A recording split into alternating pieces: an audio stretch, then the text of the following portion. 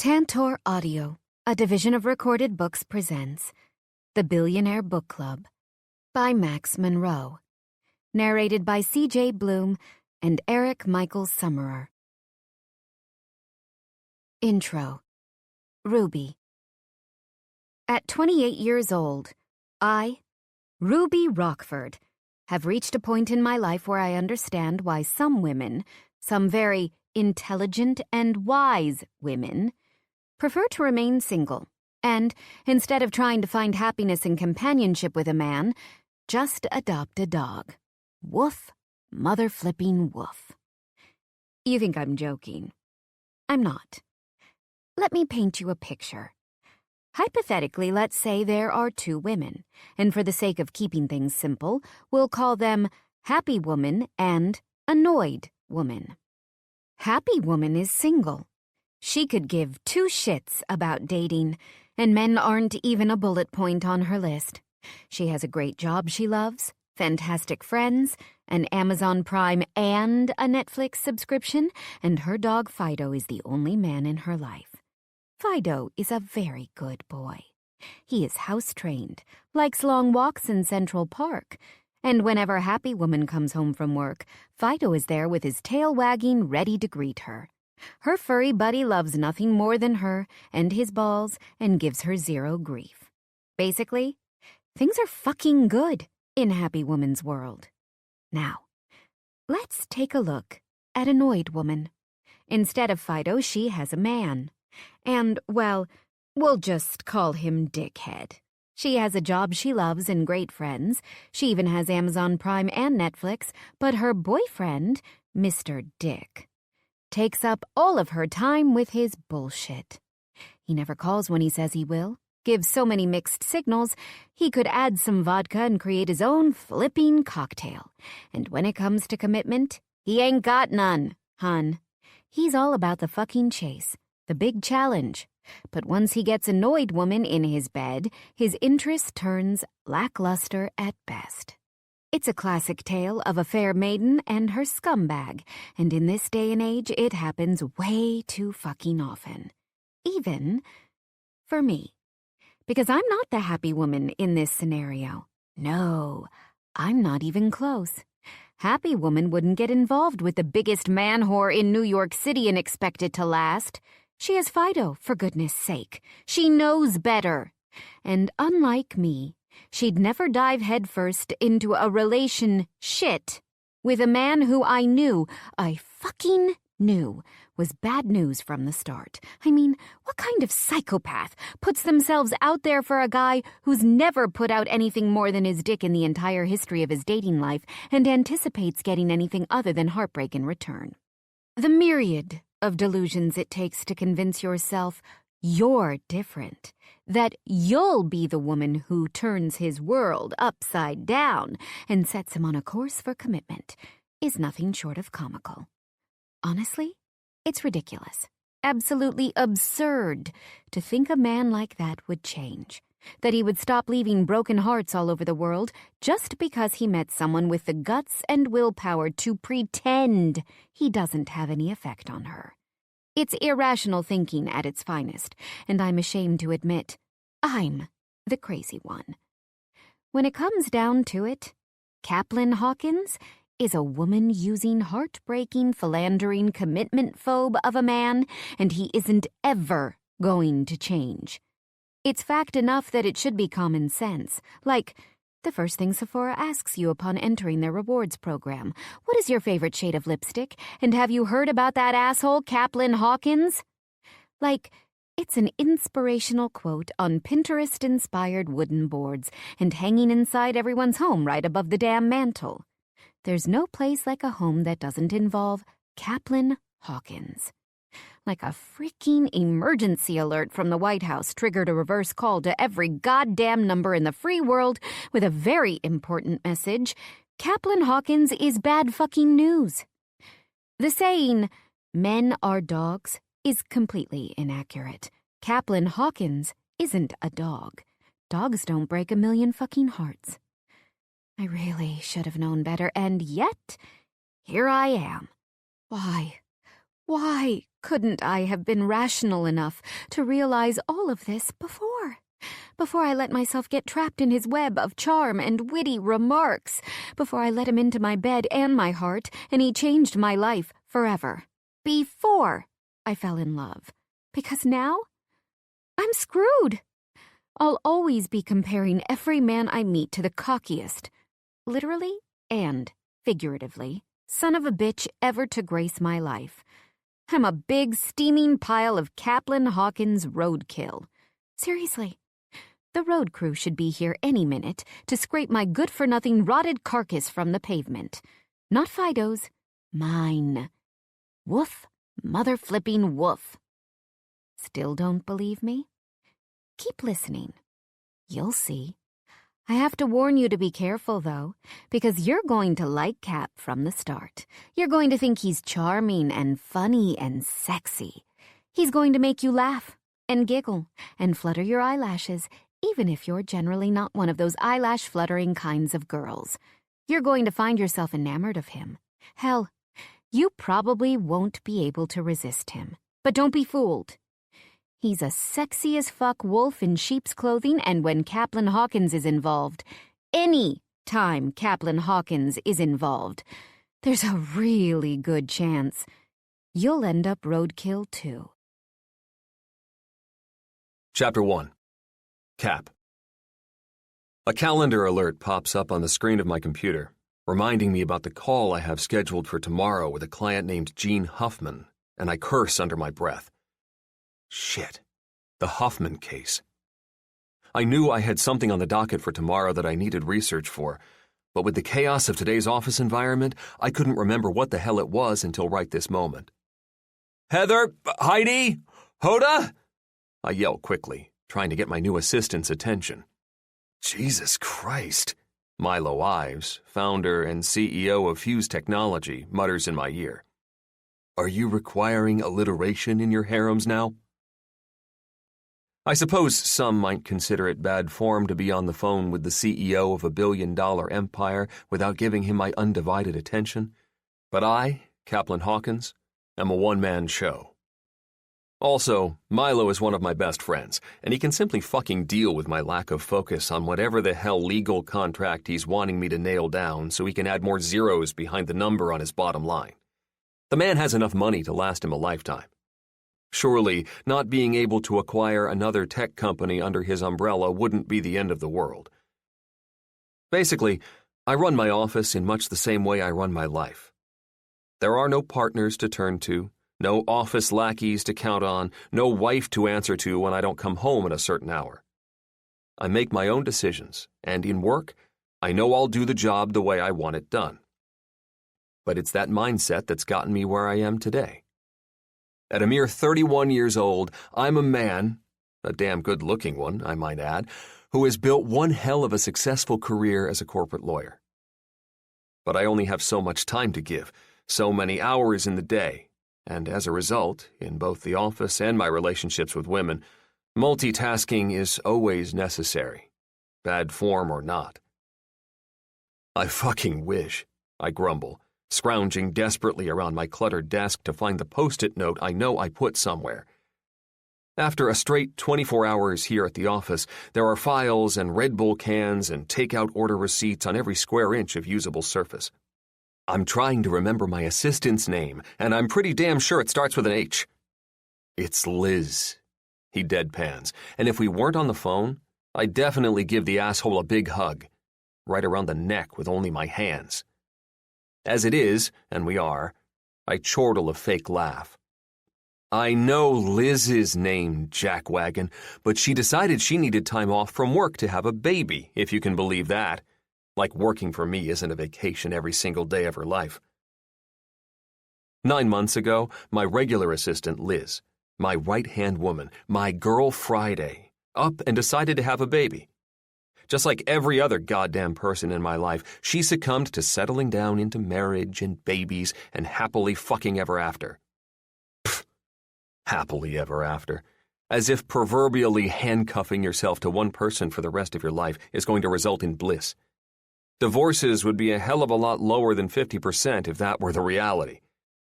Frankly, I don't understand the disgusting practice, and as much as my lovesick friends like to believe otherwise, I never will. Of course now, something that's annoying on its best day, the Leave It to Beaver epidemic, is even worse. Now that Liz is a part of it, it's actually inconveniencing me. Don't get me wrong. I don't dislike babies, and I'm happy for Liz and all that fucking jazz, but goddamn, she couldn't have picked a worse time to procreate. I don't think you can really call maternity leave vacation, Cap, Milo advises in my ear. She's caring for a newborn. Not yet, she's not, I argue petulantly. She still has 3 days until her due date. You'd think she'd do me the courtesy of sticking around until the blessed event. We're busier than we've ever been, and she's left me on my own. He snorts. You're a real asshole, you know that? No, Milo. I'm a man in distress. There's a very big difference. Miniskirt McGee is making my life a living hell today, and I've got at least 20 appointments with people way more important than you that I'm not even remotely prepared for. As Milo chuckles cruelly, I test out every goddamn H name I've ever heard in my mind. Helga, Harper, Haven, Hillary. Yes, that's it. Hillary! I yell victoriously. Jesus, Milo grumbles. I need that eardrum, asshole. I ignore him as the door to my office opens, and a glossy-lipped, mile-high stiletto-wearing Hillary pops her head in. Did you, need me for something? She asks, and proceeds to rest a black mini-skirt-clad hip against the doorframe and file her fucking nails. You have got to be kidding me. Yes! I practically shout, waving her the rest of the way into the office with a wild arm. I need you to run to the law library and get the... She purses her lips, frowns, and hums a noise that has to be the equivalent of water torture to anyone in the universe with ears. It's dry and phlegmy at the same time, and maybe the worst part, it's not even structured in the affirmative. Yeah, I don't think I can make it. She pauses her nail filing to glance down at her shiny gold watch, and my brain attempts to hemorrhage. It's already 4, and I'm meeting the girls in Soho for Margs at 4:30. Margs. I clench my teeth to keep myself from yelling so loud I shatter my floor-to-ceiling windows. Unlike Milo's eardrum, I give a shit about them. We keep long hours here. Surely Liz told you that. A small wrinkle forms between her eyebrows. Liz? The woman who hired you to temporarily replace her? I snap. I can't help it. This chick has pushed me over the edge. Milo laughs in my ear so hard I hang up on him.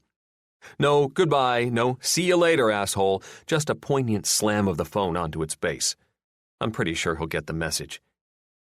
Hillary jumps at the sound, drops her nail file, and grabs at her right breast. I'd normally feel a great fondness for such a fondle, but all I can feel right now is the throb of a vein in my forehead. I'm from a temp agency. I didn't speak to a Lizzie or whatever. What the fuck? Liz didn't even interview her? Whatever, forget Liz. Forget the Margs. I need you to stay. She's shaking her head before I can even finish my sentence. I can't back out on the girls. Tonight, our girls' night is Sex in the City themed, and I'm Samantha. I wanted to be Carrie, but Leslie said I don't have the bone structure for her. She makes a show of gesturing toward her skimpy outfit, like it will all make sense to me, and I have to blink 3 times before I can even find words that don't include F-U-C-K to respond. Do you realize I'm your boss? And that the reason you're here is to work a job? And that sometimes that job requires you to work past 4? I ask with a calmness I most certainly do not feel. The Huffman case is the kind of thing CNN covers, not a divorce proceeding in county court. And I sure as shit need things to be in order in my office so I can continue to be the powerhouse lawyer every one of my clients knows me to be. It's why they seek me out. It's why billion-dollar CEOs want me on their team. I'm sorry, but I have plans. The girls can't be short a Samantha tonight. I mean, it wouldn't make any sense if it's just Carrie, Charlotte, and Miranda. She shrugs, completely unaffected. Maybe I'll be able to stay later another day? Good God! No wonder she's getting work out of a temp agency. She doesn't wait for my response. Instead, she bends over to pick up her fucking nail file and steps back out of my office, closing the door behind herself. Blind with rage, I pick up the phone and dial the only woman's number I know by heart. Up until this point in my life, she's been steady, constant, dependable. It rings 3 times before her voicemail picks up, and I wait dutifully for the beep to prompt me to talk. Beep. Liz, what the ever-loving hell? The assistant I've ended up with in your absence, if you can even call her that, is completely unacceptable. She's filing her fucking nails and talking about sexy city and women I've never heard of, and instead of working, she keeps taking pictures of her coffee cup and tits, and I need you to come back in for a few days until you can find a replacement for her. Call me back. Call me back. Call me back. I'll deliver her baby myself if it means I don't have to deal with the woman who's been taking duck-face selfies all day behind her desk. I glance at the clock to get an update on the time now that Hillary isn't here to remind me of it and her goddamn margaritas, and its numbers glow their evil red truth like a demon's eyes. It's 5 after 4, and the law library closes at 4:30. Fucking hell. I jump up, swing my suit jacket off the coat hook and over my shoulders, and grab my keys, wallet, and phone and charge toward my office door. When I step outside, what should be Liz's desk is devoid of the vapid, margarita-loving nail filer. Apparently, after our encounter, quitting time came even earlier for Hillary. Or should I say Hillary? Her presence in my office has certainly made it feel like Satan decided to pop in today and fuck my shit up. Son of a bitch. This day is a disaster. With absolutely no choice but to get shit done myself, I run for the elevator and push the call button 6 times, as if my enthusiasm will make it arrive faster. It's going to take a miracle to get me there on time. But I can't get anywhere in the Huffman Industries case without looking up the jurisdiction parameters of a similar case with the same judge 10 years ago, and I promised Gene Huffman some kind of insight by tomorrow. And I keep my fucking promises. I do what I say, and I get results. It's what's gotten me this far. It's what made me the most sought-after corporate lawyer in North America, and there's no way in hell I'm going to start presenting some mediocre bullshit now. The elevator comes, and I jump inside and start pushing the door close button maniacally. It does close, eventually, but I'm almost certain I've just confirmed that the door close button isn't actually wired to anything other than a light. It's there just to make you feel like you're doing something. Time ticks as an annoying collection of flutes plays something reminiscent of funeral music in the background, something I've never noticed before. It's a good thing I didn't hear it for the first time on the way into the building. I might have taken it as a sign that I was free to live even more recklessly. I smirk at the thought. My friends would absolutely shit themselves if I got any crazier than I am now. Luckily, when I get to the lobby, my driver is at the front desk chatting with security. He looks up and sees me and, used to my pace, starts walking toward me and the door immediately. "Hey, Vin," I greet as he holds the front door of the building open for me. "Mr. Hawkins?" "The car is here?" I ask, and he nods. "Got the spot right out front." "Great," I murmur as I scan for it. "I need to get to the law library in the next 15 minutes. Traffic in New York is never anything other than awful, but Vinny Hugano is the best goddamn driver available. There's never been a time he hasn't gotten me somewhere on time, no matter the circumstances. I'm talking pigs flying, fat ladies singing kind of obstacles, and still, he's made it happen. I'm not sure if he's a magician or immortal or maybe somehow related to a vampire or deity, but I'm not stupid enough to look Edward Cullen in the mouth. So, today, I'm almost positive he'll manage. Bolstering our chances for a timely arrival, the law library is only 5 or 6 blocks away. Vinny opens my door, and I slide inside as he rounds the front and climbs in the driver door. The Suburban is fired up before I've even got my door closed all the way, and we're pulling away from the curb. I take out my phone and glance through emails before dialing Liz again. It goes to voicemail once more, but this time I don't bother leaving a message. I'll just demon dial her until she answers as soon as I'm done with this errand. And I find a few new text messages inside a group chat with my closest guy friends. "Thatch, poker night is tonight. and you clowns better be there. Klein. This has to be the 20th text message you've sent about poker night in the last 24 hours. We get it, T. It's tonight. We'll be there. Wes. You planning on sending out invitations you got off Etsy next? Make us RSVP and shit? Thatch. Don't tempt me. I'll send a singing, fluffing telegram to your office, Whitney. Smartasses, the whole lot of them. I laugh to myself and continue reading the rest of the exchange. Trent. We'll be there, Thatch. We've all said we'd be there 1,000,000 times. Milo. Well, most of us will be there. Cap might not be able to come because he's swamped at work. Liz is out on maternity leave, but I think his new assistant, Hillary, might be able to play a few rounds once she finishes up Margs with the girls. Fucking bastard. I roll my eyes and type out a response. Me. Aw, poor Milo. Are you feeling insecure because I hung up on you? You know old Cap still loves you, sweetheart. Milo. Aw, thanks, honey. That means a lot. And you know what? Don't be too hard on yourself that you're currently out running your own errands because your new assistant left work early and is busy consuming her first marg. Me. Funny fucking ha-ha.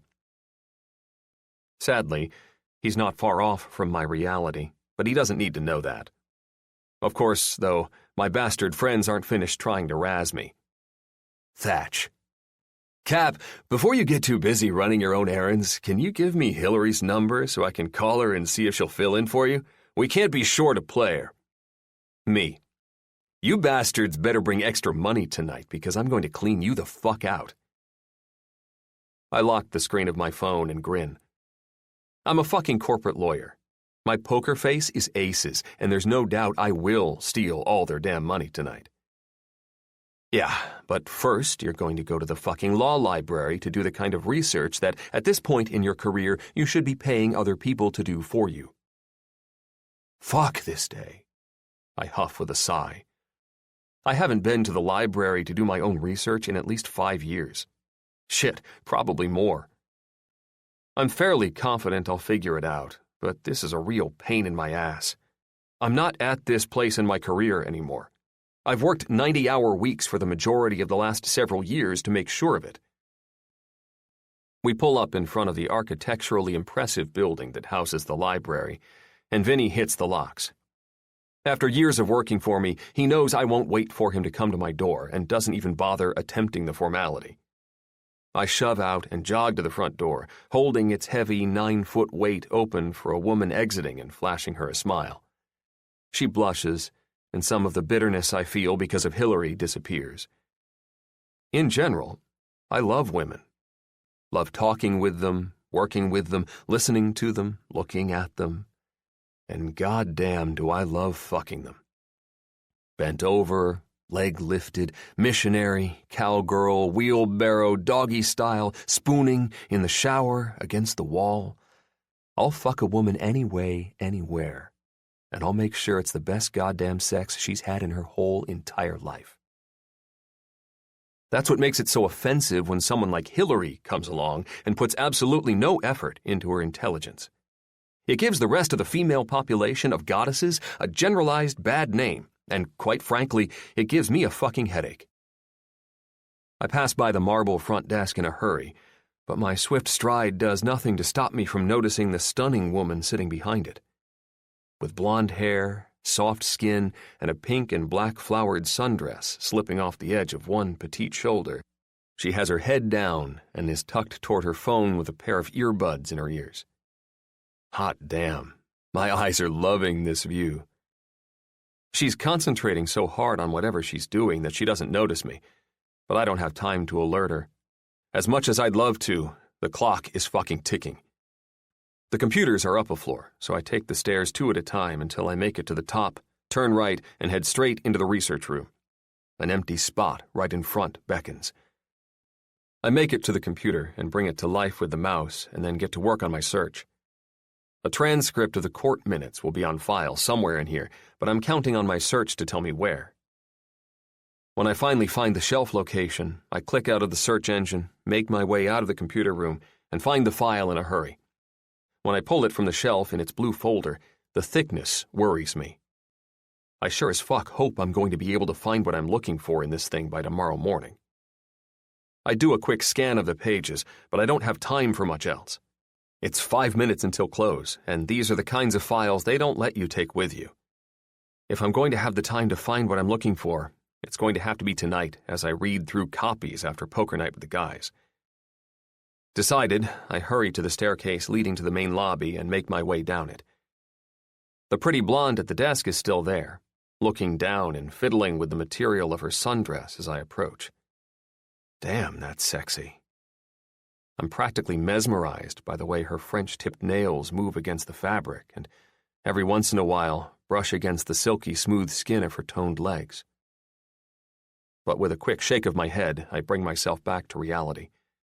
She's a little goddess, yes, but I need these copies more than I need my next fucking breath.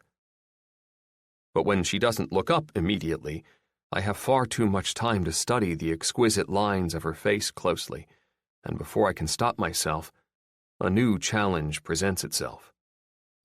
How am I going to get her attention without startling her?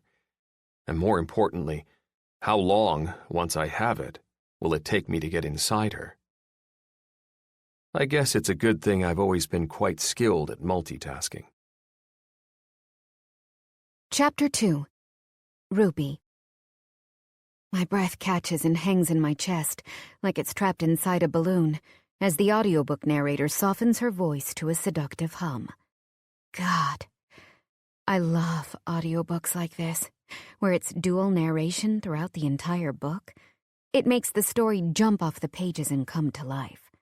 I'm just getting to the part in the book where the hero and heroine come together for the first time after a week and a half of reading in dribs and drabs thanks to the requirements of adulthood, and the anticipation has my nerves shot all to hell. There's been thrusting and touching, and a whole hell of a lot of tongue, and I'm as close to climax as the heroine is at this point. That's it, Sergio. Push me over the edge. Oh, God! Katerina moans in my ear. The fall into a pleasure-filled abyss all but in progress.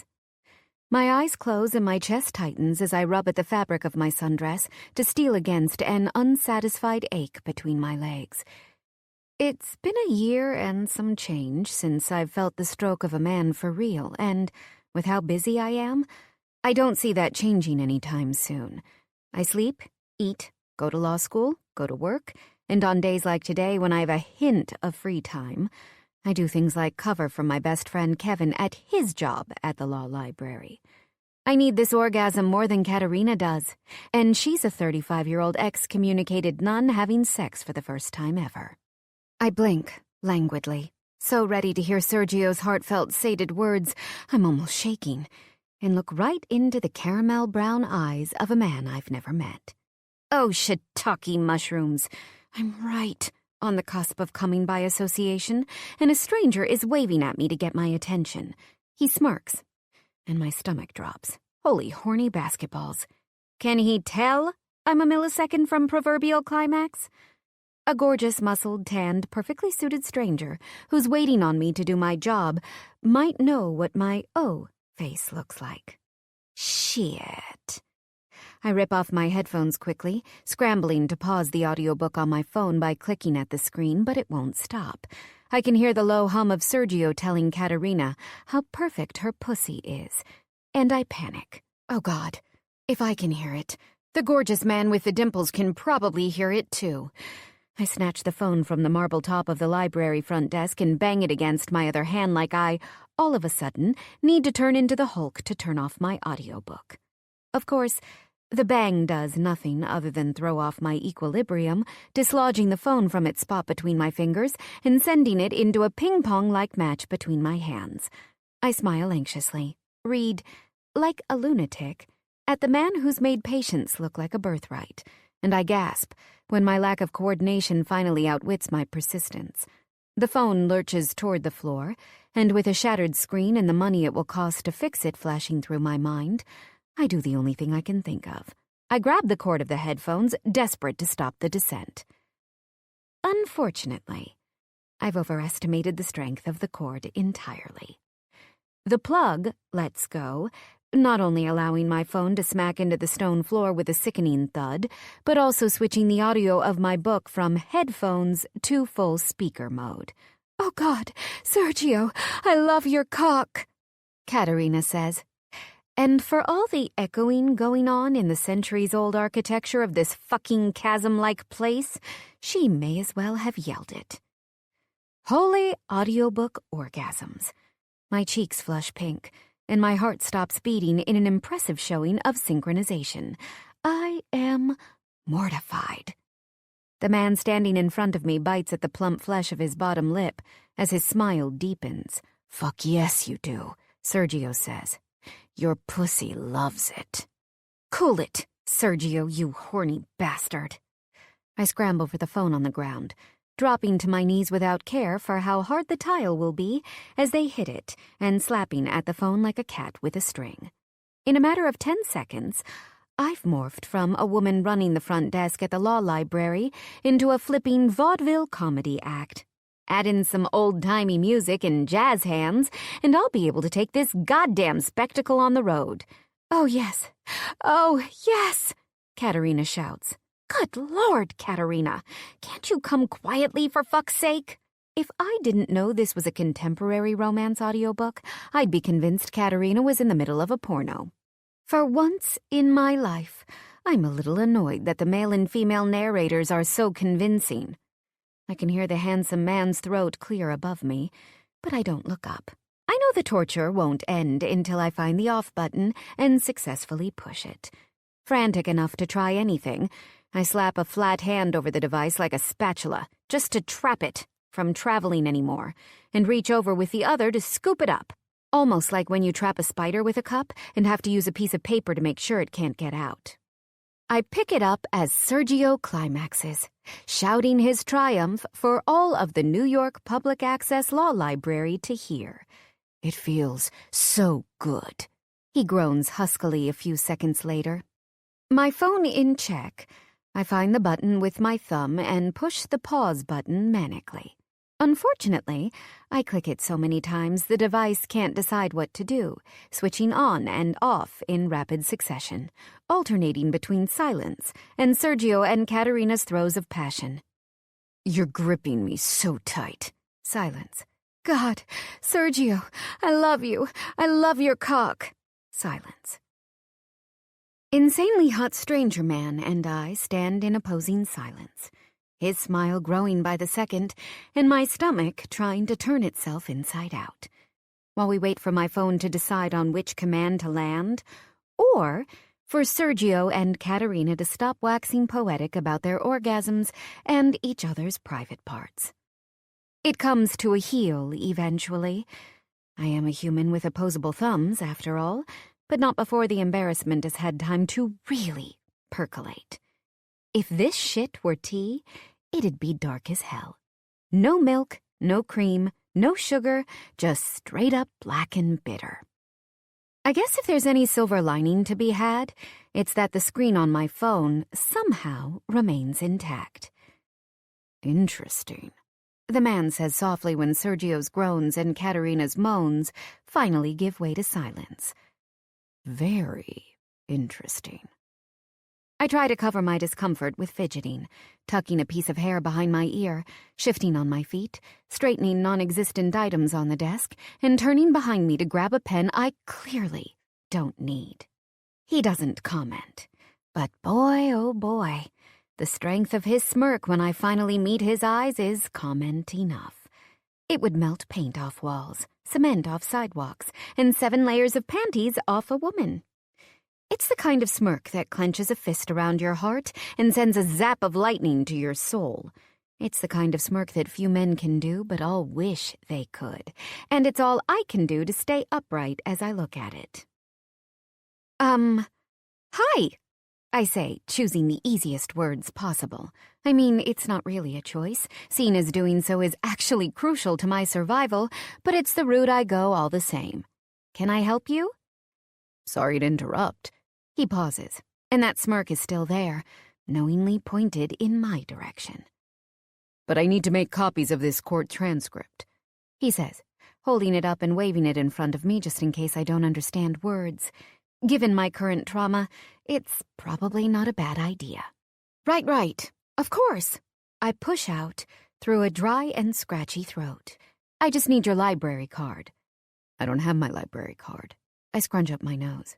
I can't make copies for you unless I have the card. He is undeterred. My assistant, who is otherwise occupied having a baby right now, has my card, but I know the number. His assistant. So, hot stranger man is important enough to have his own assistant. I shake off the questions that start popping into my brain. Even though I kind of want to know more about this guy, my gut instinct is telling me I do not want to know more about this guy. Okay, I guess that should work. What's the number? I ask, and I finally find a reason to use the pen I grabbed earlier to jot it down. He rattles off the 12-digit code with surprising ease. I record it on a small yellow Post-it note, grab the folder from his hand, and head for the back room before remembering something and turning back. Copies are 15 cents a page. That okay? Are you sure I don't get some kind of friends and family discount? I draw my eyebrows together. Friends and family? But I don't know you. No? He asks with a smirk. After our introduction, I feel like you should. And he doesn't give me time to respond before adding, or maybe Sergio and Katerina could help me with that discount. We all feel like real good buddies now. Good God. If I could burrow myself into the ground and end up in China, I'd do it. My stupid cheeks bloom again. A whole fucking garden of blood-red roses this time. Yeah, well, I don't know what to say to best disarm his nearly offensive charisma, so I blather the first thing that comes to mind, and I do it almost petulantly. I don't really have the authority to make a decision about a discount like that, and Sergio and Katerina are otherwise occupied. He laughs, completely unfazed by my standoffishness and sarcastic retort, and leans his arms into the counter. All right, 15 cents per page is fine, but I'm going to count, just to make sure you don't overcharge me. My heart jumps to triple its normal pace when he finishes with a wink. I wouldn't expect anything less.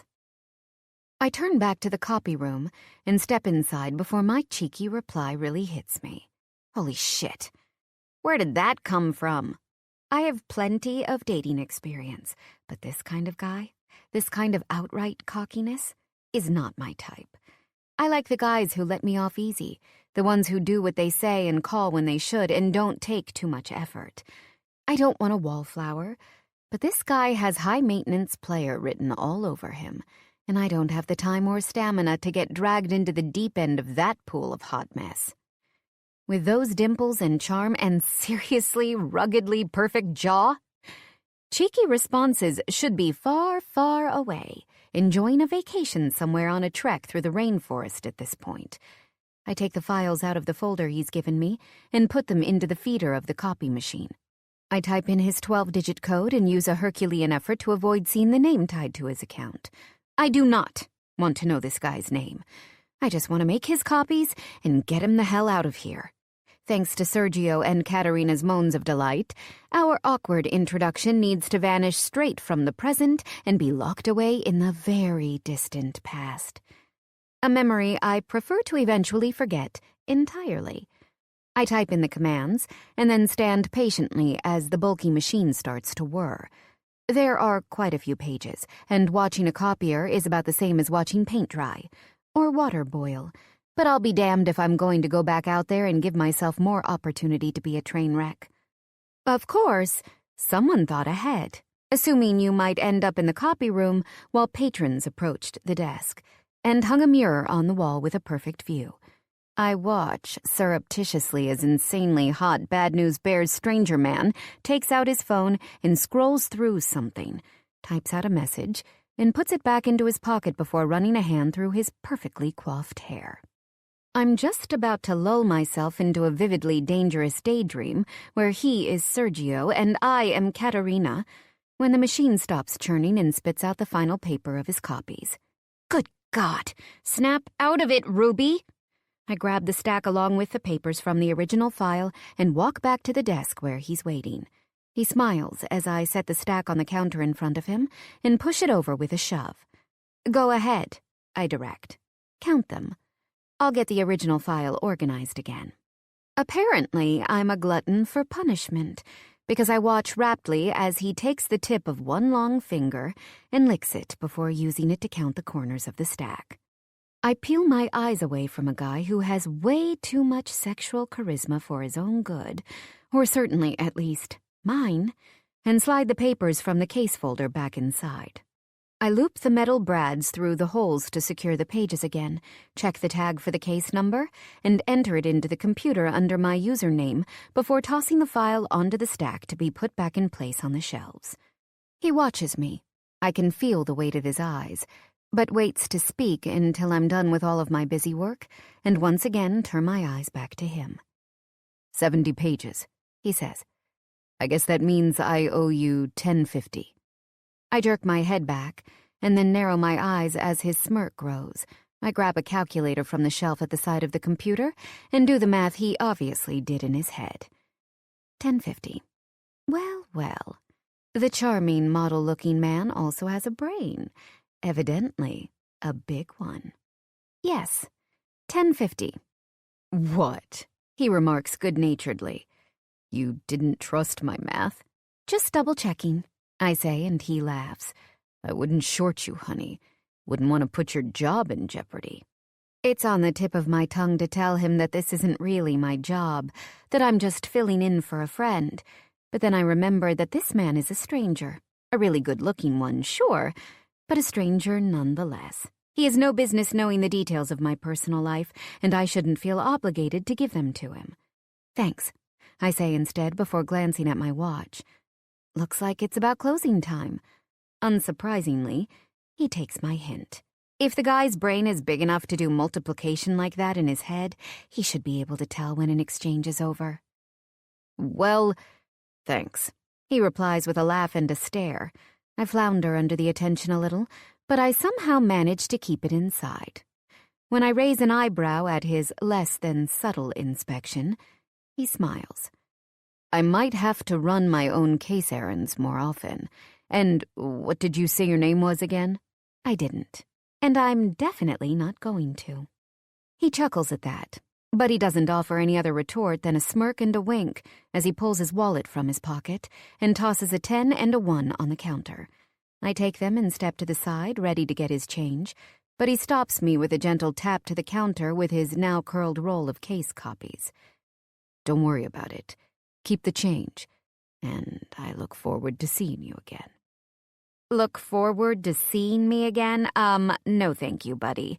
After this traumatic exchange, this will be the last time I ever agree to pick up one of Kevin's shifts. Sorry, Kev, but you're going to have to find someone else to do your library dirty work. But I can't deny that I watch avidly as the far too handsome, nameless stranger heads for the front door without looking back. His gait is smooth and his stride long, and the way his pants hug the muscled backs of his thighs and ass is seriously reminiscent of a statue. I'd like to say that I turn away as he pushes open the door and that there isn't a drop of drool at the corner of my mouth, but I've never been much of a liar. Sergio and Katerina got my fantasy started today, but I have a real sneaking suspicion someone else. Someone with eyes the color of brown sugar, and dimples, and a smart little smirk, will be finishing them. But then, I'm going to forget all about him. Chapter 3. Cap. Errands officially run, and work and Hellery's margs with the girls out of my fucking head. I settle into poker night with the guys. This, right here, is exactly what I needed. Just the guys, smoking cigars and playing poker. Smoke swirls above the green felt of the table as Thatcher Kelly knocks the ashy end off his cigar, puts it back in his mouth, and deals a round of cards. I catch them under my hand as he throws them, placing them one by one into the palm of my other hand and studying what luck has dealt me. This hand gives me a queen, a king, and a trio of shitty other random cards. But in my actual life, it's a whole lot of really good shit. I'm a happy guy with a job he loves, friends he can count on, and more money than I'll ever know what to do with. I don't have to worry about making the mortgage every month. I don't have a sordid past with demons to conquer and wounds to heal, and I get more pussy than the SPCA. There are occasionally stressful situations that come with being the top corporate lawyer for nearly every muckety-muck in the country, but I thrive off the pressure. It feeds my need for adrenaline and puts a nice layer of padding on an already swollen ego, which is, frankly, just how I like it. Confidence keeps my life balanced. If I weren't confident in my abilities at work, I'd be spending this time poring over files instead of enjoying a game of poker with my rarely available, pussy-whipped friends. But I know myself. I know my tenacity. I know my willingness to work an all-nighter, and most importantly, I know a little free time for pleasure does the business part of my mind a whole lot of good. Klein Brooks, Thatcher Kelly, Wes Lancaster, Milo Ives, Trent Turner, and Harrison Hughes sit around the table in front of me, arranging their cards and smoking their cigars in comfortable silence. Quincy Black and Theo Cruz couldn't make it tonight. Something about a baby and a new hip nightclub, respectively, but as I understand it, they have a standing invitation to poker night as well. When the last card is dealt, Thatcher Kelly, a numbers genius, friend, fellow billionaire, and client of mine, places his cigar in an ashtray and shoves back in his chair to make his massive frame look even bigger. Frankly, I'm the only one in this group of guys who even comes close to his size, but I'm still not a giant like him. At 6'3" and just over 200 pounds, I'm leaner, but I can still pretty much guarantee I'm the stronger of the two of us. Welcome, mother fluffers, to the official Thatcher Kelly Poker Night, trademark. I roll my eyes at his theatrics, and trust me, I'm not the only one. Thatch has been trying to get a poker night going for our group for months, and now that it's finally happening, I'm not even a little surprised he's treating it like the first night of the Olympics. What happens here stays here, locked away from the women, the men, the children in your lives. This is a sacred table, a sacred ritual, a sacred game, and you will respect it. Jesus. Klein Brooks, another client of mine, CEO of the popular dating app Tap Next and Thatch's best friend in the whole world, mutters. Thatch carries on, unaffected. I know you have other things in your lives, and I'll allow it. But from here forward, this bi-weekly game is to become your priority. No. Wes Lancaster, owner of the New York Mavericks and another one of Thatch's best friends, remarks. I'll be here when and if I have time. Fuck your sanctity. And, for the sake of everyone's sanity, let's keep your text reminders of poker night down to 1 in the future. You're disrespectful and disappointing, Whitney. You should be happy I allowed you, a woman, to participate. Thatch smirks. This is supposed to be boys only. Wes holds up his middle finger and takes a puff on his cigar, and I jump in as a colorful referee. Relax, guys. I think what Thatch is trying to say is that he misses you guys. You're all so busy with your pussy. Hey, yo, what the fuck? I tread lightly.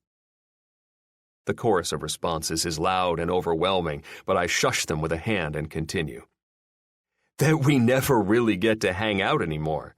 This is a chance to bond like men, to talk about things you can't talk about at home, to relax and play poker and not give a fuck about anything else. I'm pretty fucking relaxed at home, Milo interjects, and unfortunately, the rest of the band of misfits nods in agreement.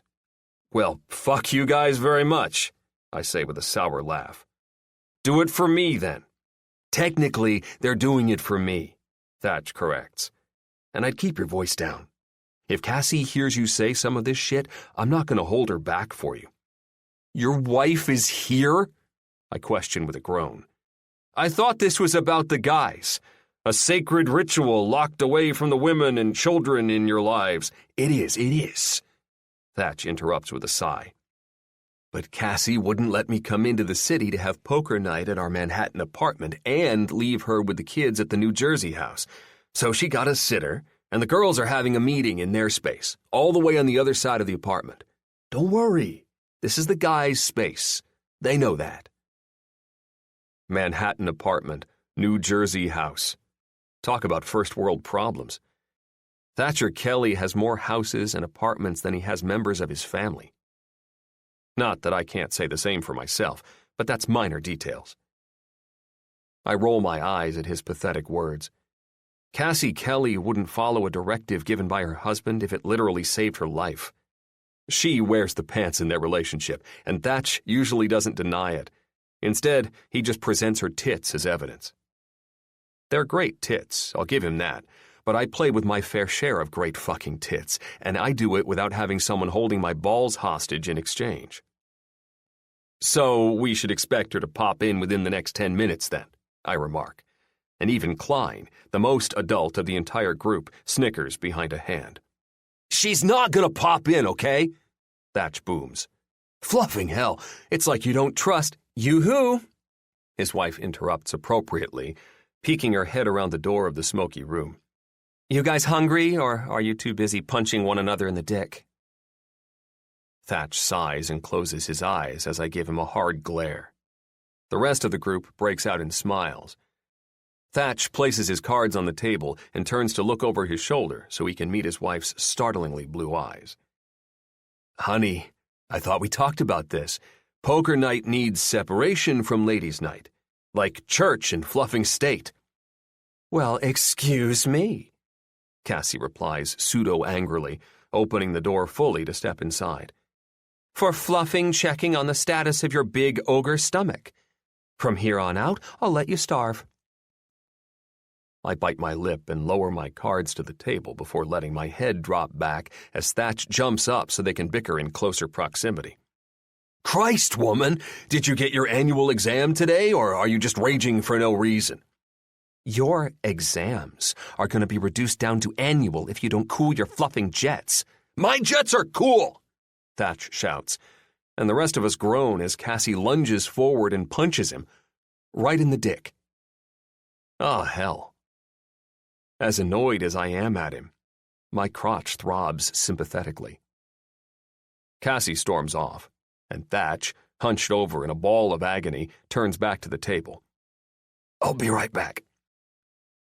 Still almost fetal, he waddles through the opening at a surprisingly brisk pace. As the door closes behind him, the other guys start to chatter. The rest of our lives, guys. It will be this way for the rest of our lives, Klein mutters, and Wes laughs. Not if we cut him out of the friendship circle. Klein smirks, but simultaneously rolls his eyes. Like that's possible. Try to cut that fucker out, and he'll end up shadowing you during your colonoscopy. I'm not scheduled for a colonoscopy, Wes refutes with a laugh. Klein clucks. Ah, but you will be. That's how ridiculous his power is. You won't even know how it happened until he's snapping on latex gloves and suiting up. Harrison Hughes, a longtime employee of my father's media company, Hawcom, and friend of ours, laughs. He's a little older than I am, but I've known him long enough that it doesn't feel like there was a time when we weren't friends. He also played rugby with Wes, Klein, and Thatch for a while, and he still throws his old, dilapidated ass into a game in the park every now and then. But, as the only single guy left other than Theo and me, I'm fairly certain he does it all just so he has a way to impress the ladies. Wait, he's the doctor now? What the fuck? Klein shrugs and chuckles. Trust me, after this many years of friendship, I don't put anything past that guy. Wes nods begrudgingly. He's surprisingly adept at making just about anything possible. That's how Lexi ended up interning for fucking Hugo Claus. She's a teenager, and he's basically the Wolf of fucking Wall Street without the cocaine and hookers. I laugh. Jeez, where's the fun in that? They all ignore me. How's she liking it? Klein asks. All those numbers? Wes questions with a laugh. She loves it. Pretty sure she's going to be managing my hedge fund by the time she's 20. Klein smiles. Wynn's feeling the blues, though. Says her baby is growing up too fast. Milo smiles, even though I'm not sure he's ever met Wes's stepdaughter, and I don't miss the pathetic fucking longing that goes with it.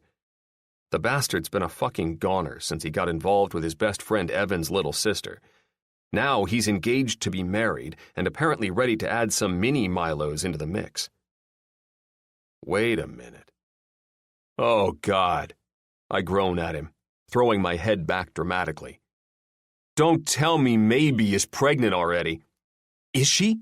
Trent asks, his inflection going noticeably upward at the end, because, unlike me, he's excited.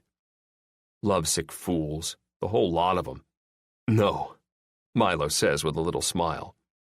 I'm just thinking about the day she will be. Ugh, I groan, miming sticking a finger down my throat. First of all, you just got engaged, you bastard. And secondly, are we really talking about women and babies during poker night? And not like the good part of women, like how well their pretty mouths can wrap around our cocks, but how lovely they are? Trent laughs. Yeah, Cap. If you stopped sleeping your way through the entire city, you might find out why. I scoff. Fuck that. I'm not like you guys. I like a plethora of pussy, and I like it often. I'm not going to tie myself to one chick for the sake of, what, insanity? Trent shakes his head, while Milo smiles behind his drink, the fucker. They're absolutely convinced I'll be just like them one day, twiddling my dick while some high-class chick shops with my money. But they don't know me like they think they do. I like my life the way it is, full of freedom and fucking and anything else I want to do. My time is my own, and my body a free agent. I get to sample the best of the best, over and over if I want, or just take a taste. I have my cake and I eat it too, and fuck anyone who thinks just because it's the way of the world, I need to change my ways. In fact, after today, there's a new pussy on the horizon, new fun to be had. The pretty blonde with the hot body at the library who apparently likes to listen to audiobooks that are reminiscent of some of 16-year-old Cap's favorite pornos. God damn, she was something. A petite little bombshell whose choice in listening pleasure has me more than intrigued. She didn't give me her name, but it doesn't matter. I am a man who thrives off a good challenge, and I already know my future romp with her will be a better time than any of these fuckers has ever had. And hell, who doesn't love a good, naughty librarian fantasy? Certainly not me. That pretty little librarian doesn't know it yet, but she's the new chase. My new mission. And I won't stop until I've tasted her and fucked these guys and their monogamy right out of my damn head. Chapter 4. Ruby. As I head to my last class of the day, I ignore the way fatigue threatens to settle into my muscles and bones. I don't have time to be tired. Hell, I never have time to be tired. Between law school and narration work and all the other shit I manage to fill in my not-at-all free time, I'm barely keeping my head above water most days. I snag a banana and a granola bar out of my bag and look both ways before doing what I love to call the New York bob and weave across the busy street and back onto the sidewalk. It only takes me 2 blocks to scarf down the pathetic and very late lunch. But thankfully, the constant ache that had settled into my stomach wanes. I'm a girl who loves to eat, but one who is so busy some days, she rarely remembers to actually do so. With the way I love carbs, it speaks more of just how busy my life is than anything else. A piercing whistle cuts through the sound of the Avett Brothers' Live and Die streaming through my headphones, and I turn to look over my shoulder and up the crowded NYC sidewalk. A tall figure with dark brown hair and a tacky mustache stands out above the rest and makes me smile. My best friend Kevin has been my rock throughout the entirety of law school. We're both in our 3rd year at NYU Law, but he's a couple years younger than I am. I took a 1.5 years off between getting my bachelor's degree from the University of Southern California to travel the United States, exploring all the corners of our country few people get to see. It was sketchy sometimes, being a woman by herself on the road, and drained all of the money I'd saved from odds and ends jobs during high school and undergrad. But by and large, it's become the most impactful 1.5 years of my life thus far. I've seen so many different facets of life that exist here, right here, in this country, and the different ways they live and work. There are cultures and subcultures and nuances even below that I, a California girl, never would have known existed otherwise. And I like to think it's made me more open-minded about, and more respectful of, other people's opinions. Not to mention, it made me learn how to stretch $1 to surprising lengths. Kevin finally winds his way through the crowd and falls into step beside me. I'd say we're shoulder to shoulder, but in reality, his shoulder is about 2 feet above mine. At 7'2", he has to duck to go through doorways. I, despite many years of wishing for long legs, barely clear 5 feet. The sight of us walking together must be hilarious to outsiders. "You sure stand out in a crowd, man." I flash him a cheeky grin. "Waldo would be horrified to be your height. They'd have to rename the books, 'Here's Waldo,' just because he could never get anything by anyone."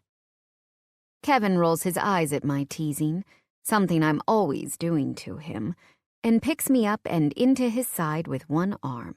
My feet tread air above the ground until I squeal my apologies. "Geez, okay. I'm sorry, all right? You can put me down. And all this after I covered your shift at the library yesterday."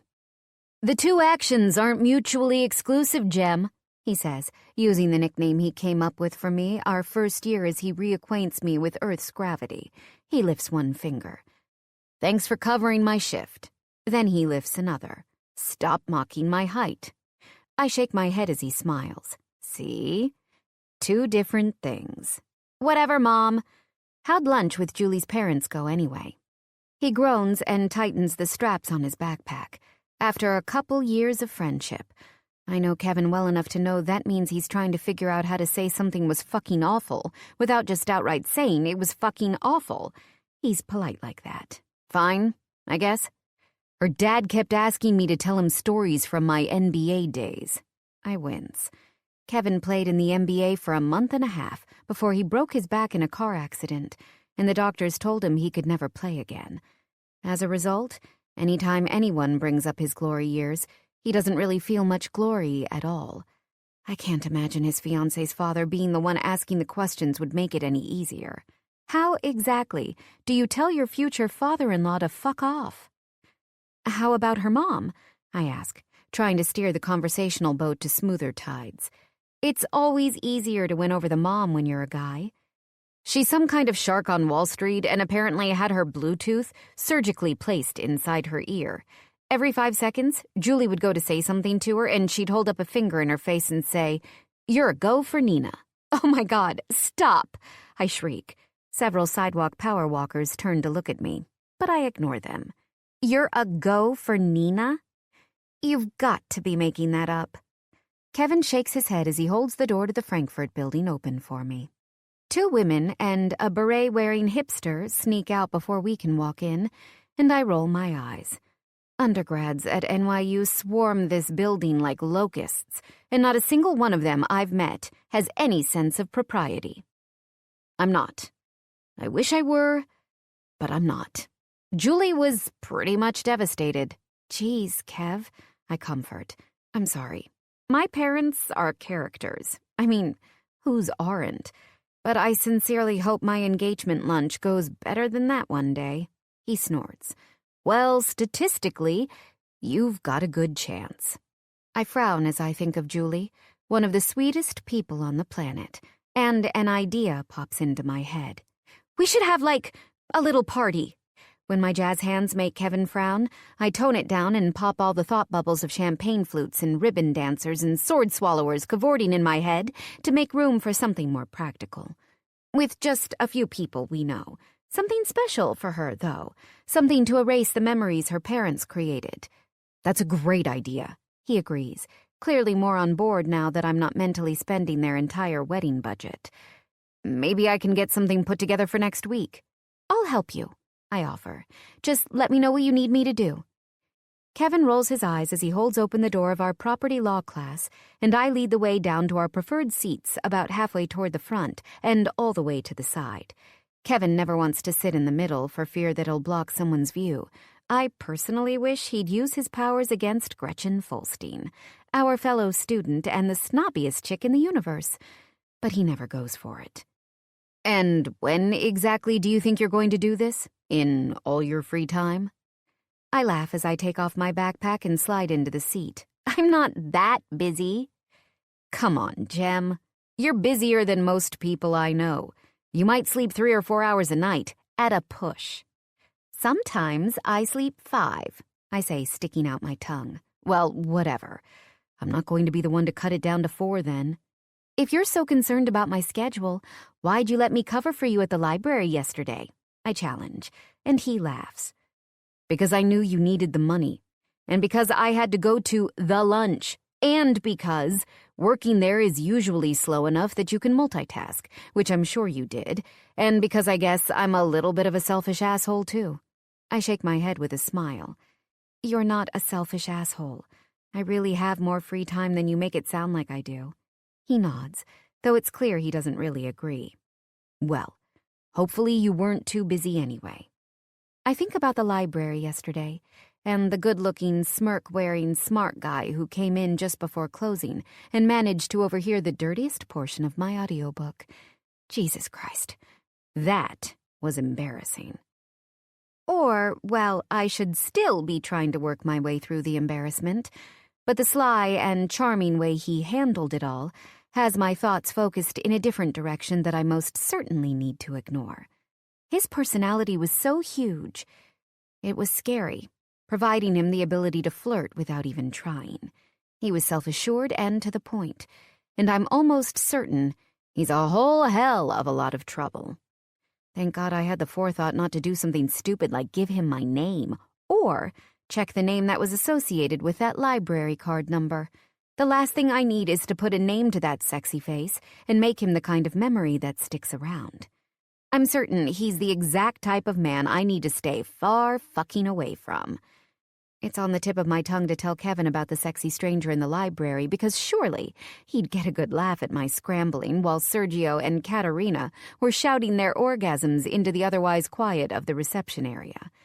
But Professor Shank starts in on his lecture, and the classroom grows quiet. I quickly grab my laptop, fire it up, and start typing notes as fast as I can.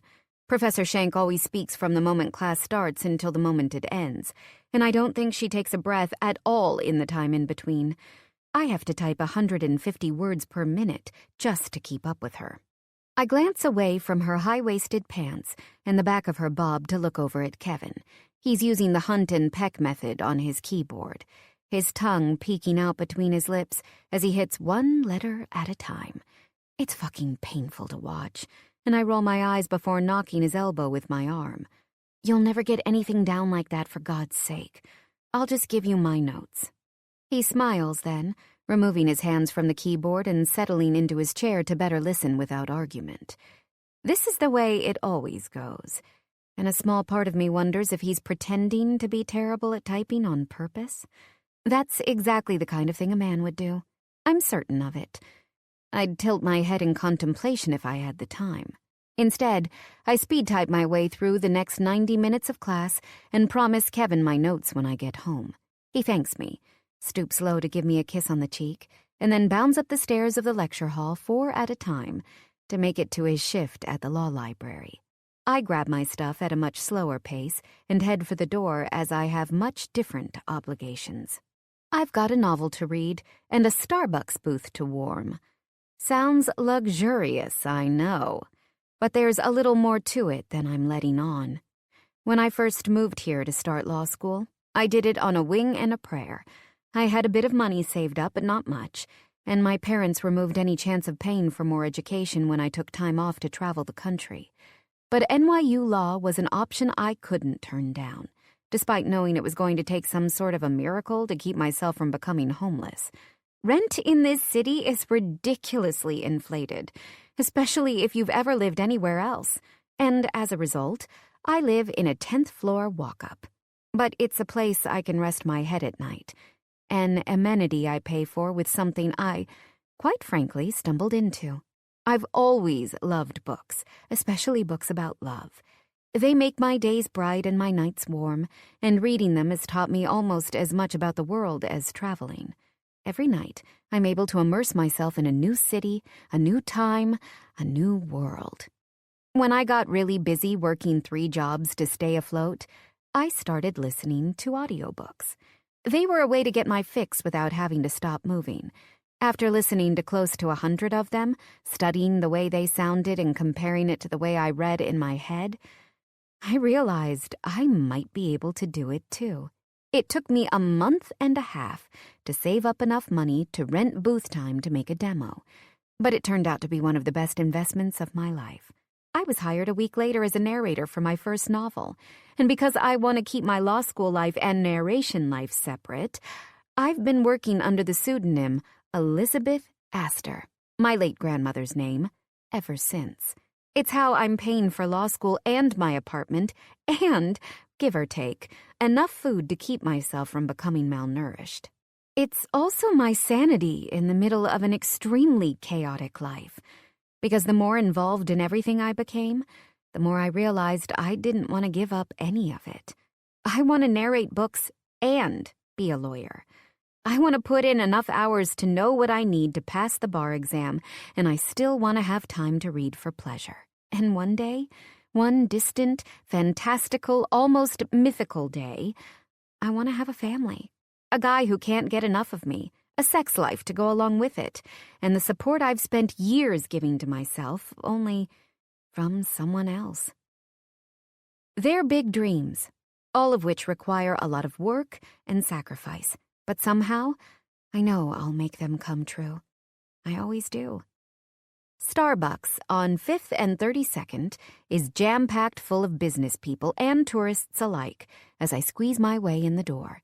The line is long and the baristas are busy, but I'm not here for the coffee anyway. I'm here for the space and free Wi-Fi, plain and simple. I weave my way through the crowd to the back of the small store and grab the only empty booth in the place before some guy wearing high-rise socks and sandals can snag it for himself. He looks at me like he's expecting an apology, but I'm sorry to say, he won't get it. There are few things I'm cutthroat about, but my booth in Starbucks to read between class and recording is absolutely one of them. I will cut a bitch and her baby should she get in the way of reading in the ambiance of a good dark roast. So you can imagine what I'd do to Sandals Guy if tempted. Cutthroat? Maybe a little, but you have to have a spine of steel to live in this city. I slide my bag onto the seat next to me, pull out my Kindle, and flip open the book I'll be recording today. It's a really interesting story about a celebrity-turned-recluse. A bearded, hot-as-hell man who rescues a woman who gets separated from her tour group in the brush. She's unconscious when he takes her back to his cabin, dresses her wounds, and nurses her back to health. But when she wakes up, boy, oh boy, do things heat up. She's just what he needs to rejoin the land of the living, and he's the reality check she needs to ground her. They're a great match, and I'm thrilled to be working with such top-notch material. I scan through a page, trying to make sure there aren't any words that are going to trip me up, and make a few notes on certain emotions I want to try to hit. I'm about to flip back to my spot in the book when an alert pops up on my phone. I grab it from the tabletop and open the messages to see one from my mom. I roll my eyes. She only texts or calls about once a week. But when she does, I always know it's going to be interesting. Mom. Dateline tonight is about a girl living on her own in NYC who stumbles into the sex trade business and spends 6 years of her life living a nightmare in every remote corner of the world. Connie Rockford, my mother, is a very special breed of loving, doting mother and anxiety-ridden worrywart. From the moment I left the womb, my mom has been focused on my possible abduction at a paranoia level. When I was a baby, she was always worried I'd be nabbed. When I was a kid, she never let me even go near vans. And as an adult, she's convinced I'm going to end up the tragic subject of a special edition of the nightly news. It's the kind of anxiety even Prozac can't help. I shake my head as I type out my reply. Me. It's not me. I know that! I snort and type out another message quickly. So, what? You're just suggesting it could be? I just don't like that you live alone. It's something she's said more than once, many times in person, and I can practically picture the sigh she always makes along with it. And I didn't like living with a girl who smelled like chicken fat, so this is how it is. My last roommate in New York was named Greta, and she had a penchant for meal prep, but not, like, healthy meal prep. Fried chicken and grits and gravy kind of meal prep. Needless to say, we didn't stay roomies for long. But you always had fried chicken, Ruby. Can't you see the silver lining? I appreciate your concern, Mom, but I promise I'm fine. I'm safe. I'm not going to be pulled into the sex trade. I chalk that up as yet another thing you'd think most people would never have to tell their mother. Dad could at least get you one of those rape whistles from work. I laugh. Outright. I can't help it. Those are dog whistles, Mom. He's a vet. Much less fearful about my minute-by-minute safety, Mark Rockford, my dear old dad, has been the voice of reason every time I've wanted to do something even remotely risky in my life. Gymnastics? My dad had to talk my mom into it by making a PowerPoint presentation about how cool it would be to have a daughter in the Olympics. Although it only took one crotch land on the balance beam for me to realize I was not destined for Team USA. And going to the beach for the night after prom with my group of friends? My dad told my mom he was picking me up afterward and taking me on a daddy-daughter date. He spent the night in a hotel alone. All for the cause. Bless the man. The year and a half I took off after college traveling the country. My dad made secret tapes he played while my mom was sleeping, all of him whispering that I'd be fine. To this day, with me living all the way in New York and my parents still in Southern California, I still think he plays them on occasion when she gets really out of hand. Well, Mom, all is well. I'm in a Starbucks with 75 other people right now, and then I'm headed to work. Almost zero chance of ending up in the sex trade today. There's always tomorrow, I guess. I laugh so hard at the glum tone of her message. The woman at the table in front of me pulls off her headphones and glares. I wince slightly, but I don't apologize. If she's hoping for total silence in a Starbucks in New York City, she needs to get a life. Do you actually want me to end up in the sex trade? Because that's how it's sounding. What a terrible thing to say, Ruby. I roll my eyes, but I don't bother explaining that it was her texting inflection that suggested it. Instead, I try to put her mind at ease. Look, Mom, I respect my body. You know that. I don't give it out easily, and I'm not exactly scouring bars looking for random hookups. I work, I go to law school, and I occasionally read a book in Starbucks. I'm careful. I promise. And for all of her worrying and all the crazy things I've done to coddle her in the past, this is a statement I mean. There's almost no one more careful with their affection than I am. If something is going to lure me into a sexual trap, it's going to have to be one hell of a man with good genes, a great laugh, and cosmically impeccable timing. Just keep an eye out, Ruby. The most sexually depraved always pop up when you least expect it. Be aware of your surroundings. Look around every tree, every building. Just keep your eyes peeled, Ruby. I almost text her back to tell her I'd literally never get anywhere if I had to look behind every building that encompasses this vast city. But I refrain from fueling the paranoia train. Not to mention, I think it's pretty safe to say if I can avoid any further interaction with that hot, charming-as-hell stranger from the library yesterday, I can avoid accidentally falling into the sex trade. Chapter 5. Cap. The library is unsurprisingly quiet as I step inside out of the cool autumn wind and into the heat 30 minutes before it's scheduled to close. My mind races with all sorts of sexually depraved thoughts as soon as I walk into the vast space, and the sweet, citrusy scent of the woman from yesterday floods my nostrils as though the place has a physical memory. I'm back here in the law library to run my own fucking errands again because Hillary is still in my office screwing everything up. But thankfully, that's not the only reason. 24 hours after spotting that petite blonde bombshell behind the desk, and I'm more than ready to step up to my new challenge. The sexy little porno-listening librarian. I smirk to myself and head toward the reception area first. The desk is empty, save a couple returned books on the top surface, and the surrounding lobby is almost eerily quiet. I wipe my shoes on the rug at the door, straighten my jacket, look to my phone for a moment, take out a piece of paper from my pocket and put it back, all in a harmless attempt to give the center of my current fantasies time to reappear behind the desk. But it's all for nothing, or at the very most, an amusing minute and a half for the man in charge of watching the security cameras. I sigh to myself and scan the surrounding area, but there's not much I can do. As talented as I am at everything else, even I don't have the ability to conjure someone with my mind. Ah well, I guess I might as well grab the files for the Porvost account first.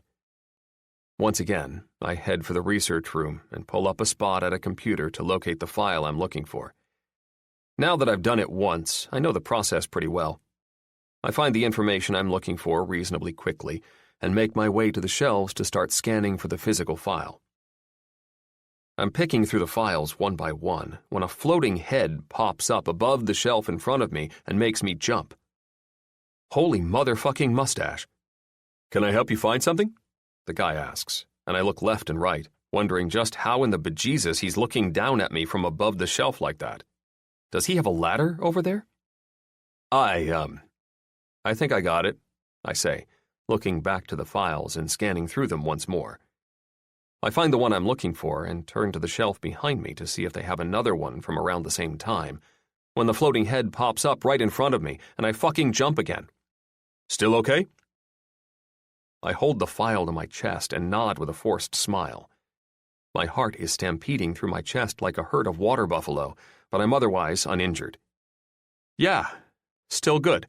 Okay," the head says, moving along the shelf toward the end while looking back at me. Okay, so I have to rule out a ladder. Maybe scaffolding? "Just let me know if you need anything." The only thing I need is for him to stop scaring the piss out of me every 5 seconds, but I don't say that. Instead, I let him disappear and spend the next 5 minutes looking over my shoulder and above the shelves and in every goddamn direction like a psychopath while I search for the other file. When I have them both in hand, I make my way back down to the empty front desk and drop them on the counter. I'm looking around the room to see if I can find the blonde when Jack outside the fucking box pops up in front of my face. Apparently, the head comes with a body attached.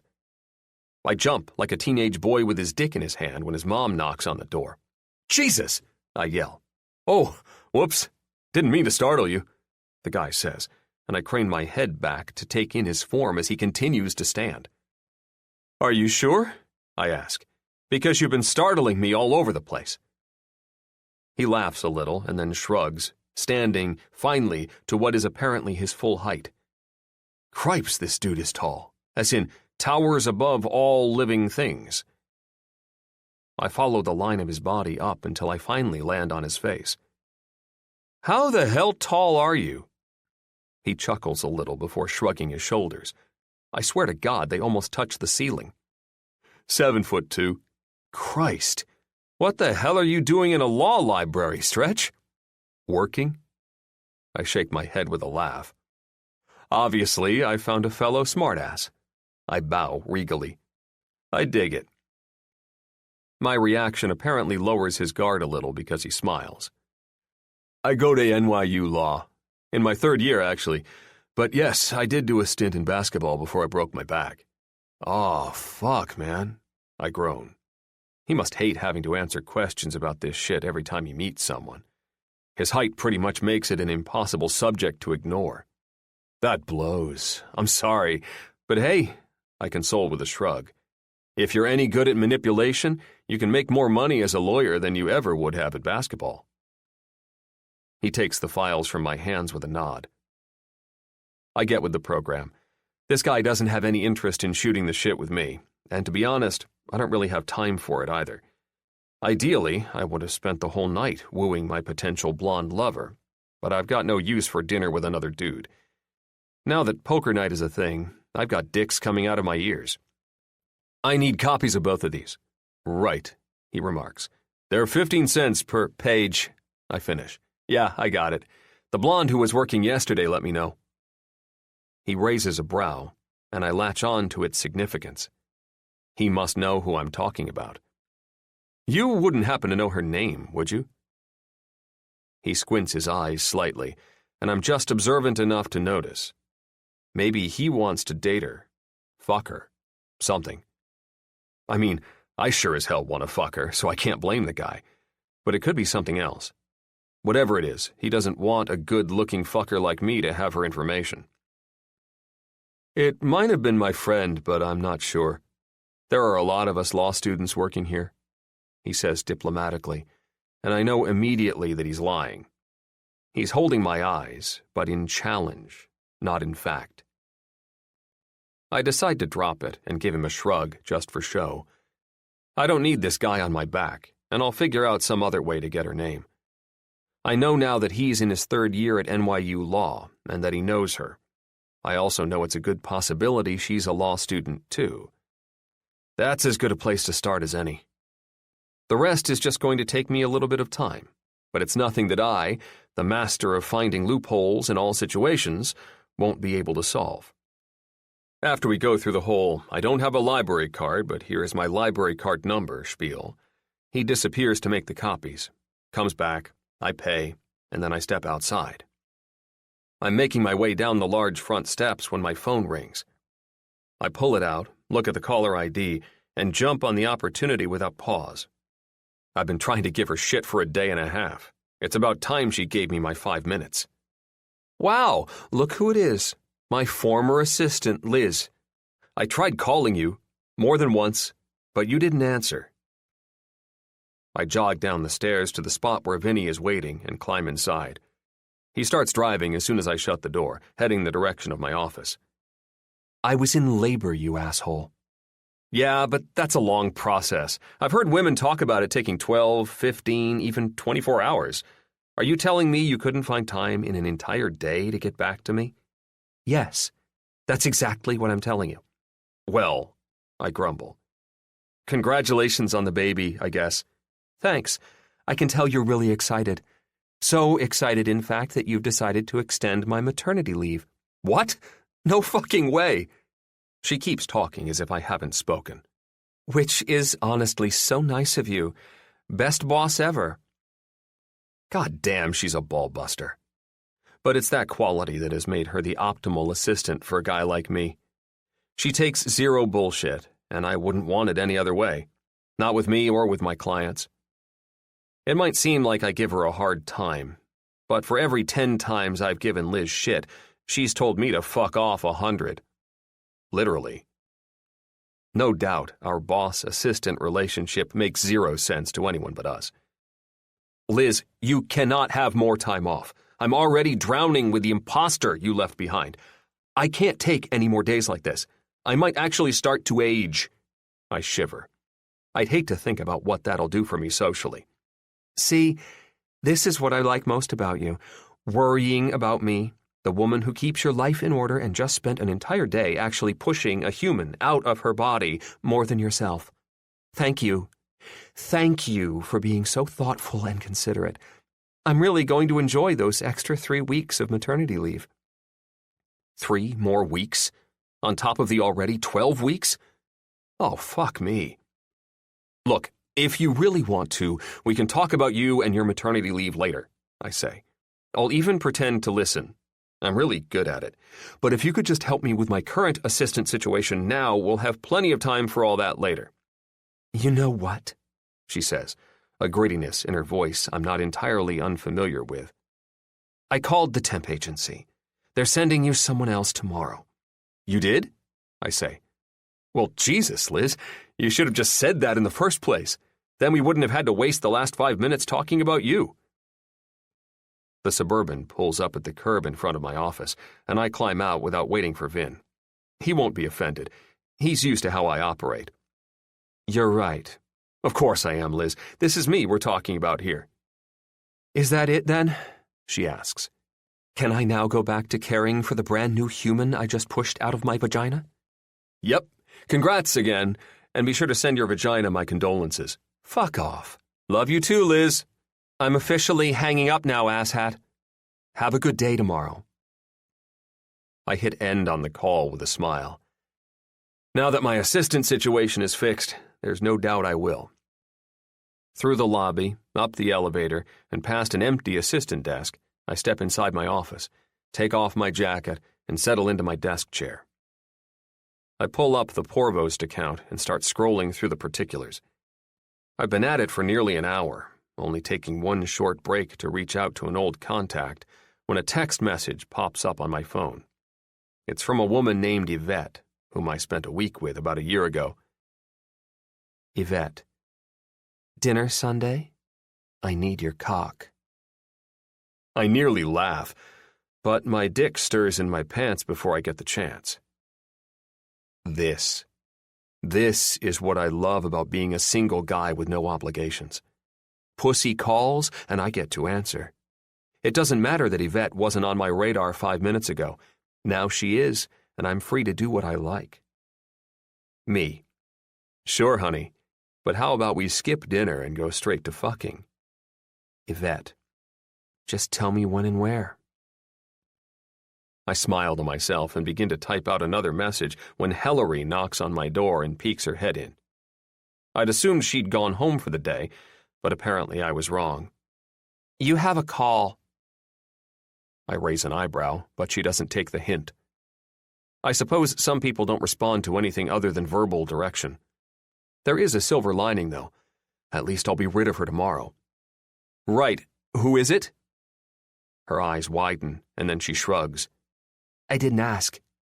You didn't ask. Jesus Christ, unable to run errands and doesn't take names of callers. Maybe I need to swallow some sort of medication to knock me out until tomorrow. Fine, I say. I'll figure it out. Quickly, I type out another message to Yvette. Me. I'll let you know. I toss my cell down and scan my desk phone for a line with a light on it. When I find the call, I pick up the phone and put it to my ear. Caplin Hawkins, I greet. Caplin, the voice says, clearly excited to be talking to me. Obviously, that doesn't shrink down the pool of potential callers at all. I'm a delight. That's me. Who's this? Oh, right. It's your old law professor, Dr. Hullum. My assistant said you called. God bless the loopholes and still being able to contact the man who is known for being one of the hardest third-year law professors at NYU. Visuals of the blonde goddess from the library flash through my mind, and I grin. Professor Hullum, it's good to talk to you.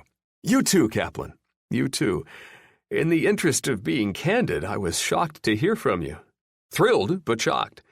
It seems like all I do is read articles about your accomplishments these days. The majority of my confidence and self-worth comes from within. I am my own support system on most days. But even I have to admit, hearing that from a guy I admire, a guy who taught me a lot of the loopholes I never would have known to explore on my own, means a hell of a lot. I'm largely unemotional, but hell, I think I even feel some moisture in one of my eyes. Thanks, Professor. I'm not trying to make headlines, just money. He laughs, thankfully remembering my propensity for joke-telling. Well, what can I do you for? I can't imagine you have a question about something law-related, but if you do, I'm all ears. I think about the Huffman case and smile. I didn't call the good professor for that kind of help, but I sure as shit won't turn it down.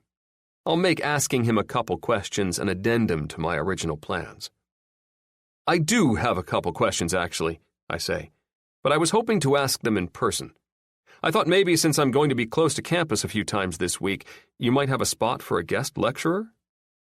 I was only planning on being close to campus if opportunity in the form of a mysterious, beautiful blonde knocked on my door, but he doesn't need to know that. He laughs. You want to give a guest lecture? Yeah, actually. I think it'll do me some good to get out there and connect with the up-and-comers. Teach them a few things and maybe let them teach me. Think you can find some availability for me? How's tomorrow? He asks, and I chuckle.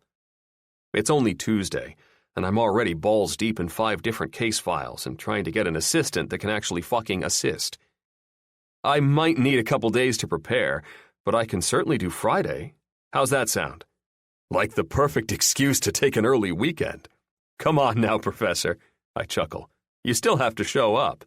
Ah, well, he says, and I can hear the smile in his voice. Still, it'll be nice to sit back and watch you show off what you remember. Oh, I say with a laugh. You actually want me to teach something related to your class? It's good to talk to you, Caplin. I'd almost forgotten how much I hated teaching you. I was a smart-ass, huh? Yes, still are. But it's much more enjoyable when I'm not directly involved in whether or not you receive your diploma. I bet. I'll see you Friday, Professor. Same classroom? Yep. See you then. I can't wait. It'll be good to see Professor Hullum again. Of course, once I find her, it'll be even better to see someone else. Chapter 6. Ruby. Fridays are my favorite day of the week. I mean, I'm always dragging ass by this point, but it's nothing that a double dose of caffeine in the form of 2 cans of Red Bull can't fix. Settled into my seat in the lecture hall, I put my fingers to the keys of my laptop and title a new document in my folder for this class, Law and Business of Corporate Transactions. It's a mouthful of a title, and if my first 2 classes with this professor are anything to go by, it's not the only part of this class that'll be long-winded. Professor Graham Hullum has a brilliant mind, is nationally renowned for his expertise in teaching the inner workings of corporate law, and his lectures rival the coldest corners of the earth and the iciest of fucking ice at making things numb. Namely, my mind. Usually at this level of academia, people are pretty serious, but I'm not sure why. It's like they think you can't be funny and smart at the same time. But they couldn't be more wrong. I, a brilliant jokester of the most superior form, am what people in the law business call evidentiary support. I mean, it's called a wisecrack for a reason, right? I type the date over to the side as the door in the back opens, and the sound of someone who's obviously running late hurrying down the stairs. The girl behind me kicks me in the back of the shoulder as she jerks, and I look over it to give her my best, what the fuck, look. Unfortunately, she doesn't even see it. Instead, her eyes are glued to the front of the room, absolutely transfixed on the front of the lecture hall. I turn to see what she's looking at, just as Professor Hullum starts speaking, and a guy steps up right beside him. Mischievous caramel eyes. Stupid, handsome face. And the kind of jaw that makes Roman statues look soft. Holy mother of law legalities and coincidences, it's the sexy dude from the law library the other day, a guy I've definitely seen before, and one who knows way too much about my audiobook preferences thanks to Sergio's and Katerina's orgasmic shouts of pleasure. What are the fucking odds? Welcome, everyone. Let's settle down, Professor Hullum addresses the lecture hall. We have a guest speaker today, someone you'll never get another chance to listen to in a million years. This guy is the top corporate lawyer in the country, and if I were you, I'd pay attention. The girls in class perk up immediately, and I do mean that literally. I don't know if this guy's presence makes bras disappear like he's some sort of illusionist or something, but I've never seen more nipples in my life. They're cutting through tank tops and sweaters and fucking hoodies with equal and surprising precision. I won't go into the details of what my own are doing because, quite frankly, it's embarrassing. I cross my arms over my chest just to make myself feel better. He steps up onto the raised platform at the front of the room and grabs the chalk from the board. With a scribbling scrawl, he writes the name I tried like hell to avoid in big capital letters, and I find myself reciting it silently to myself. Caplin Hawkins. It's unique and unexpected, but somehow it seems like it fits his persona with astonishing succinctness. His smirk, his cockiness, his unapologetically intense flirtation. Thanks, Professor, for having me. I know you had a party to celebrate my disappearance from your life all those years ago, so it means a lot that you'd burden yourself with entertaining my brand of humor again. For the first time on record, I'm sure, Professor Hullum smiles. I sit up straighter in my seat as a girl in front of me tries discreetly to pull her tank top lower to reveal more cleavage. Jesus, does this guy have some way of potioning the air, or what? I was a student here in this very class many moons ago. I sat in those seats, listening to these same boring lectures. Caplin glances over at Professor Hullum, who is again smiling. It's like a parallel universe or something. I was certain it had been at least a decade since that man's face morphed into anything but humdrum neutrality. And I'm here to tell you the good news. In the end, I'm a better lawyer for it. Half the law is looking at what isn't there, what's not explicitly directed, what's not covered in a contract, what's not expressly legal. The class at large titters in their seats, and Caplin smiles. That's right, guys. I'm talking about the loopholes, the powerful, ever-changing tool you're going to use to win 90% of your arguments and barter 15 out of 20 deals.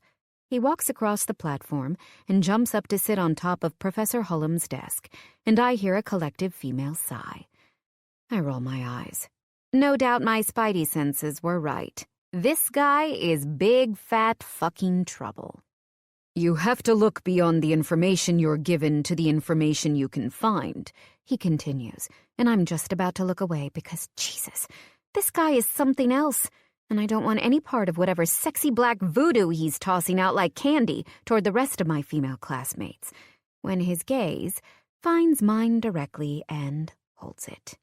Shit. I don't miss the amused recognition that flashes behind the sienna hues of his eyes. He remembers me, and most likely, he remembers the moans that blared from my audiobook while I bumbled around like an idiot with my phone. I freeze in my seat. Eternally grateful I decided to cross my arms a few short minutes ago, and I can feel his eyes on me like a physical touch. A fucking shiver runs up my spine. Look away, Ruby. Look away from the sexy man. I try to force myself to break the intense eye contact, but it's no use. His penetrating stare holds my gaze, and he starts to speak again. I'll give you an example that some of you might relate to. Say you see a pretty woman or a handsome bastard, depending, of course, on your preferences, in a library. Deja vu hits me like a Mack truck. What the hell? My mind fixates on the word library, while my breath catches in my throat so hard I nearly choke. It's all I can do to stay in my seat. Caplin smirks and continues. And you want to see her, or him, again, but you don't know her name. You don't know her at all. How might you go about finding her? A guy down in front who loves to answer questions raises his hand. Caplin calls on him immediately. Yeah? Is she an employee or just a patron? Caplin's smile deepens. An employee. The guy perks up. Find the library board and request a staff roster. Caplin jumps back off the desk and walks across the room again. Ah, great idea. Except, say you do that, and her information still doesn't come up. The guy frowns, and another law student a few rows up and on the other side of the room raises his hand. Go back to the library and see if she's there. Right. Caplin snaps his fingers. Back to the scene of the crime. Of course, when you get there, she's not there, because let's not make this too easy. What do you do then? The first guy to answer speaks up again. Ask whoever is there about her. Employees usually know other employees. Caplin nods. Yes.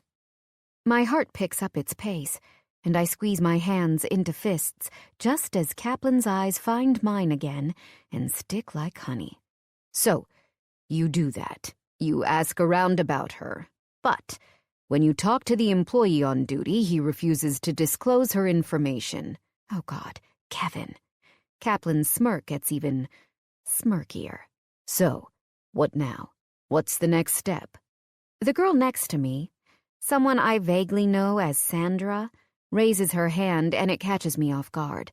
I don't know if I thought I was in some kind of Twilight Zone bubble or what, but despite being the possible subject matter of an entire classroom, I don't really feel like I'm in my own body. But you have his information from the employee roster, and you know what she looks like. Certainly you could run a simple background check on him and see if it turns up any of her details. Yeah. Cap rubs at his jaw. You could go the private detective route, the whole 9 yards. But don't you think that maybe there's a simpler way to get her information, something less pricey? Before I even realize I'm doing it, my hand is in the air. Caplin smiles before pointing up at me. Yes. My glare is pointed, and I tilt my head for extra emphasis. Or you could just leave her alone. If she didn't give you any of her information, maybe she doesn't want you to find her. His smile deepens and my chest grows tight. Sorry. That's unequivocally, absolutely, wholeheartedly not an option. Half of the class snickers and I clench my teeth. Any other ideas? He asks the class. Besides the background check, what other kinds of clues could you have gotten from your initial interaction? The copies, the file. Jesus Christ. Even though I'm not a regular employee, just a sub, the computer system makes you log your name when you check a file back into the stack and when you make copies. I shake my head and then, when no one else raises their hand, decide, fuck it. If nothing else, at least I'll get to look smart. I raise my hand again. Caplin's smile is downright mind-bending when he looks back up at me. Yes. If she made copies or handled any files, or did anything in the library, really, it would make her log into the system with her name. He smirks at my words, and I continue with a challenging smile. Of course, I'm not sure how the person looking for her would find that information without doing something illegal. Ah, well, that's easy. All you'd need to do is go back to the information desk when a different employee was working and ask for the file. Tell them you couldn't find it in the stacks. They'd look in the log to see the last person to handle it and probably mention them out loud when they promised you they'd look into it. And once you have her name, it's all gravy from there. So, did you find her? The dude in front asks, the guys around him nodding. Caplin tears his eyes away from mine, and it legitimately looks like it takes effort to glance back at them. Ah, boys. Sorry, he murmurs with a wink. All of this was strictly theoretical. I swallow hard as the motherfucker looks up at me and bites his lip. But it's got a point, I promise. He heads back to the board and scribbles down some notes.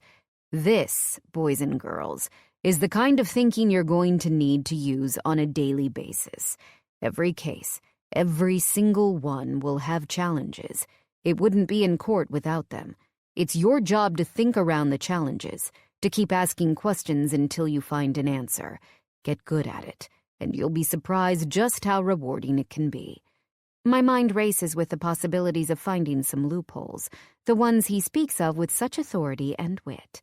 Of course, the loopholes I'm looking to find only involve one thing: avoiding Caplin Hawkins like the fucking plague. Chapter 7. Ruby. I gather my things as quickly as possible when class dismisses and head for the back of the room. The rest of the group is in stampede mode going forward, though, and I get caught up in them like a salmon trying to swim upstream. I turn around like a tornado, trying to fight the momentum of the crowd, which means, unfortunately, every third spin or so, I get a look at Caplin's smiling face. He's not even trying to get to me, and hell, maybe it's conceited of me to think his little library story is actually true. I mean, what if he just happened to be here, happened to notice me, and then decided to spin his tale on the fly? If he really is the top corporate lawyer in the country, that kind of coincidence certainly seems more plausible than the alternative. Him going to insane lengths to actually track me down. Reality fully considered, I stop trying so hard to get away and step into one of the rows and away from the chaos. Girls fawn all over him, and the guys look ready to dive into an all-out bro huddle. I don't know where Caplin Hawkins gets his magnetism, but apparently it doesn't discriminate based on gender. When a path finally opens up to the back of the room again, I make another attempt, sliding out in front of a girl who's definitely not wearing a bra, and make my way up the stairs and out the door. I pull on my jean jacket, and lift the fall of my hair out of the collar before securing my books in my bag, zipping it up, and hoisting it up onto my shoulder. When I shove out the main door of the building, the cooler fall air feels good on my overheated skin. Headphones in place, I start my trek toward home. A 14-block journey with a 10-flight stair chaser at the end. But I'm only a half a block into it when I feel the pressure of a hand on my shoulder. I turn quickly, defensive hands up and at the ready. And there he is. Caplin fucking Hawkins with his face curled into a smile standing directly in front of me. Oh, geez, I mutter. It's just you. His smile fucking grows like it's on steroids. You know, I'm used to getting a little bit of a different greeting. From people you've stalked? I raise a defiant brow, because I'd like to have a chat with them if that's the case. You say stalking so formally. It's not like I hid outside in your bushes. I tracked you down, that's it. My throat constricts. Jesus. So you really did all that stuff? That story is true? You're standing in front of me, aren't you?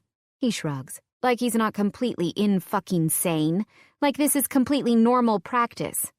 Although I have to say, it was only an assumption that you would be in Hullum's lecture today. There were way too many considerations to know for sure. Jesus, the confidence of this guy is mind-blowing. I thought you just made up that story for shock value, or a point, or something. I didn't think someone with your pedigree would actually go to this much trouble to track me down. I'm a maker of opportunity, Ruby. Ah, right, I snort. I guess you would know my name now. It's cute, he says. I like it. It suits you. His eyes move to the strap of my bag before meeting my gaze again, as does the bag. Tell your dog I said hi. He reads the words etched above the front pocket and grins. Also cute. I roll my eyes. The chicks in my class might fall for his cocky swagger, but I'll be damned if I'll let myself be included in that. Look, I'm on my way home after a long day. Is there something specific you wanted from me? Want to play naughty professor and frisky student? I hate that I actually snorted that question.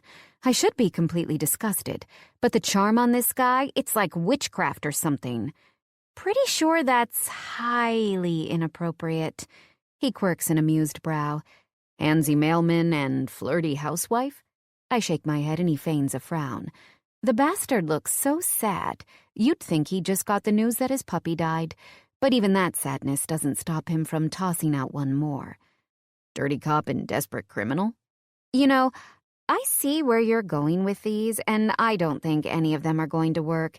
Actually, I add, I'm certain none of them will work. He frowns even harder, considering my words in a way that makes it seem like he maybe doesn't hear them often, or ever, and purses his lips. Okay, how about boss and assistant? I narrow my eyes suspiciously. With the way this conversation was going previously, it seems naive to assume he's actually being serious now. No adjectives this time? Nope. Just a regular, boring boss and, hopefully, a something other than a flighty assistant who leaves work early for Margs in Soho. My nose scrunches up of its own accord. Margs in Soho? Should I know what you're talking about? He grins. No. But you should say yes to working with me. My jaw goes unhinged. Are you really offering me a job right now? Sure seems like it. 5 seconds after propositioning me for kinky sex? Repeatedly? He shrugs, his well-fitted suit jacket pulling just a hint at the thick muscles of his shoulders. Seems as good a time as any. I cross my arms over my chest and settle into one hip. He believes so staunchly in his wonky logic that I have to challenge physically as well as rationally. Does it really, though? Because I can think of an awful lot of better times. His smile stays firm even as he shakes his head. Do you want the job or not? I pause to gather my thoughts. Despite having already made a decision, working for this guy has trouble and a half written all over it. Still, he's just got something about him that makes it more difficult than usual to say no. I don't really think I have time. If you think you're busy during law school, you're in for a rude awakening when you start practicing law. I scowl. It's not just school. I have a job, too. Where? He asks, challenging me, because I know you don't really work at the library now. I balk. There's a reason I use a pseudonym for the voiceover work I do narrating romance novels. I'm not ashamed of it, but it conflicts with the other part of my life, the lawyer part. Keeping the two separate from each other has always been imperative, but telling Caplin Hawkins about all of that seems like a major conflict of interest. I'd rather not say. A job you'd like to keep secret? He hems. Are you a high-priced escort? Yes. This conversation alone will cost you $1 billion. He smirks and my panties dissolve in a comedic poof. A steep price, doll, but I have a sneaking suspicion you'd actually be worth it. Unexpectedly, I find myself reconsidering the possibility of working for him. It would look good on my resume, that's for sure. I mean, even Professor Hullum was waxing poetic about Caplin's career achievements, and that man doesn't wax poetic about anything but the actual law.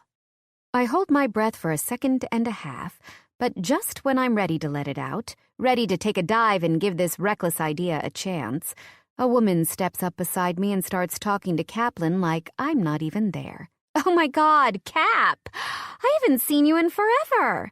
He takes a minute to move his eyes from me to her, but when he does, and she latches on to the eye contact like a leech, his reaction is almost comical.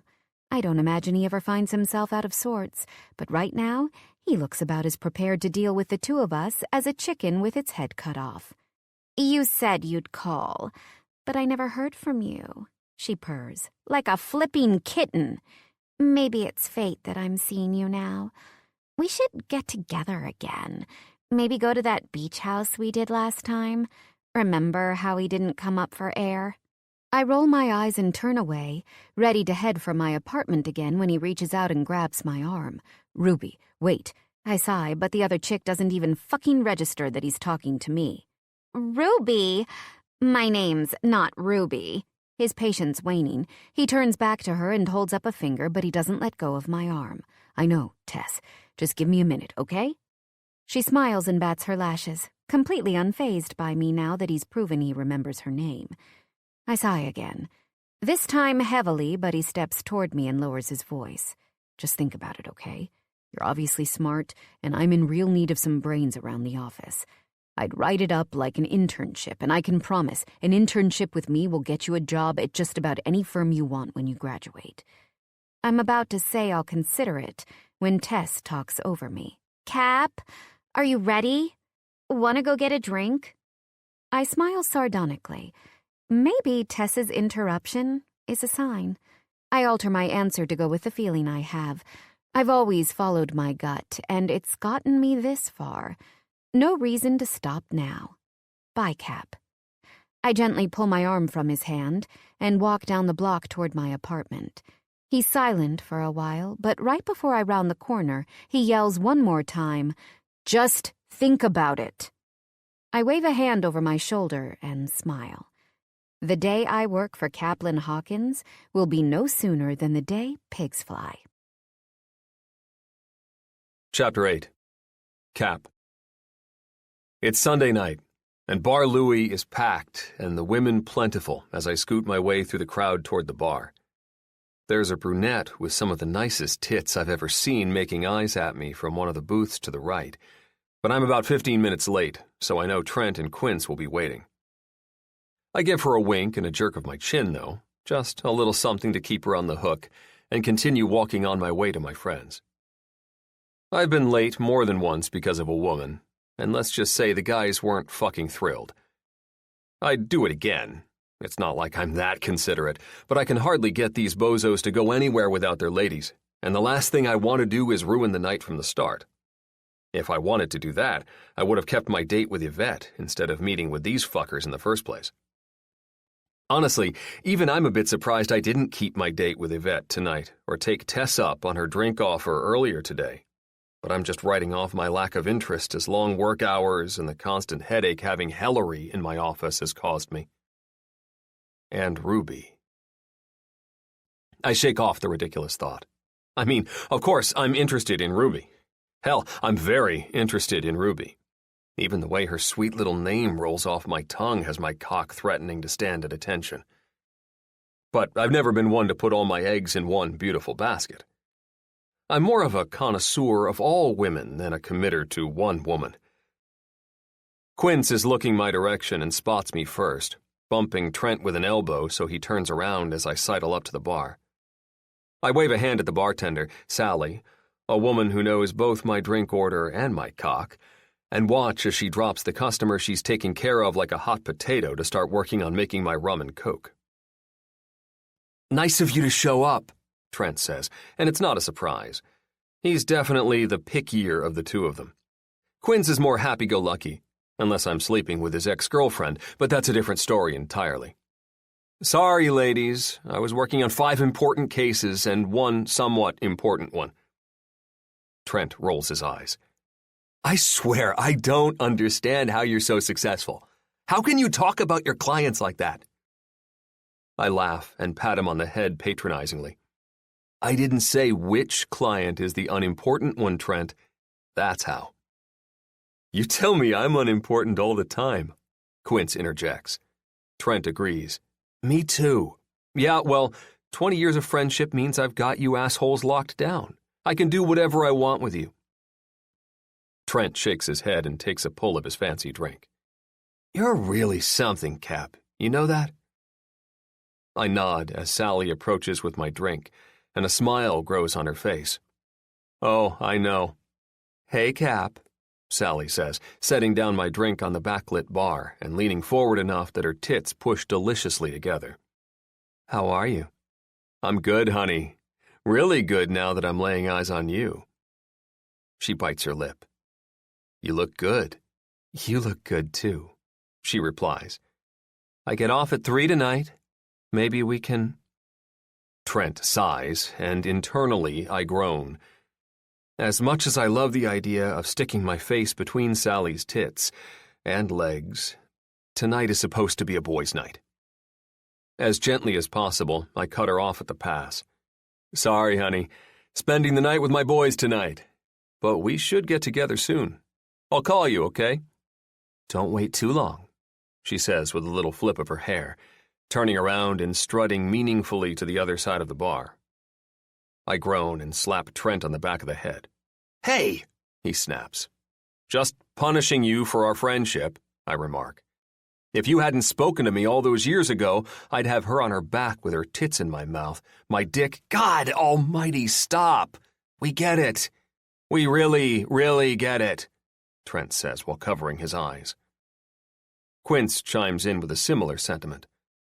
"My brain feels burned from the imagery I won't be able to unsee." "You guys should be thankful," I shout. "Now you can visualize Sally while you're fucking the women you've been fucking over and over again. Mix it up a little bit." "Fuck that," Trent snaps. "I don't need to visualize anyone else but Greer." Quince nods enthusiastically. "Same." I raise my eyebrows, and he rolls his eyes. "But with Emery, you asshole." "Right," I say through a snort. "I'm sure it's not getting stale fucking in the missionary position with the lights off at all." "Isn't this getting old? I mean, aren't you tired, man? All the flirting, all the work, all the different women?" Quince asks, and I squint. "Getting old?" I ask incredulously. "Fuck no! I think maybe you're getting old." "I see you're going full-on dickhead tonight." Quince's smile fades as he grabs his beer from the bar and takes a swig. "I think maybe it's time for me to head home." "Oh, come on," I say. "Are you really upset over that?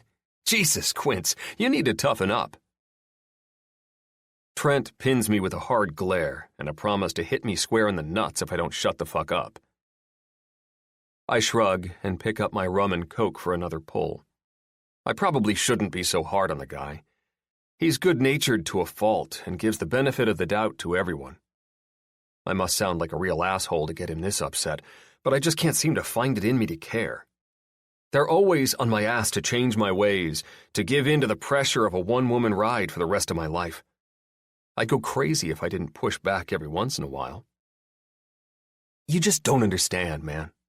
Trent tells me before elbowing Quince to get his attention so he can speak to him. Cap doesn't understand what it's like to have what you have with Emery or what I have with Greer. You know that. You remember how you felt before you met the one, right? Quince nods, his signature smile returning a little. I guess so. One day, Trent professes, he's going to find a woman who turns his life upside down, and we won't have to listen to all of his bullshit anymore. I scoff and snort. They're going to be waiting a long damn time if they really believe that. There's a woman out there who will be his match. Trent blathers the fuck on like he actually knows me better than I know myself. Who will show him the way and fuck his shit up so bad he'll have to come to us for advice to get out of it. And goddamn, Quince, I can't wait for it. I roll my eyes.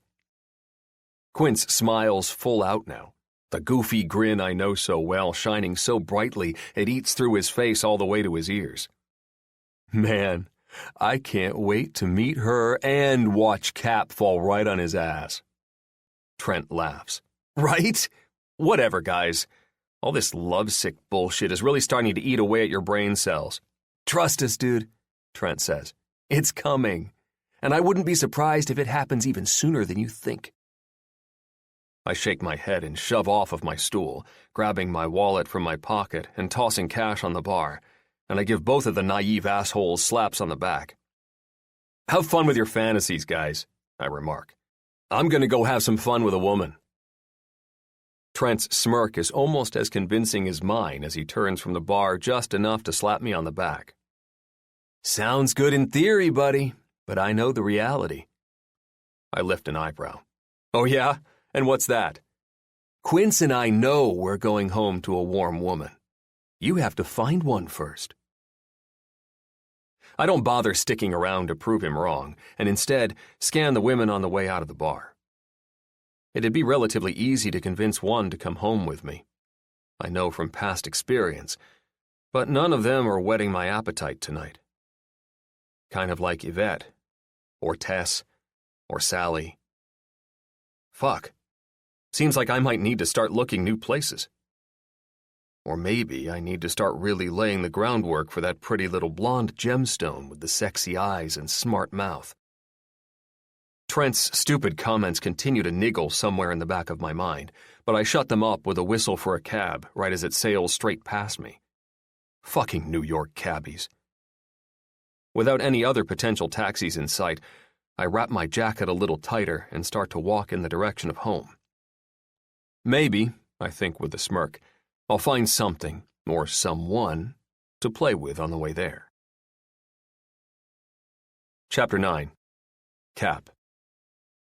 The normally busy streets are dimmed by the late hour, and the twinkling lights of stores beckon to no one.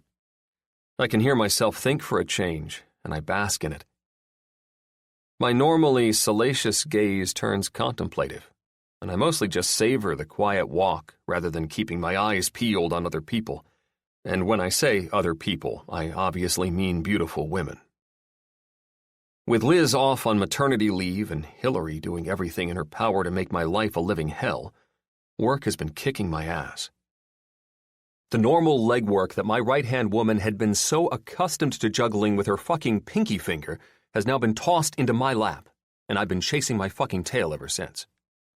This is the first time in what feels like weeks that my thoughts haven't been a chaotic mess of work-focused tasks and legal mumbo-jumbo.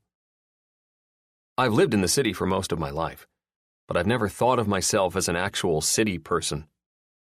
I like the quiet nights of endless fields and the unpolluted shine of a starry sky. I like to breathe clean air in my own space and hear something other than the sound of horns and hostility at every corner. But I'm also pragmatic, and one of my truest strengths is being able to adapt. I know the corporate law landscape, and it resides in a city, with skyscrapers, CEOs, and sky-high property values. As a result, so do I. My tie loose and my jacket over my arm, I make it to my building in no time, the sleek pull of its glass windows and modern lines jutting into the sky like a flag waving me in. But I know myself, and with the way my mind still runs, I won't be able to fall asleep for hours. So, instead of going up the elevator and into my loft and lying in bed with wide eyes for hours, I keep walking. Up the block, around the corner, it all bleeds together until I don't even know how far I've walked anymore. Fortunately, with the way this city is, I know I'll come across something familiar soon, and eventually I'll make my way back home. I look across the street to a diner I've never seen before, tucked so acutely into a back corner of the city that I've never had the pleasure of making its acquaintance, and I decide to say hello to a cup of coffee and a slice of pie and whatever walks of life still reside within its walls. If there is one thing to be said about this city, it doesn't matter what time of day it is or where you're at. New York is prime for the best kind of people watching in the world. I jump the curb and stroll across the street, and when I push open the door, a tinkly bell rings above me. The young girl at the front cash register looks up with a pleasant smile that turns more scandalous when she gets a look at me. I'm gifted in this department. I've always gotten this kind of reaction. But I'm grateful for the luck and do my best not to let it go to waste. "How many?" the brunette asks, standing up straight and pushing out her chest. She's well below my age limit, though, so I avert my eyes as politely as possible. "Just me, thanks." She grabs a menu from the shelf with a smile then and waves me on to follow her, and I don't miss the way she puts a little extra sway in her hips as she leads me to a booth. I round her when she stops at the table and carefully avoid brushing up against her body, which she's placed in a way that almost ensures I do, and settle into the booth. "Do you have everything you need?" she asks with a flirtatious little bat of her eyelashes. I nod and then look down at my menu. "Yes, thanks." I can feel her there staring at me, but I don't look up until she's gone. My smile has a way of saying things for me, a feature I mostly cherish, but in this case, I have to be careful with it. I'm all about women, every flavor of them, but I do have limits, and just barely 18 is way too low for my standards. Impressionable, young, and too naive has never been and will never be on my agenda. The young girl finally makes her way back to the front, and I peel my eyes away from the table to look at the space around me. Reflective silver plating covers the top half of the walls, and right below the ceiling, neon signs make a border around the space. Little flying pigs line the wall where the plating meets the tile below it, and the booths are covered in a shimmery silver and black vinyl. Most are empty, save an older man 3 booths to my right, and a curled mass of blonde hair 3 booths in front of me. I'm just about to look back at the menu when I notice the curled-up blonde's familiar bag, and the quote, "Tell your dog I said hi," stares back at me from above the front pocket. No way. Not even I'm that lucky. She shifts to the side and leans into her hand, picking her hair up out of her face and tossing it over her shoulder before yawning. The exquisite, petite, and very recognizable lines of her pretty face damn near punch me in the stomach. Holy hell. I guess I am that lucky. Ruby Rockford, here, in the middle of the night. I guess this night isn't going to be so bad after all. Headphones in place again, she's concentrating hard on the textbook in front of her and sipping on a cup of coffee or tea. I can't tell which, but when a waitress finally comes over to greet me, I get an idea. "What can I get you, honey?" the older woman asks through a mouthful of pink chewing gum. "A black coffee and a slice of apple pie for me, and—" The waitress raises her eyebrows. "You wouldn't happen to know what she's drinking, would you?" I ask, pointing discreetly to Ruby. "Hot chocolate." I feel myself smile at the unexpected answer. "Send her another one from me?" The tired woman pops her gum between her teeth, nods, and heads for the back. And me? Well, I go back to studying Ruby like a little voyeur. She's still fully focused, and a small line creases the space between her eyebrows. Her eyes are down, but the length of her lashes stands out even from 10 feet away. and the way she's wrapped up in her oversized sweatshirt makes me want to explore what's underneath it even more. She's not my usual type, the obvious sexpot with high heels and a low neckline, but undoubtedly, she's still somehow sexier. Her big eyes, plush lips, and high cheekbones stand out from the rest of her delicate face. I've never seen features like hers, even after all the years I've dedicated to loving all kinds of women. Something about her is different, and goddamn, I like it. I watch as the waitress approaches her table with a steaming new cup and sets it down next to her. She jumps at the movement and looks up in a rush to tell her she didn't order another one, when the waitress very helpfully points to me. Her gaze follows the path the waitress's finger creates, and instantly, her huge eyes widen even farther, the pointy-edged ovals transforming to nearly perfect circles. Out of all the late-night joints in the city, she sure as shit wasn't expecting to see me in this one. Of course, I wasn't expecting to see her either. If I were the kind of fool who believed in fate and destiny and all of that hocus-pocus bullshit, I'd probably consider it some sort of heavenly sign. But I'm not that kind of bastard, so I write it off as a fortunate coincidence. Luck. A big fat stroke of Capitan luck. She yanks her headphones off in a hurry, tosses them on the table, and scowls. Really? You're still stalking me? Do I need to report you to the Bar Association? God, I love how feisty she is. I smirk. Believe it or not, this is a complete coincidence. A happy one. She snorts. Speak for yourself. I am. She doesn't react expressively, but I don't miss the small blush that breaks out over the apples of her cheeks. Look, I really did just come in for a cup of coffee and a piece of pie. Most people are sleeping this time of night. I certainly didn't expect to find you here. She chews at her lip as she considers my words, and then digs under the loose sleeve of her sweatshirt for her watch. This time of night? She questions. What time is it? Just after 3? 3? She almost shouts, jumping up from the table and packing her stuff frantically. Crap! She jerks at the strap of her familiar backpack, which is stuck on the corner of the table, and then stumbles backward when it lets go unexpectedly mid-pull.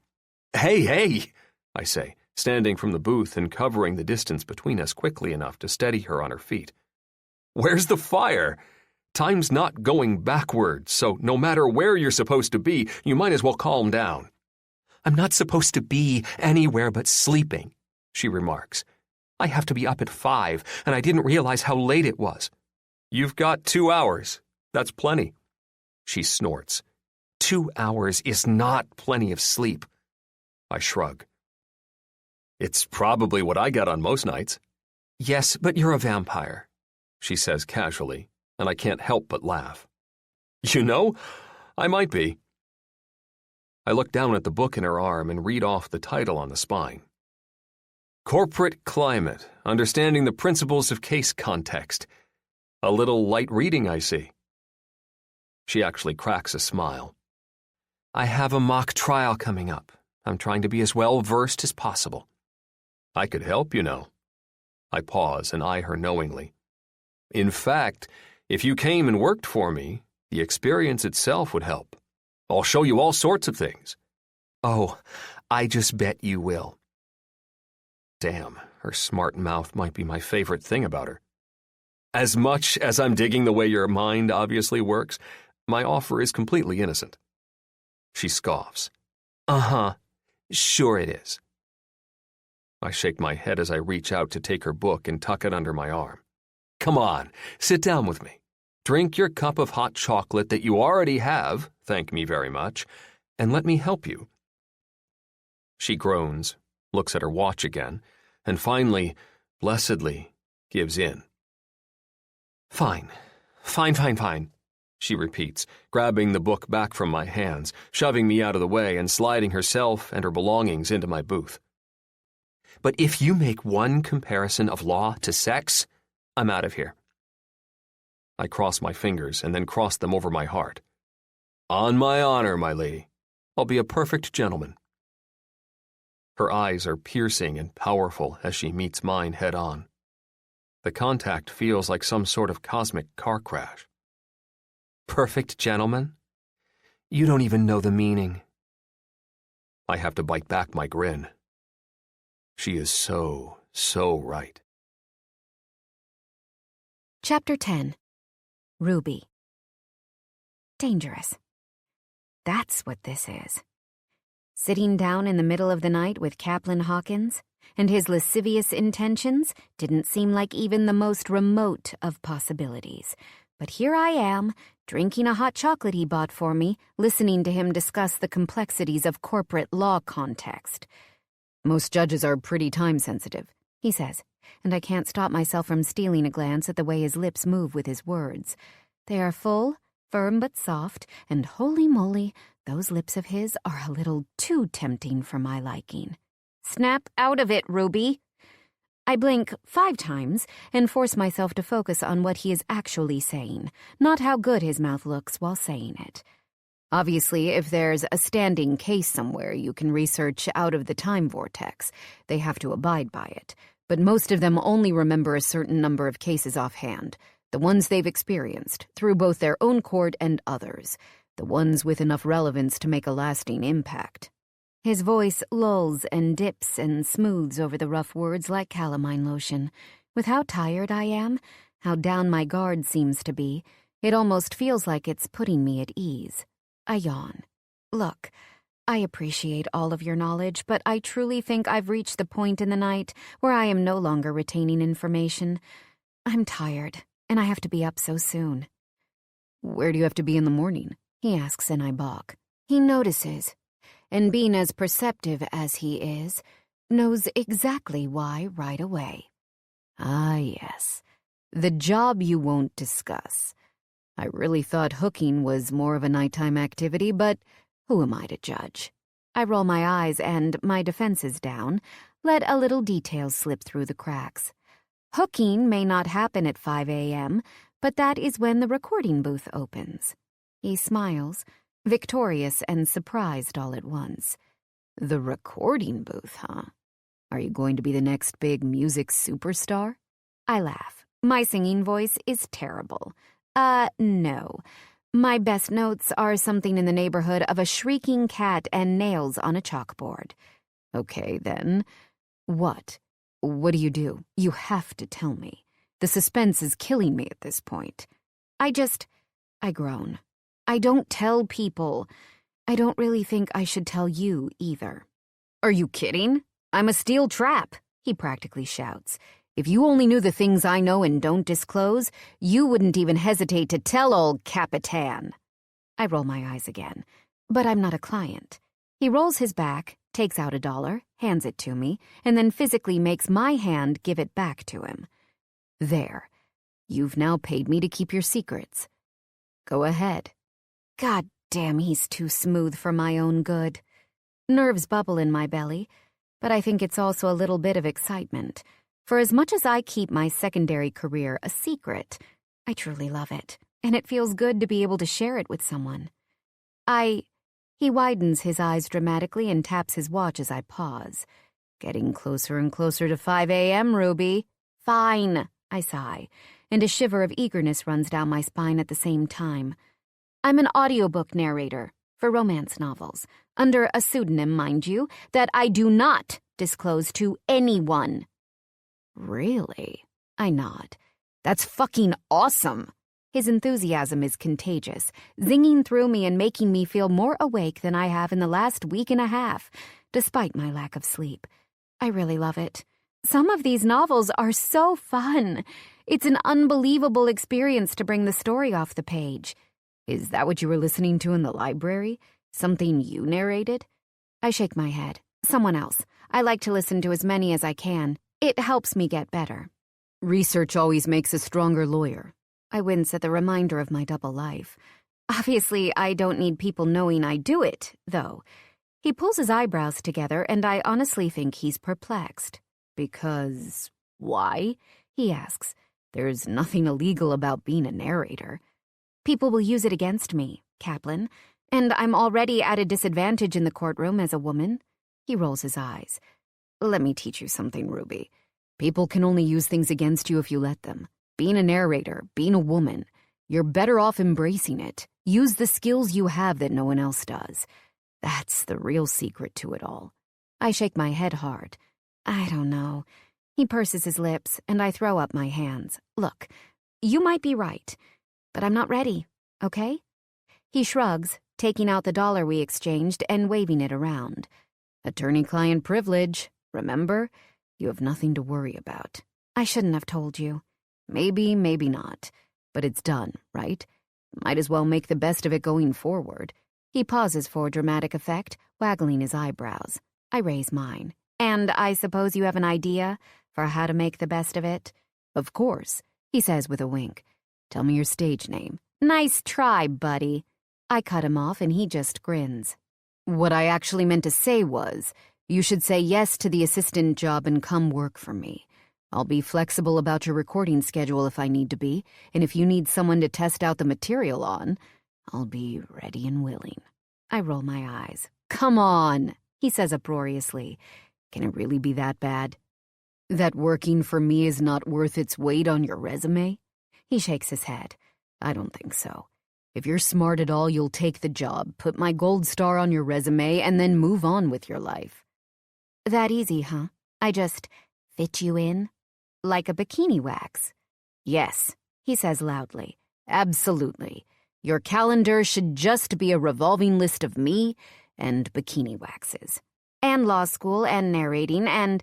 He waves me off before I can finish. Yeah, all that too. I chew on my lip and study his frisky brown eyes as they study me. They're light and playful and, at the same time, unrelenting. If I don't accept his offer now, he'll just track me down and make it again. He's like persistence's annoying brother. Fine. You'll do it. There's doubt in his eyes. I'll do it. I agree. I don't know why, and quite frankly, I don't know why on earth you want me. But I'll do it. Good. You can start tomorrow. I'll see you at 8. He acts like it's all just that fucking simple. I laugh. It already is tomorrow, and I just told you I'm recording at 5. What time do you get done recording? 10. I'll see you at 10:30 then. I have class at 1. I grumble. This isn't going to work at all. Yes, it is, he says with a sigh. Geez, you don't think I've already thought of this stuff? I laugh. No, I didn't. Well, I did. Working for me counts as an internship, practical credit. You're about to move into the independent study portion of your year anyway. My mind calculates his words, and even as scared as I am to take this kind of a leap, I can't disagree with him. If I do get internship credit from Caplin Hawkins Law, there is only one class that I would have to attend, other than my mock trials. And what am I supposed to do until then? I'll talk to your professors, he responds without hesitation. Hallam, Shank, Kuntz, and Marisol. Trust me, Ruby, I know all of your third-year professors.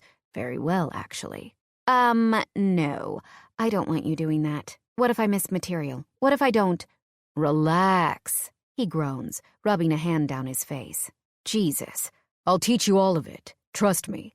You're going to learn a whole lot more working for me than you are in one of those classrooms. I glance up in suspicion, and he puts his hands up in surrender. Just show up after work in the morning, and I'll take care of the rest, okay? I heave a deep sigh and consider it. I'll never get an opportunity like this again. Ever. I mean, he's one of the best lawyers in the country, for God's sake, and he's begging me to work for him. I'd be such a fool not to do this. You really think my professors will be okay with this? I'm certain of it. God, how does he make it pretty much impossible to say no? It's like a fucking superpower. Okay, I finally agree. But if I don't learn enough to pass the bar, I'm going to find the nearest witch and put a penis hex on you. I drop my voice to low and serious. Never to sleep with a woman again. Wow, he says through a soft chuckle. You're evil. I smirk and his smile deepens. Man, I kind of love it. I shake my head. Don't get any ideas. We're working together. That's it. Of course, he says. A perfect picture of innocence. I wouldn't dream of anything else, Ruby. That's good. Just what I want. The only problem is, I don't know if he can honestly say the same. But are you sure that's the only problem? Because this man sure has a way of disarming you. I shake off the absurd thoughts and write them off as confusion from lack of sleep. I'd have to take a rock to the head before I'd even come close to falling for Caplin Hawkins's cocky, charming swagger and smooth-talking ways. Chapter 11. Cap. When I get to work at 5 a.m., I turn on the lights in the hall of my office and take a stroll to the kitchen to grab some coffee to use in my coffee pot. Being the only lawyer in the office, I've never bothered to set up a formal break room. Instead, I keep the good stuff, like coffee pot, on a cart right in the corner of my own office. Unfortunately, without Liz here doing her job, no one has taken the initiative to set my coffee timer to brew upon my arrival. In fact, no one has done anything to ensure I have coffee at all. It's horrifying. I make a mental note to make sure Liz's new hire runs out to get me some more, as well as doing some of the more mundane errands. At 10:30, I'll have Ruby here to help with the other tasks. I smile. All in all, things are starting to shape up. I'm sure Liz will do a better job selecting someone this time, and my hire will pick up the slack. Not to mention keep me entertained. Ruby is more than just easy on the eyes. She's smart, sarcastic as hell, and I'm finding that I actually enjoy her company. Plus, I haven't had a real chase in a while, and I'm surprised to find I miss it. Women throwing themselves at me is great, but it feels nice to have to dust off some old skills a little bit. The anticipation is likely to make the fucking that much better, too. Thoughts of Ruby make me think of my promises to Ruby, namely talking to her professors. Once I sit down at my desk, I type out a quick email to Hullum, Shank, Kuntz, and Marisol, all of Ruby's current professors, and let them know she's my new intern. I also assure them that whatever lectures she misses, I'll review with her personally. All 4 of her professors were my third-year professors, and once I graduated from law school, have become esteemed colleagues. They'll trust my judgment on this, I'm certain. Plus, it's not completely unheard of to focus your third year of law on practical credit, and I'm nothing if not the most practical credit of all. And I'd really prefer Ruby have very little to focus on other than me. After I hit send on the email, I take out a pen and a pad and get to work poring over the files I got from my 4th fucking visit to the law library yesterday. There are a couple statutes on the tax penalties Hugh Gorman is facing, but not much documentation of a defense ever successfully using them. If I'm going to make a case for a deferred sentence in lieu of a penalty payment, I'm going to have to find a basis. Head down and focused, I make my way through half the file by the time 7 rolls around. The cleaning staff comes through and empties my trash cans, but I don't pay much attention, and neither do they. They're pretty used to working around me at this point, as I don't keep what most would consider normal hours in the slightest. When the clock on my desk chimes to announce the 8 o'clock hour, I get up to pour another cup of coffee and look out the window. Unfortunately, the absolute first thing I spot down on the sidewalk is Hillary making her way into the building. What the fuck? I speed walk back to my desk, grab the phone off the hook, and dial Liz's number.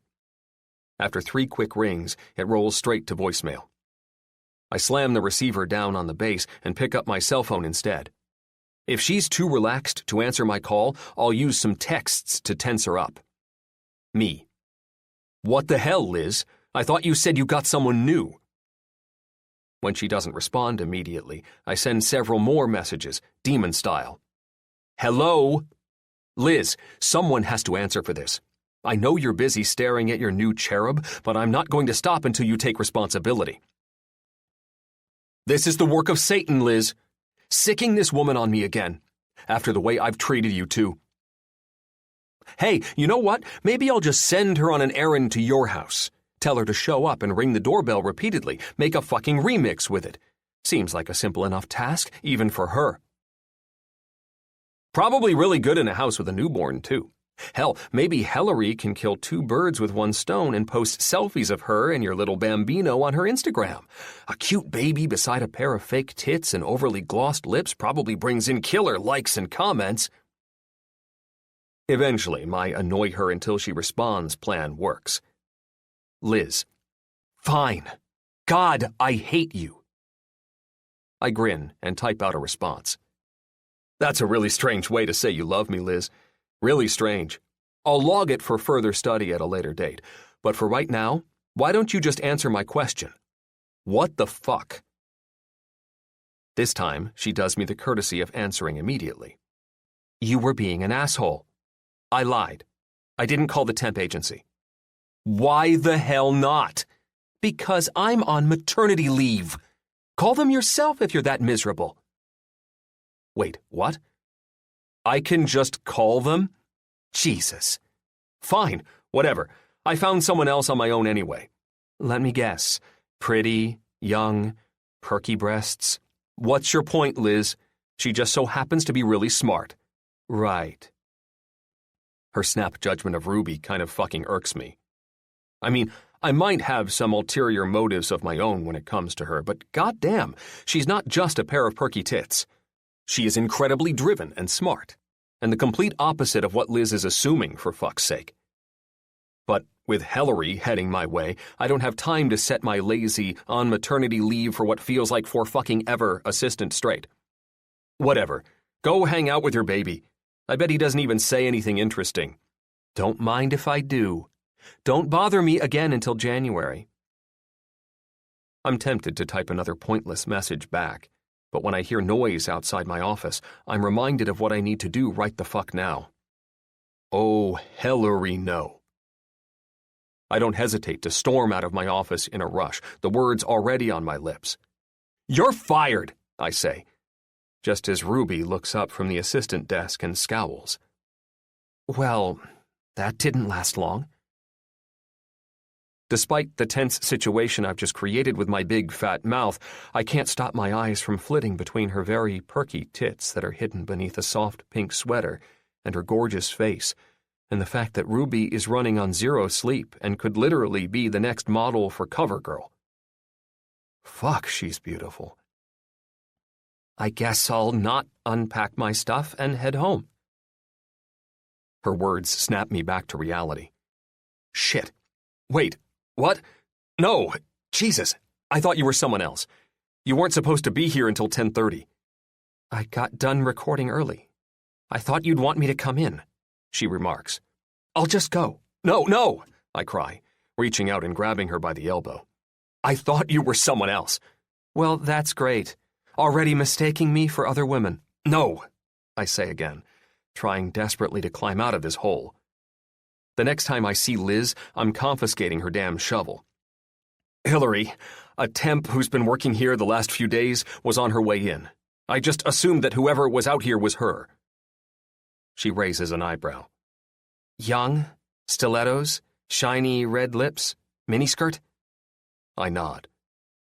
She got off the elevator, saw me at the desk, and then turned around and left. She didn't say anything? Ask you anything? Nope. Wow. I laugh more to myself than to her. Okay. Well, firing her turned out to be easier than I thought. Ruby rolls her eyes. I wasn't trying to fire you, I say again. I swear. And it's great that you came in early. We're swamped, and you have to get the lay of the land. Okay. What do you need me to do? Right now? I wince. Well, I really need some coffee. She nods. Then I'll get you coffee. I feel my eyebrows reach my forehead. Really? I'm working for you, Caplin, not dating you. In that case, you should know, yeah? Everyone calls me Cap. The only person who still uses Caplin is my mother, and she's something else. Okay, Cap, she says, rolling my name around on her tongue. Instantly, I fixate on the way her pretty pink mouth moves, and I can't help but imagine her rolling something else around on that tongue of hers. She raises her eyebrows when I stare at her a little too long. So, where's the kitchen? I nod toward the opposite direction of her desk. Down the hall and to the left. She turns on her heel to head there, but when I clear my throat, she turns back. What now, Cap? That spark of feistiness makes me grin. The kitchen is there, but it doesn't have any coffee. I ran out. The radius of her eyes lessens. So you either have to go to the store or a coffee shop, but I suggest the store. I go through about 20 pots a day. She purses her lips. Right. You can have some for yourself, too. I don't drink coffee. That's weird, but okay. I shrug and slide my hands into the pockets of my slacks. Obviously, I'm not here to judge. Get yourself some hot chocolate, then. I dig in my right pocket for some money and reach out to tuck it into her hand. And grab anything else you want to have around here. We get busy. I shrug. It's always good to have anything you might want on hand. She smirks, a hand settling onto her hip, and from what little I know about her, I expect the result of such a pose will be interesting. I'd love to have $1 million around here, she remarks, proving me right. Ruby Rockford is one hell of an interesting woman. What she doesn't understand yet, though, is that I'm an equally interesting man. National Savings Bank on the corner of Wall Street and Broadway, account number 5673908. They can call me for approval. She widens her eyes briefly before narrowing them dramatically as she shakes her head and turns for the elevator. She only makes one comment, and it's in the form of a single word tossed over her shoulder. Funny. Funny, all right. I mumble softly to myself as the doors close across her beautiful face. I gave her the real account number. Chapter 12. Ruby. 2 hours into working for Caplin Hawkins, or Cap, as he prefers to be called, and I've experienced the following: an accidental firing, an apology for the accidental firing, and somehow within an hour of starting my new job, I got roped into a trip to the store to buy him coffee and snacks. Obviously, it's been nothing short of interesting. As I head back into the office building, I pray to God the rest of my first day will go a lot smoother. But the instant I step off the elevator with a bag full of groceries in hand, my ears are graced with the sounds of a phone ringing. My new office phone ringing, that is. Shit. I run for the assistant's desk and pick up the call as quickly as possible. I'm a little out of breath and the greeting could use some work, but at least I answer the phone. Mr. Caplin Hawkins' office. How may I be of service? Gah, I'm an idiot. I have Klein Brooks calling, the efficient voice says in my ear, her assistant experience clearly on an expert level. To be fair, though, just last night I had no idea I'd be doing this job, and I've also had next to no sleep. Fortunately, I've read enough papers to know the name Klein Brooks, the famous billionaire mogul who started that dating app called Tap Next, so I know this is a call I'm supposed to forward right into Cap's office. One moment, please. I pull the receiver away from my ear, glance down at the phone, and screech to a halt. Jesus, what is this thing? The motherboard for the Starship Atlantis? I scramble to find the button to the intercom or the call transfer, freaking anything related to my objective in a sea of overzealous options, and come up blank. In a panic, I drop the phone to the tabletop, jump up from the desk, and push open Cap's door without knocking. He looks up from his monstrous workstation, mahogany bass and filigree accents, and just about everything you'd expect from a mother-clucking billionaire. A pair of reading glasses perched on his perfect nose. Yes? There's a call for you from Klein Brooks, but I have no idea how to switch it to your phone. He glances quickly at his phone on the desktop, just to see for himself that I really don't know what I'm doing. It's like men need to be the ones to be right, even when we're saying we're not right. They want to prove we're right just to prove we're wrong. It's very complex, and I don't think I'll ever understand it, but it's happened to me too many times to ignore it. But there are no blinking lights or beckoning calls, just as I knew there wouldn't be. I haven't had enough time to get my spaceship pilot's license. In a rush, he shoves back from his desk and makes the brisk walk to me and out the door. I follow like a puppy and kind of hover over his shoulder as he picks up the phone from my desk, turns around and puts it to my ear. I'm shaking my head, which should make my ear a difficult target, but somehow it doesn't deter him. With him holding it, the proximity between us is disconcerting, to say the least. As much as I'm a fish out of water with a phone call, taking the phone and holding it for myself seems like the best option possible. Mr. Brooks? I finally ask as I take the receiver into my own hand. Cap nods with a smile and a laugh, and then sits down in my chair as Klein Brooks answers in my ear. Yes? I have Mr. Hawkins for you. Thank you, Ruby, I supply when it's clear he's searching for my name. I never would have thought someone as successful as Klein Brooks was the kind of guy to worry about calling an assistant by name. But I guess that only proves you can't assume things about people because they have a different life than you do. Cap reaches up and takes the phone from me, putting it to his own ear nonchalantly. Yeah, Liz is out on maternity leave. Yeah, I know. He pauses and laughs. Oh, God. Don't you start, too. You're all a bunch of hog-tied pricks. He puts his feet up on my desk and really relaxes, and I stand back in his doorway, unsure what to do with myself. My hands are like those robots that wander the grocery store aimlessly looking for spills. He laughs again, but thankfully it's not at me. He's facing the other direction. Yeah, I'll be there tonight. No, I know. For fuck's sake, I told you I would, didn't I? I've got 3 contracts in front of yours. It'll be done tomorrow. He takes his feet off the desk and sits up straight before grabbing the small mirror someone else must have left behind on the desktop surface and angling it toward me. Ah, hell. Immediately I see Saul robot hand activity. Unfortunately, though, due to their locations at the time of eye contact, I have to settle for crossing my arms over my chest like I'm preparing to go down a water slide. I try to smile anyway, and Cap swivels around in the chair to face me. Because I'm fucking popular, Klein. I'm not sure why no one seems to understand that. Cap snorts, eyes still on me, and I do everything in my power to avoid meeting his gaze. I glance to the right, and down, and up, and to the left, and back again as he continues to stare at me. But finally I allow myself a small sliver of uncomfortable eye contact as he starts to speak again. I'm charming. I'm so goddamn charming they're thinking of replacing that leprechaun on the cereal box with me. I roll my eyes. Lord Almighty. Could his ego be any bigger? Cap notices my gesture and smiles. Fine. I'll talk to you later. He pauses and reaches out to me, taking me by the wrist. I startle and try to back away, but he holds on anyway, gently uncrossing my right arm and settling it by my side.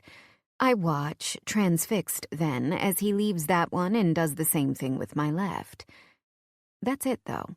Verbally, he doesn't acknowledge my awkwardness at all. Yes, he groans before winking at me. I'll call you as soon as it's done.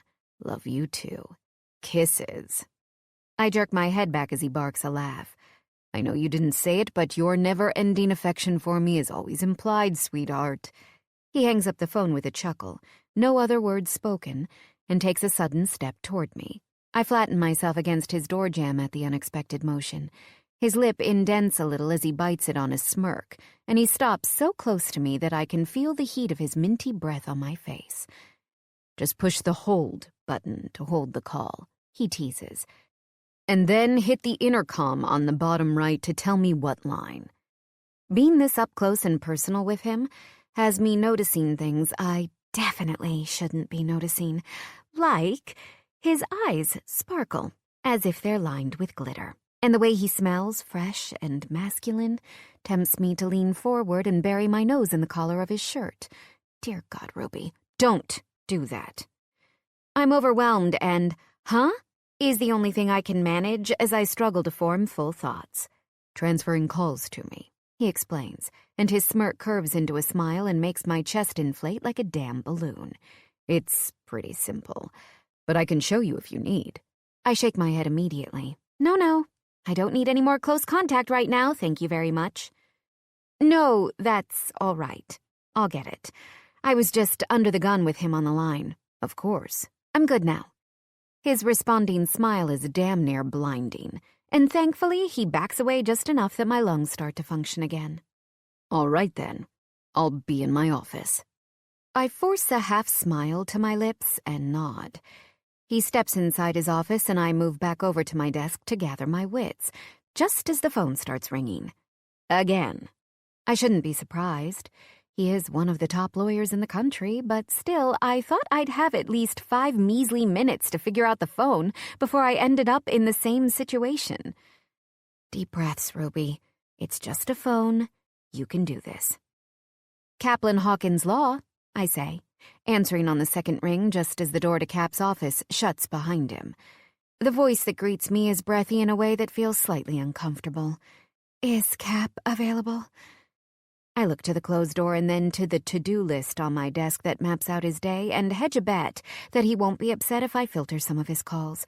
Important people usually open with their name. Or like Klein Brooks, their assistant does it for them. But hey, if Breathy Betty turns out to be the CEO of something, I'll apologize for my stupidity when I call her back.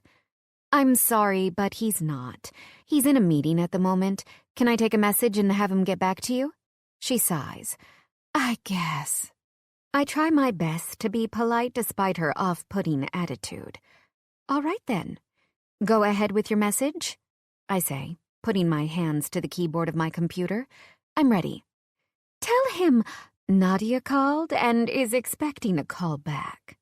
All righty, and tell him I'm not wearing any panties. I blink twice, my fingers freezing on the keys as my brain short-circuits. Did she just say she's not wearing underwear? And my pussy's wet and ready.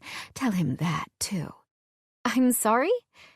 Wet, ready, and tight. I've been training just for him. Okay, so I didn't mishear her. She did, in fact, tell me she's not wearing underwear, and now she's giving me a graduate-level description of her freaking vagina. My brain is actually bleeding. It has to be. I can feel it. I mean, this is a place of business. A law office, for shit's sake. Does this kind of thing happen often? If it does, this is probably how his usual assistant, Liz, actually got knocked up. Immaculate conception, compliments of Nadia and a bevy of other sexually overzealous women is actually possible here at Caplin Hawkins Law. Stick a fork in me, I'm done. Done with being polite. Done with being nice. Done with Nadia's breathy orgasm voice. Before I give Mr. Hawkins any messages, I need to clarify a few things first, I say, and my tongue is already locked and loaded with enough snark to power the entire fucking city. Does your pussy need legal advice? No, she says, and her voice somehow manages to get breathier. Just Cap's cock. Be sure to tell him that, too. It's like she thinks osmosis is possible. If she comes on to me, then she can literally come on Cap. I don't think so, sister. Is your pussy currently in the middle of a lawsuit? No. Does it need some kind of corporate contract because it is taking over another pussy's assets? No. Has your pussy ever suffered from mesothelioma and is trying to join a class action lawsuit to gain compensation? What does that even mean? She asks, and thankfully all the moan and seduction has left her voice. Truthfully, I don't even know what mesothelioma is. I've just seen one too many of those commercials scroll across the screen at 3 a.m. But I do know that I'm not giving Cap this fucking message. Nadia, it means I'm not going to give him the message. This is a law office, a place of business that only handles things related to the law. So if you want to tell him your pussy's wet or tight or any other freaking thing involving your vagina or its appeal, you're going to have to tell him yourself. I hang up the phone on a huff, and not even a second passes before a distinct throat clears behind me. I close my eyes tight. There's only one person who could be coming from that direction. Oh, God. I groan before turning around and lifting my gaze to find Cap's absolutely shimmering eyes staring back at me. They look like burned brown sugar. And I wanted the rest of this day to go smoothly. You know, I came back out because I forgot to mention that I need you to fax the Gordon contract, but I'm pretty sure I just stumbled into something way better. I roll my eyes. You stumbled on me telling off one of your female suitors after she assaulted my ears. I heard. His smirk is 100% amused, and I gotta say, the mesothelioma bit was really fucking good. I sigh and shake my head. Do you really give out your office number to these women? I don't give it out. They just find it. He laughs it off and shrugs like it's no big deal that women are practically giving GPS coordinates of their beavers to his assistants. Well, it's really terrifying that this is the kind of thing I might be dealing with on a regular basis. Hell, I was so annoyed, so freaking traumatized, I hung up on her. Maybe you wanted to speak to her. I don't know. He waves it off. Yeah, it's fine. You can say whatever you want to them if they call here spouting that shit. Really? I quirk a challenging brow. A woman calls and practically offers to send a 3D model of her vagina just for your personal use, and you're okay with me sending her away? Trust me. If she's that willing and ready, she won't stop just because you told her off. And 4D is the new technology. I'm sure her 3D model is outrageously outdated. I shake my head mystified. Is it always like this for you? He shrugs again. The bastard. Never mind, I truly don't want to know anymore, I say, and quickly change the subject. You said something about faxing the Gordon contract? Yes, it needs to go out this morning for review. And where exactly will I find it and the information about where to send it? In your email. I have an email? He laughs and pulls me and my desk chair to the side so he can lean down and type on the computer. I watch as he pulls up the browser, clicks onto the firm's personal server, and types in my apparent email. rrockford@hawkinslaw.com. He clicks the next box, the spot where I need to input my password, and types again, but the letters are encrypted and his fingers are moving too fast for me to see what he does. What was that password? You know, just so I know for future sign-ins. Capital C, lowercase a, p. He begins to recite it, and I quickly grab a pen and jot it down on the notepad beside my computer. Capital L, lowercase O-V-E-R. I look down at the password etched on the notepad and roll my eyes when I see it actually spells something. Cap lover, I say simply, raising an eyebrow and leaning back in my chair with a tilt of my head. Are you being serious with this? He chuckles and flits his eyes between me and the notepad like he's completely clueless. Oh, is that what that spells? You know that's what it spells. He shakes his head innocently. I just threw some random letters together. Right, I say with a barked laugh. I can't help it. He's just ridiculous enough that it's funny. Anyway, this is how I'll send you pretty much everything. Just keep an eye on it throughout the day, and everything you need to do will be in there. I give a lame double thumbs up. Got it. He bites his lip, a very obvious attempt to keep himself from laughing at me. Annoyed, I shove him out of the way with the chair and open the email about the Gordon contract. Now, if you'll excuse me, I have work to do. In fact, why don't you go ahead and give me your lunch order so I don't have to interrupt you later to get it? Cap's smile is so big and brilliant it's almost blinding. See? This is working out great. I don't know what you were so worried about.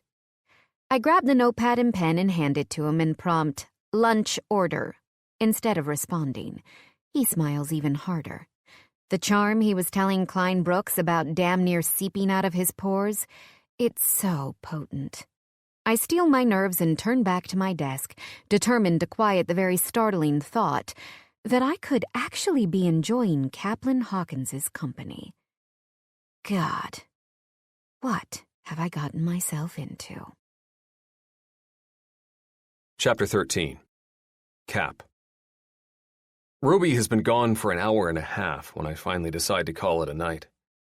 Truth is, I thought about leaving when she did, just to have the chance to watch her squirm at having to be inside a confined space like the elevator with me for 14 floors, but the workaholic in me won out. Contracts don't get done without me, cases don't get won, and a minute and a half in the elevator isn't going to make Ruby ready to sleep with me by tomorrow. No, she's a real challenge. A woman with virtue that has to be earned. I haven't encountered someone like her in a long time. Or ever, if I'm being honest. I've had women play fake hard to get, only to cave 3 hours later like a goddamn planned building implosion, and I've had plenty of women who weren't hard to get at all. I don't really mind any of it. I'll take my romps however I can get them. But I have to admit that the pursuit of Ruby Rockford is proving to be entertaining in a whole new way. Exciting, even. She's a puzzle, a million pieces scattered all over the city, just waiting to be solved. They're a taunt and a test of my skill, but I love nothing more than doing the impossible. And fuck, I love her backbone. She's strong and stubborn in a way that is completely unfamiliar to me. Not to mention her hilarious sarcasm and snark. Hell, I'm still laughing at the way she told off some overzealous woman on the phone earlier today. Fucking mesothelioma. God damn, Ruby Rockford is a breath of fresh air. I shut off the light in my office, closed the door, and then stepped forward to click off the lamp on her desk. When I lean over, the top drawer is open just a crack, an interesting sliver of the contents showing through it like a beacon. I grab the handle and pull the drawer the rest of the way open to find a paperback book, the cover sporting a bare-chested man and a flirty-looking woman. The title, Can't Handle This. I smirk and open the cover to reveal a random page inside to read a section. She's got a feistiness I've never encountered before, and I have to admit, it's a refreshing change of pace. I love the way she calls my bluff and hardens my dick at the same time. I laugh, muttering to myself, what guy wouldn't like that? I just wish I knew the reason for her hesitation. Last night, she had my cock in her mouth and my heart in her hands, and today she's avoiding me. I look up from the page and glance around the empty office before adjusting myself in my pants. Is this the kind of shit she's reading on a regular basis? I scan farther down the page before turning it and reading the next, and when I look up again, I'm at the end of the goddamn chapter. Shit, now I need to know how it ends. I close the book and tuck it under my arm before thinking better of it. I'm waiting on the elevator's arrival when something very important occurs to me. If I take the book, she's going to know I was going through her stuff. I sigh heavily, walk back to her desk, and return the book to the drawer, careful to leave it exactly how I found it. A scowl settles onto my face, though, as I consider how much it's going to bother me if I don't find out the rest of the damn story. Frustrated, I finish closing up and jump on the elevator, clicking the button I know does nothing 1.5 million times. Eventually, the cart starts its descent, and I take out my phone to look for bookstores between here and Thatch and Cassie's Manhattan apartment. A whole list comes up, several within a block or so of the Kellys. When the elevator dings its arrival in the lobby, I step off to a waiting Vinny, who falls into step beside me. Mr. Hawkins? Hey, Vin. Listen, I want to make a stop on 33rd and 6th. You think we have time to do that and still make it to Thatch's place by 7? He looks at his watch, scans the traffic outside, and nods. You got it, boss. I smile as he opens the door and leads the way to the car. Sometimes it really pays to have a wizard for a driver. The smoke is thick and the whiskey strong as we fumble our way into our 30th hand of the night. I've got 2 kings, 2 queens, and a jack, and still, I can't focus for shit. I'm too busy thinking about the book burning a hole in the chest pocket of my suit jacket and the woman who's reading it. How the fuck do I bring it up now without looking like a total psychopath? You guys ever read for pleasure? Or you could just bring it up out of nowhere, my brain mocks. Great idea. Trent looks up with a suspicious brow. Thatch lights a cigar, and Theo tosses out 2 of his cards to get new ones. Sure, Klein says, though, looking up slowly from his hand. I was reading this great novel about philosophy by... I roll my eyes and cut him off. Yeah, no, that's not really the kind of stuff I have in mind. Harrison pipes in. I started the new Jack Reacher novel about a month ago. Been too busy to finish it, though. Theo shrugs as Trent and Quince both look at me like I've grown another head. I pause, consider my options, and decide I might as well just fucking say it. I started reading a romance novel earlier today. It's pretty good. Excuse me? Trent says, a whisper of an annoying fucking smile making him look like a prick. I roll my eyes again. The rest of the group starts to laugh a little bit, except, surprisingly, Thatch. The big fucker grins and nods.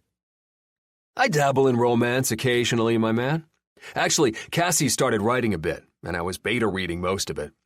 The kids have become a little overwhelming as of late, though, and she hasn't had as much time. I'm sorry, Trent says with a laugh. I'm still trying to figure out where the fuck this came from. I shake my head and sweep my real intentions under the rug. No need to give them any actual details now. It's just small talk, Turn. Jesus. No, he says through a rolling laugh. I don't think it is. Quince, what do you think? Quince smiles, the fucker. Why, yes, Trent. I think something's going on. I toss my cards down and replace them with 2 middle fingers. Fuck you, guys. Can't a guy just start reading for the sake of reading? Theo cracks a smile, and that's how I know I'm in trouble. Obviously, I got way too defensive. Theo doesn't really speak much, unless there's something important to say, and he hardly ever gets involved in the petty bullshit. All in all, he's a quiet, thoughtful guy. Pretty much the opposite of me, to be honest. I was on your side until you said that, dude. Now I know something is going on. I sigh, shuffle my cards around on the table, and run a hand through my hair. I should have known bringing it up would have consequences. They're going to make me start blabbing in 2.5 seconds. But how the hell am I going to do that? These guys will never understand my real reasoning here, strategizing to get into Ruby Rockford's undoubtedly perfect pussy, much less condone it. They'll give me shit and call the Pope and the governor, send out an emergency alert, tweet Ruby directly, and then set up their chicks as some kind of electric shock high-voltage fence meant to zap off my dick if I even come close to the beautiful blonde-haired, blue-eyed woman. But I really could use their help. Inspiration strikes suddenly, and my dick gives me a proverbial pat on the back. Yeah, I'm certain. It's the perfect idea. And if I just smudge the truth, put a little more performance into my backstory, maybe they'll be my accomplices without even realizing the endgame. They'll think I'm chasing their version of a happily ever after while I get my kind of happy ending. Ha! Suckers. I sigh heavily, put a hand to my face, and really get into the part. The best acting is born in the soul, or so I've heard Leonardo DiCaprio say. All right, I guess, if you must know. I pause, clear my throat raggedly. I met someone. Get the fuck out of here, Turn scoffs. Just a couple nights ago, you were practically licking our bartender's tits. I put up my hands defensively, resisting the urge to visualize them closing around the tits he's talking about, and dredge up every conversation I've had with these fuckers in the last year and a half to guide me. I know, but you guys were all saying when it hits, and I really think I met someone who feels different. Quince squints, but Thatch, the most romantic of the group, backs me up, and I swear to God he has a little tear in his eye. Come on, guys. You know this is how it works. Our boy's telling us he's growing up. I flinch a little at the insult, but keep a sad sack smile in place. I know the look well enough to pretend. I've been watching it grace all of their fucking faces for years now. She's my intern and temporary assistant until Liz comes back from maternity leave. And she loves books, romance novels in particular, so I'm trying to read some too. Maybe get a leg up in my pursuit. I thought you guys might want to help. When no one says anything, I put the focus back on them. Nobody? Come on. You've all been trying to marry me off for years at this point.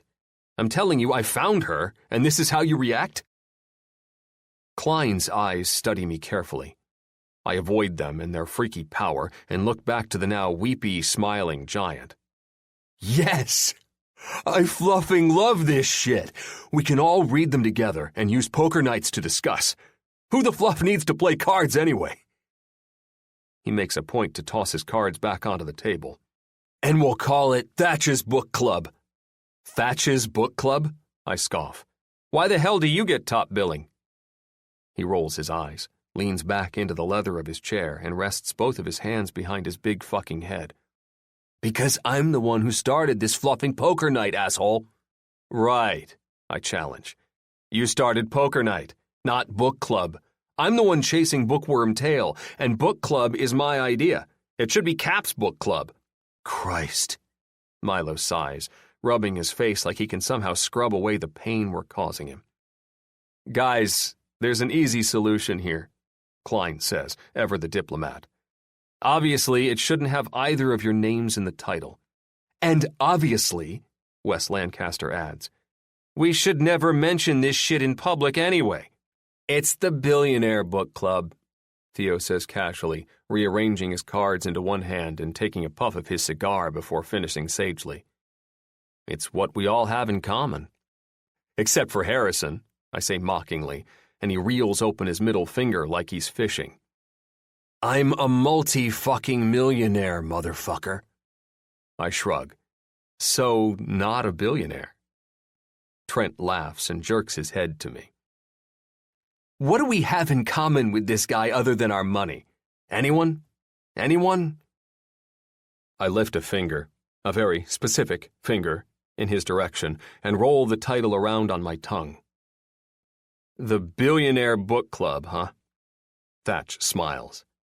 I have to admit, it's got a nice fluffing ring to it. What's the first title? Klein asks, and I reach into the jacket hanging on my chair to pull out my prop. I set it on the table like a showcase, turning the front of the book around the circle so they can all get a look. It's called Can't Handle This.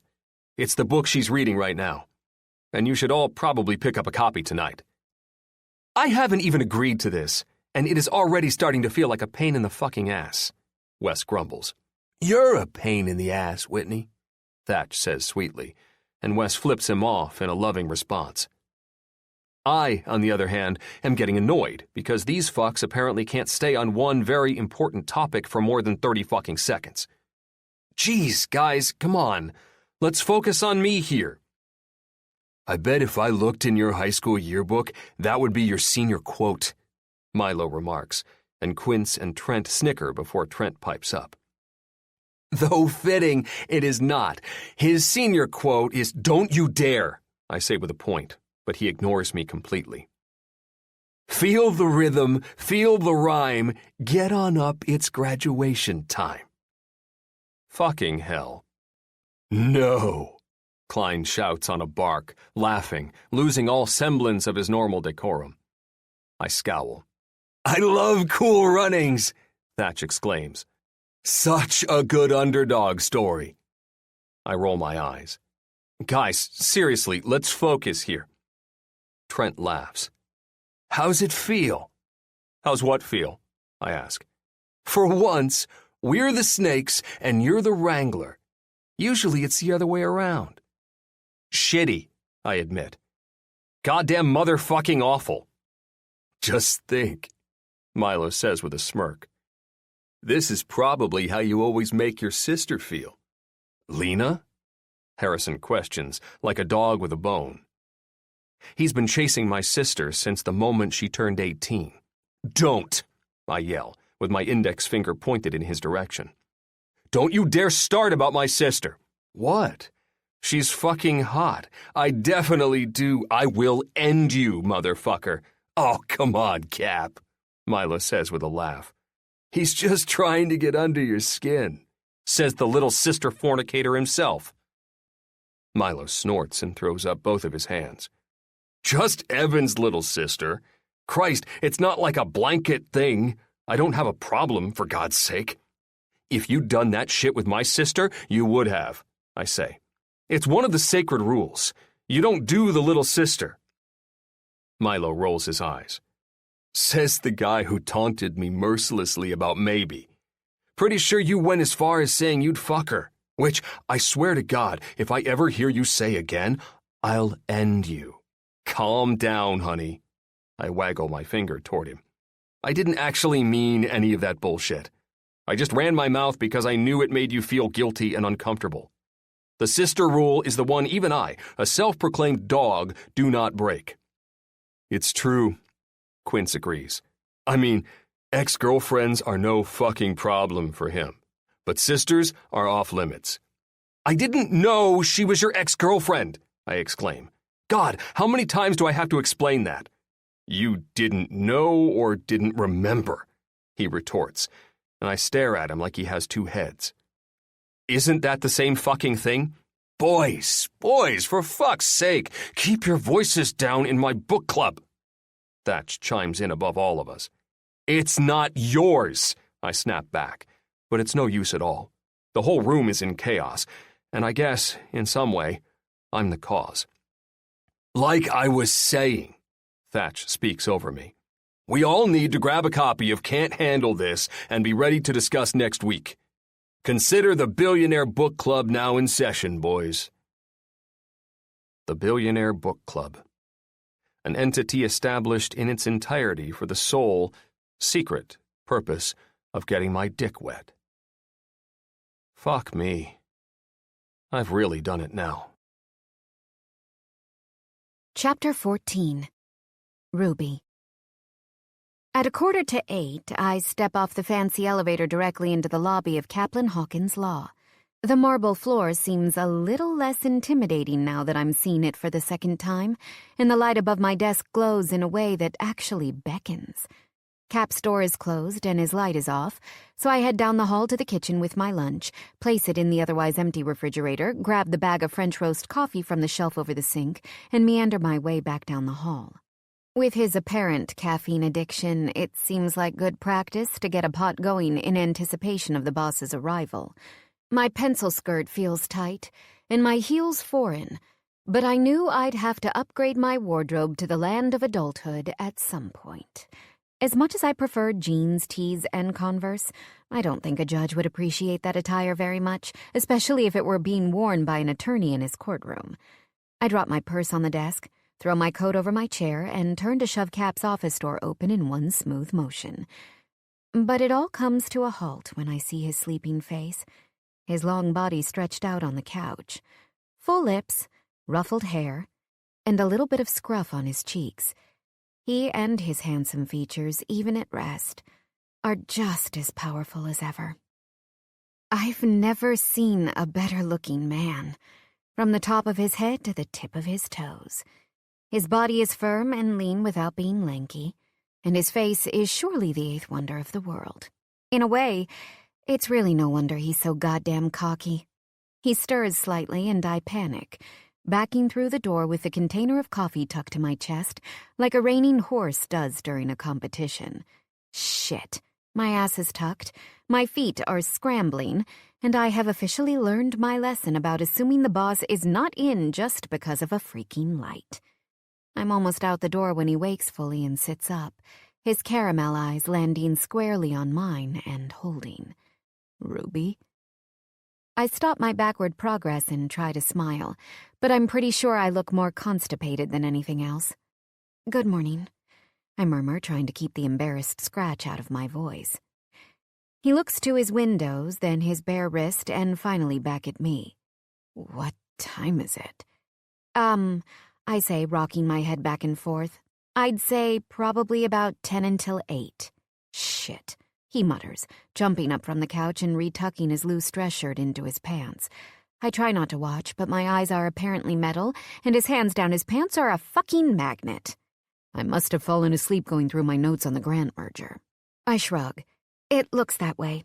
He scrubs a hand down his face, and in the twilight of his post-sleep haze, he's the most serious I've ever seen him. He glances to the card in the corner and back to me before stating, I'm going to need some coffee, I finish for him, holding up the bag like one of the models on The Price is Right. His chuckle is raspy with sleep, and good God in heaven, I feel it in the very bottom of my belly. Yeah, I guess you're on it. Stomach still a little queasy, I nod and step around him to the cart to start prepping the pot. It's a quick, simple job, but the weight of his eyes on me as I do it makes it feel like I'm commissioning a new space program for NASA. I finally finish up and turn around to find he's somehow freshened himself up in a way I'd never be able to after spending the night on my office sofa. His dark brown hair is perfectly styled, his suit fresh and pressed looking, and his skin tanned and healthy and refreshed. Altogether, I would never in a million years suspect he put anything less than an hour into his appearance. I imagine a similar sleep situation with me would result in smudged lipstick, runny eyeliner, and knotted hair rather than the qualities of a put-together professional. I step away, and he smiles as the coffee starts to drip into the pot and the aroma fills the air. Ah, thank God. I'm going to need a couple of cups to get ready for the day. Thanks for making it, Ruby. I shrug, just trying to do my job. He nods slowly and then turns back to his desk to rifle through it. I wait at the door because it seems like he's looking for something for me. He finally shifts stuff around enough to find what he's searching for and reads through the page quickly while holding up a finger to me. When he finishes scanning, he drops the file again and says, "There should be a fax coming in this morning. Urgent. It's an update I need on the third quarter numbers for Hawcom." Hawcom. I taste the name on my lips. Why does that sound so familiar? Probably because they're one of the biggest media conglomerates in the world. Oh, that makes sense then. And they just so happen to be my father's company. Seriously? I question, and then put two and two together before he can answer. Hawkins, Hawcom, he winks. Exactly. Not only does Cap make a lot of money, but he also comes from a lot of money? My urge to pry for more information about him is too strong to ignore. Wait, so if Hawcom is your father's company, does that mean it's your... Instantly, Cap shakes his head. I've never had any financial stake, nor do I ever want to have any financial stake in my father's company, no matter how much he wishes I would. I'm simply just their pro bono legal counsel. He's pro bono legal counsel for his father's billion-dollar company? Talk about a conundrum. Of its own accord, my brow quirks in surprise, and Cap doesn't miss a beat. I might be a so-called trust fund baby, Ruby, but that doesn't mean I actually want the trust fund. My net worth has 9 zeros because of my hard work, not my father's. 9 zeros? As in he's a billionaire? Holy moly. I don't really know what to say to all that. I'm a bit surprised, to be honest. I mean, it's apparent Cap is driven. Hell, he's probably the most driven individual I've ever come across in my life. But driven or not, most people would take the fucking trust fund. He busies himself with something on his desk, and I get the point. No time for any more chit-chat. Okay, well, I respond with a nod. I'll bring in the Hawcom fax as soon as it comes through. He nods in dismissal, and I step out to the front desk with a renewed sense of positivity. This morning started in a weird place, finding him asleep in his office, but it seems to be turning into the professional environment I'd hoped for. He's business-oriented and to the point, and I feel like I might actually learn some really great things working here. I fire up my computer and open up my emails to get started on the day's tasks, and I do my best to drink half a bottle of water. I never drink enough, and after years of living in a constant state of dehydration, I've finally decided I should probably do something about it in an effort to spare my organs. I make my way through a long list of simple requests and proposals, forward them through to Cap's email, and am just about to hit a milestone at the bottom of my first bottle of water when the fax machine starts to whir. I jump up and head over to it immediately. The printing module moves back and forth rapidly on the paper, spitting out sheet after sheet of Excel spreadsheet-style numbers. I wait patiently as they gather, then scoop them up, tap them on the machine to consolidate the stack, and turn to take them to Cap without delay. I've only taken a step when the machine fires up again. Maybe there's still more? Not wanting to take him anything less than the complete fax, I step back over to the machine and wait as the sheet prints. It goes slower than the numbers, like there's more digitized media to print, and I find myself tapping a toe on the floor and staring out the window with impatience. I don't really understand why fax is still a thing in this day and age. Is it really better than using a secure portal online or even encrypted email? I'm not convinced. Still, I quickly snag the sheet when it finally finishes and add it to the top of my stack. I tuck the papers to my chest and knock on Cap's door. He calls out for me to come in, and I do, shoving the door open with one hand and tipping the papers down to give them a final look with the other. Here are your... I say, just as what I'm looking at registers, making my brain almost explode. Nipples. Cap chokes on his coffee.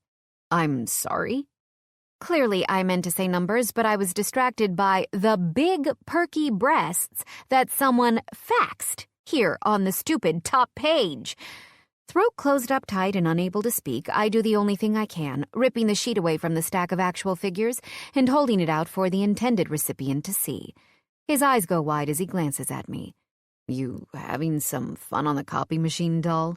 These aren't mine, I shout. They came in on the fax. I thought they were a part of the numbers you needed from Hawcom. He laughs a little and I scowl.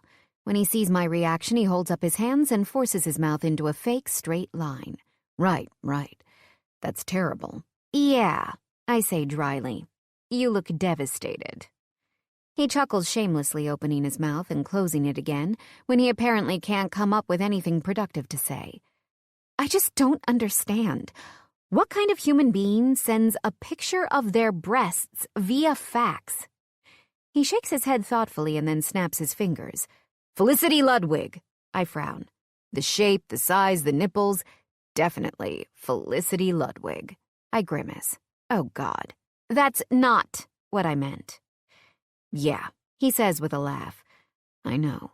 I roll my eyes and fake a smile. Shall I get her number for you? He snorts. Fuck no. I'm not going to call her. I squint. You're not? He shakes his head and then promptly holds out a hand. You have the Hawcom numbers, then? I jolt and look back down to the other papers in my hand. Right. Yes. Here they are. I step forward with a hop and hand them to him. Great. Thanks. Still holding the boobs, I wave them at him curiously. He glances up quickly, holds out a hand again, and takes the boobs selfie. He studies them like they're a court document, hums, and then says, Definitely Felicity. I roll my eyes and Cap simply balls up the paper and throws it across the room and into the trash can. With nothing left to say, I turn and head for the door, geared up to feel disgusted with him for a good long while, when he calls my name. Ruby! Reluctantly, I rotate back to face him and raise an eyebrow. After lunch, it should slow down enough that we can run through a few of my current cases more closely. Maybe break some of it down and do some theorizing so you can practice. Disgust is quickly replaced by excitement at the prospect of learning some real stuff. I know he needed an assistant, but I don't want to waste my whole internship doing coffee runs and delivering titty faxes. Really? Yeah, he nods. Awesome. Thanks, I say. I'm really looking forward to learning something. No problem. I turn to leave again, this time with a completely different outlook. New minute, new mood. I'm practically skipping as I head back out to the desk and get back to work. There's a lot of it, so much so there's not even a hint of time for me to eat a snack. But when lunch rolls around, I'm feeling incredibly accomplished. I've checked off 90% of my to-do list, and the office has been running pretty smoothly.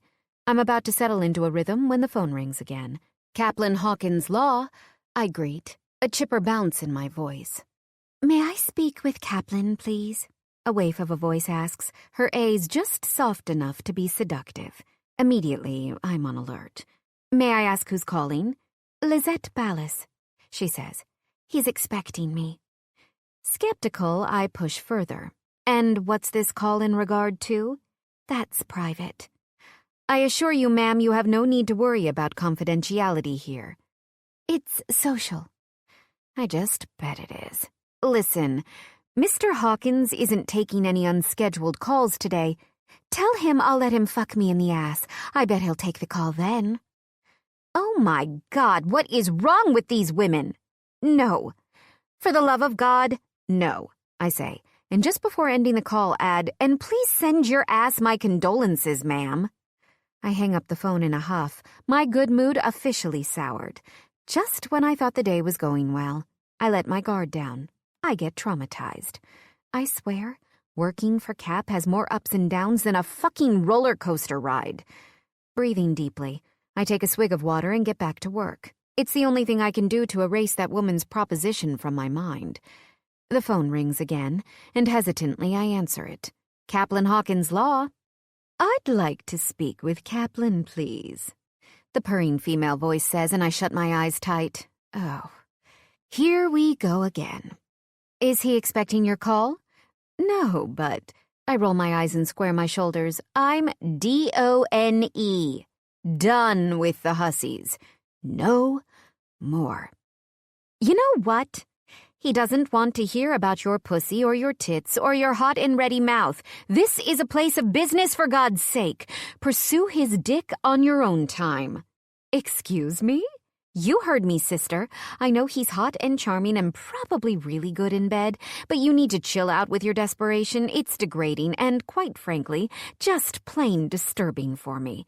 If he wants to take you out to eat or take you somewhere and eat you out, he'll let you know."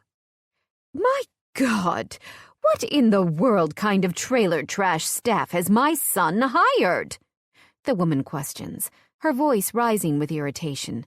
"I'll tell you what kind of staff I am." Wait, did she just say, "son"? The absolute filth you just subjected me to. You should be ashamed of yourself. Oh my God. She said son. She did. Which would make her Cap's mom and likely my least likely fan on the planet. My cheeks heat and my stomach clenches as I clear my throat, stand up from the desk and start to pace despite the tug of the phone cord. "I'm so sorry, Mrs. Hawkins. I thought you were..." She cuts my apology off at the knees. "I don't care who you thought I was, young lady. It seems like the one who doesn't know this is a place of business is you." I close my eyes and bite my fist before proverbially crumbling downward into a pile of disgrace and humiliation. I am a fetal baby in the womb of Caplin Hawkins Law. "Yes, ma'am," I say, trying to find some modicum of positive twist on the situation. "So sorry about that, but it's lovely to speak with you. Cap speaks highly of you." "Cap," she says, the distaste so ripe in her tone I can just about smell it. "Where were you raised, dear? A gutter?" I wince, bouncing both of my knees up and down manically. "Southern California."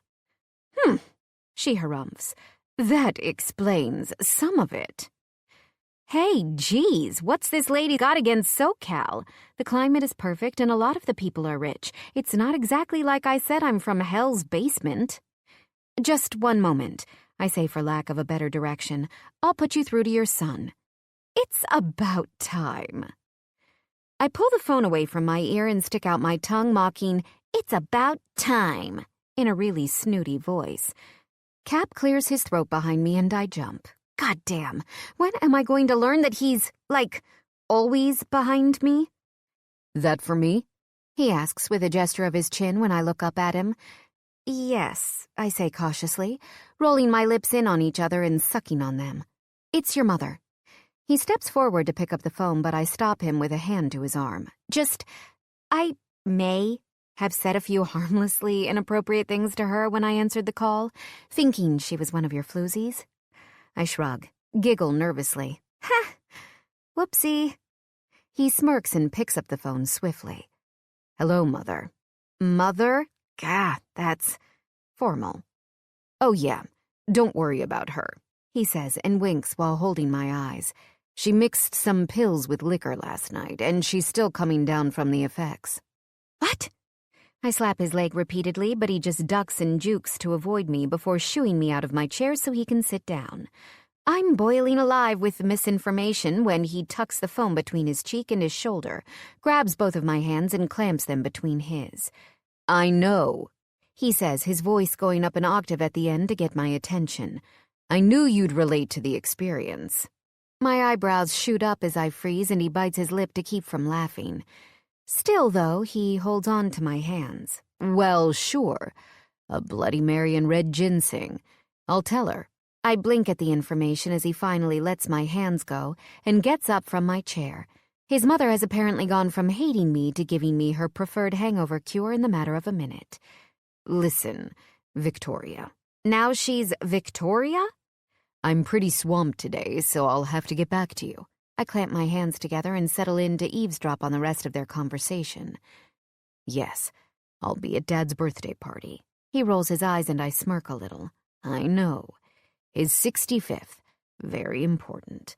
I got the formal invitation in the mail. Yes, I'll make sure Lena got the invitation too. He rolls his eyes at me before pointing at the computer and I widen my eyes. I have literally no idea what he wants me to do. Still, in the name of being prepared, I jump into action, pull up a doc on the screen, and get ready to type. He shakes his head before scooting me out of the way and pulling up my email. He clicks a few times to start a draft, and when I look at the space in the recipient window, he's added the address lena@jovialgrinds.com. Okay. Talk later. Bye now. I watch avidly as he hangs up the phone and starts typing an email to Lena, whoever she is. I try not to think about it too much, but I have to admit, the idea that he has some sort of regular woman in his life bothers me a little. Which is totally Gwen Stefani level BANANAS. I don't want to touch a relationship with Caplin Hawkins with a 10-foot pole. Wouldn't. He has heartbreak written on his forehead, his chin, his veiny forearms, and both sides of his chiseled chest. Send that out, please, he says, as he shoves away from the computer, stands up from my seat, and steps back to his door. And don't worry about my mom, obviously. She's different. My eyebrows go up and he laughs. Okay, she's stuck up, and petty, and oppressively superior. If you really want to piss her off, call her Vicky. He rolls his eyes. It's tacky, apparently. Okay, don't worry about Vicky. Send email to Lena. Got it. I hold his eyes and he holds mine. And after a short moment, I have to look away. His inspection is too intense and my feelings are too out of whack. Lena is my little sister, and Jovial Grinds is her coffee shop, a.k.a. a high school graduation present from my father. He explains without prompting. I'm not sure what brought it about, but it's a little freaky that he seems to have a direct line to my thoughts. She's a little more willing than I to take trust fund money, and her relationship with Victoria is rocky at best. She won't even know about the invitation unless I tell her about it because she'll throw it out as soon as she sees my mom's name on the return address. Wow, that's intense. Yeah. Having Vicky as your female guidepost is intense, he says with a laugh. Trust me, it's no wonder they don't get along. I nod. I guess, but Cap? I said some really messed up shit. He shakes his head before I can finish. Trust me, you don't have to worry about it. She'll forget. I nod again, even though I'm not really sure I believe him entirely. Listen, I'm gonna do something about the women, too. I didn't realize it had gotten this bad because Liz didn't say anything. I knew they called occasionally, but nothing like this. Oh, thank fuck for that. I breathe a sigh of relief. That's good to hear. I mean, I know it's fun and games, and I can appreciate a joke with the best of them, but Cap, this really is my internship now. I'm missing actual lectures to be here, and at the end of it all, I have to learn how to be a lawyer. More than that, with your background and expertise, I'm actually hoping I can get a leg up on being a good one. I promise, he says. I'll make good on my word. I'll teach you what you need to know and then some. Just be patient with the rest, okay? Okay, I agree without hesitation. It's like there's something in the water at Caplin Hawkins' law that makes me completely incapable of staying mad at Cap and completely willing to trust him blindly. Maybe I should rethink my drink lots of water goals? I mean, who needs to be hydrated, right? Chapter 15. Cap. As I settle into my chair at the third assembly of bi-weekly poker night in Thatch's apartment's smoke room, Quince claps Trent on the back, and Thatch takes his seat at the table across from me. The gang's all here tonight, and even an evil, sentiment-hating, mostly unemotional bot like me has to admit it feels good. I'm obviously closer with some of these guys than others, or I was before we started these shindigs, but this is a group that meshes naturally. I'm also happy to report the apartment is free of women, and I know this because I did a walk-through inspection myself. Thatch found it annoying, but I enjoyed it immensely. Besides wanting to have the guys to myself, my scheme for the Billionaire book club is highly dependent on the women staying away. Females are, by and large, related to bloodhounds. They sniff out trouble and tricks and all sorts of things with an ease a man could only dream of. No doubt, at the first hint of my acting, brilliant or not, these bozos' wives would be hip to my game. My phone buzzes in the breast pocket of my suit jacket, and seeing as the guys are still busy swinging their dicks together, I take it out and check the cause. A message bubble beckons from Liz. Liz. So, I got your gift. I smile and move my thumbs over the virtual keyboard. Me. Good to hear. And don't worry, you don't have to say thank you. Oh, trust me, I'm not. What the hell do you think my newborn son is going to do with a Playboy subscription, Cap? I know you're excited, but you don't have to yell. Some of the articles are really poignant. They'll make great bedtime stories. I really think little Christopher will love them. No. No? As in no, or no as in yes? You're the most annoying human being ever born. I roll my eyes and snort to myself. Right, Liz, right. Do you know how many humans have been born in the history of the Earth? Statistically, I'd have a really hard time being the most anything, though I am a front-runner in both charm and looks. I don't know why I bother texting you. Well, it is an inconvenience, but I wasn't going to mention it. I'm very polite like that, Liz. It's very immature of you to try to make me act otherwise. Her response chimes back in at a record pace, and I laugh to myself as I read it. I quit. God, you must not be sleeping at all. Poor thing. We'll talk when you've had more rest. I'm rested. It's not that. Delusional, too. Wow, sweetie. Tell Bill to get off his ass and give you a break. Now, I have to go because I have a very important meeting, but there's another gift coming next week. I'm hiring a hitman. La la la. God, Liz, I'm a lawyer. You can't tell me stuff like that and expect me to defend you. You won't be around to defend anyone. Can you get off your phone, for fuck's sake? You're the reason we're not playing cards. I'm not waiting for you to reinvent phone sex. Trent grumbles, making me look up from my phone. The table is full, everyone in their seats, and all their eyes on me. I love the attention so much, I decide Liz's statement was really more rhetorical anyway and tuck my phone back into the pocket of my jacket. Don't worry, Tern. All my attention is now devoted to you. I blow him a kiss, and he shakes his head. Not really the point, but okay. Enough of this small talk bullshit, Thatch interjects, lighting his cigar and putting it in his mouth. I want to get a status report. How close to swept off her feet is your new lady? I sigh, tilting my head to the side before shrugging. We've had some setbacks, guys. Primarily in the form of women sending explicit pictures via fax. Trent drops his head into his hands and shakes it. Again, I ask, how are you not disbarred at this point? Because receiving consensual pictures is in no way illegal, Tern, I say, wagging a tisking finger at him. But it doesn't matter. The why of the setback isn't important. The how to fix it is. I think the why is actually pretty relevant to the how, Wes says, shrugging a shoulder when I shoot him a glare. Just trying to be supportive of this shit show you have going here, Cap. True, Klein says. You can't figure out how to apologize without knowing what you're apologizing for. I always apologize with a bouquet of flowers from my dick. Thatcher chimes in helpfully. Flowers from me are great, but flowers from my dick, and Cass really goes crazy. Why? Why do we have to hear this information? Wes whines, and Thatch rolls his eyes. Because it's fucking helpful, Whitney. No, Theo interjects. I'm pretty sure with every woman in the universe other than your wife, T, it is not helpful. Thatch shrugs and Klein chuckles, and I jump in to regain control of the group. Listen, guys, it doesn't matter. I've put a stop to the women contacting the office and will continue to frown upon it when they pop up. I've done all I can do. I'm not sure that, Harrison starts to say, and I reach over and cover his mouth with a hand. Right now, we need to call this book club into session, and I need to acquire some skills from our hero.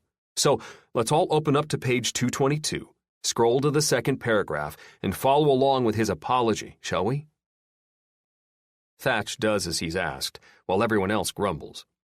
I glare at each and every one of them until we've all opened up to the page in Can't Handle This, where Anthony is apologizing to Amelia for not calling her when he said he would. I know I broke a promise, Anthony replies, but calling you a month ago would have been doing the same. What do you mean? Amelia asks. You're not even making sense.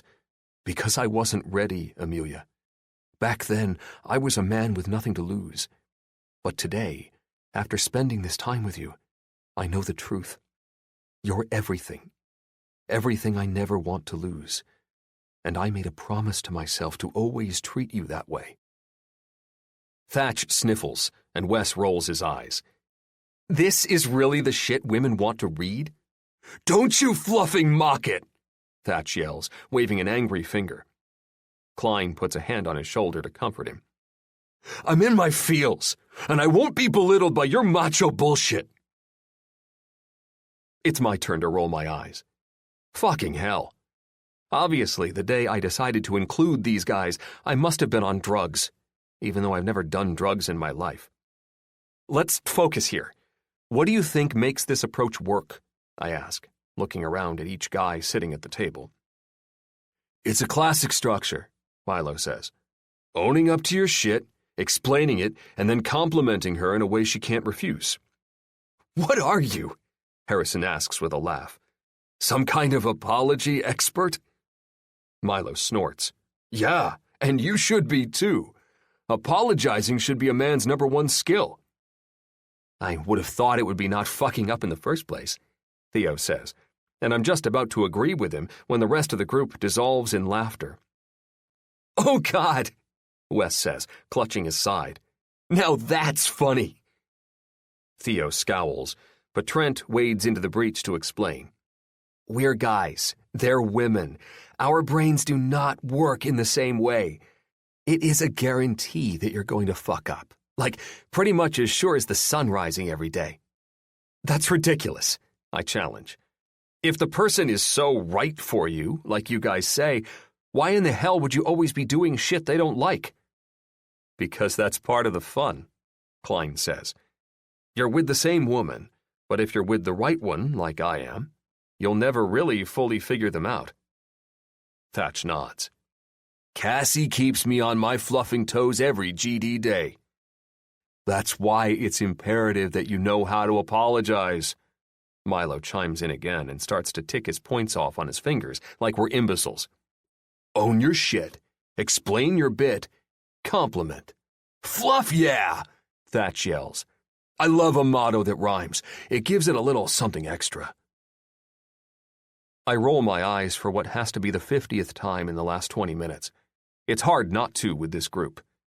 But in the end, I somehow managed to leave Billionaire Book Club with something to consider. Always know how to apologize. Chapter 16. Ruby.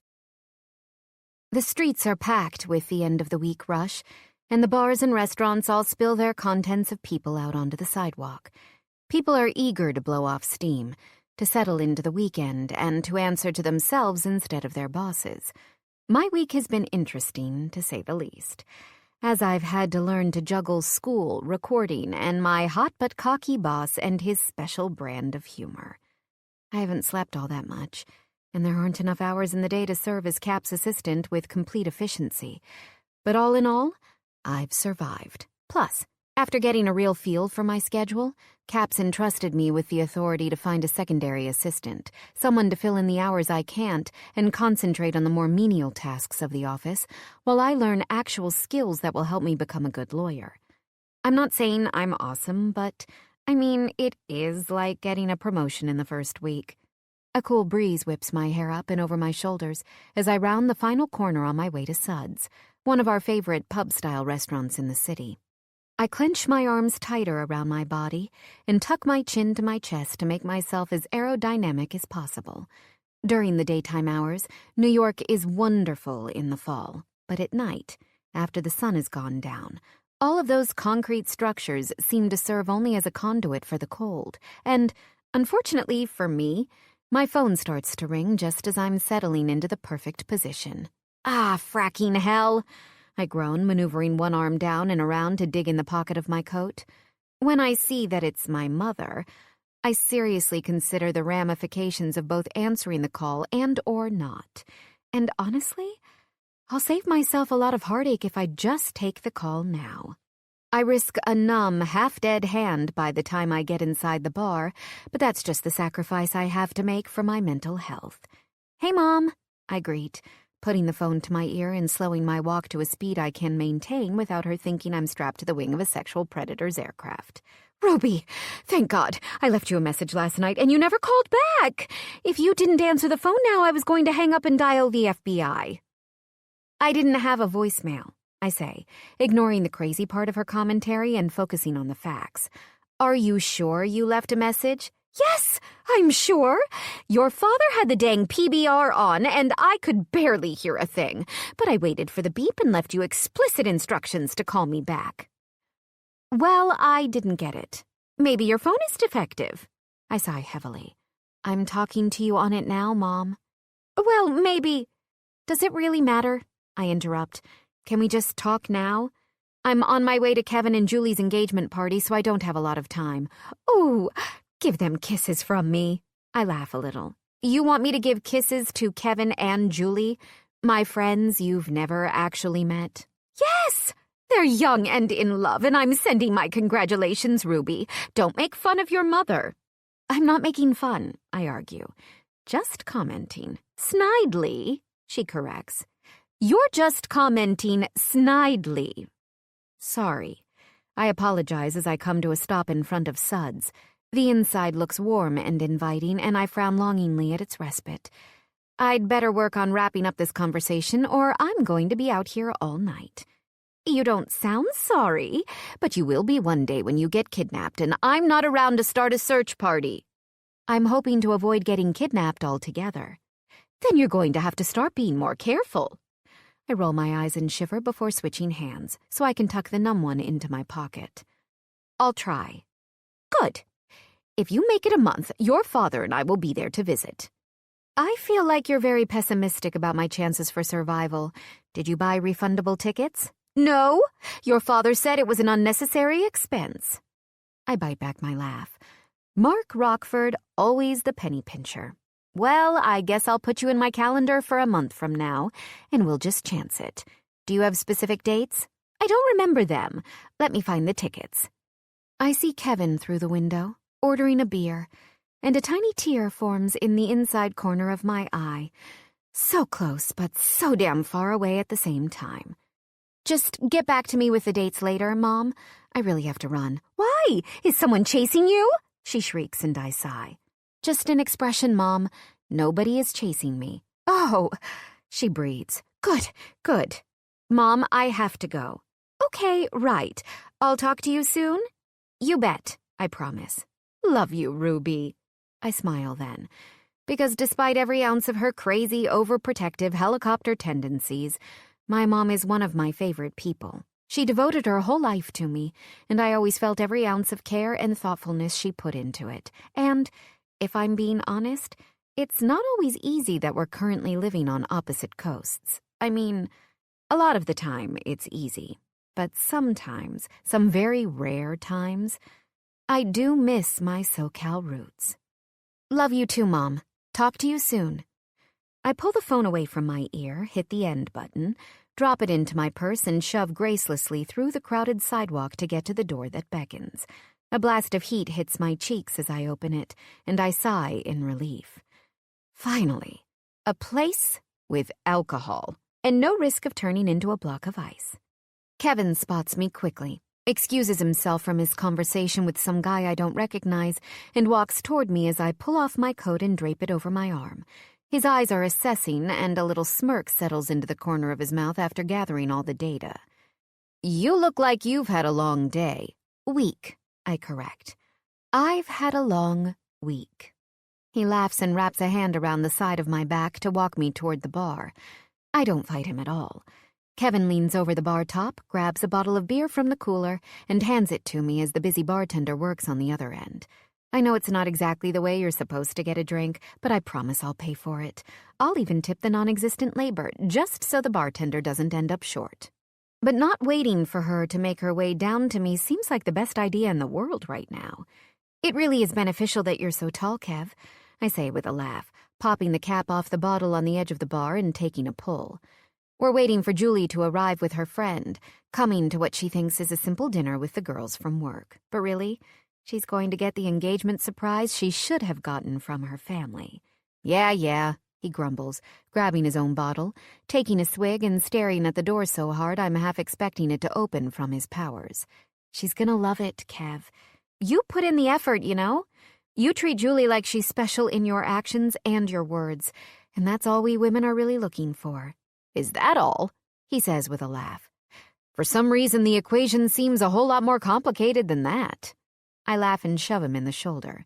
"Julie doesn't give you a hard time, does she? I thought you guys were, like, the perfect couple." "There's no such thing as the perfect couple, Jem." My eyebrows draw together and his shoot up. "Wow, you really think that exists? Damn, maybe that's why you're still single." "There's nothing wrong with having high standards," I grumble. "You're right," he says, pointing the mouth of his bottle toward me. "There is, however, a problem with having impossible ones." I scowl. I'm not that hard to please. Am I? Sure, I didn't like the way my last boyfriend lacked ambition, and I don't love the idea of spending all of my Sundays waving my arms trying to get some guy's attention in front of a TV. But I'm realistic. I don't need a six-pack and an IQ over 130, just someone with decent morals and the ability to hold a conversation. Kevin reaches up and shoves my forehead softly. Uh-oh, I might have broken you.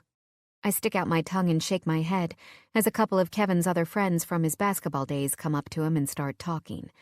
I'm not really in the mood to socialize with 1 million people I don't know, but I am excited to see Julie's face when she comes through the door.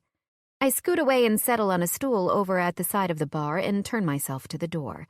I watch as a couple comes inside, giggling with each other, their arms locked together. I roll my eyes.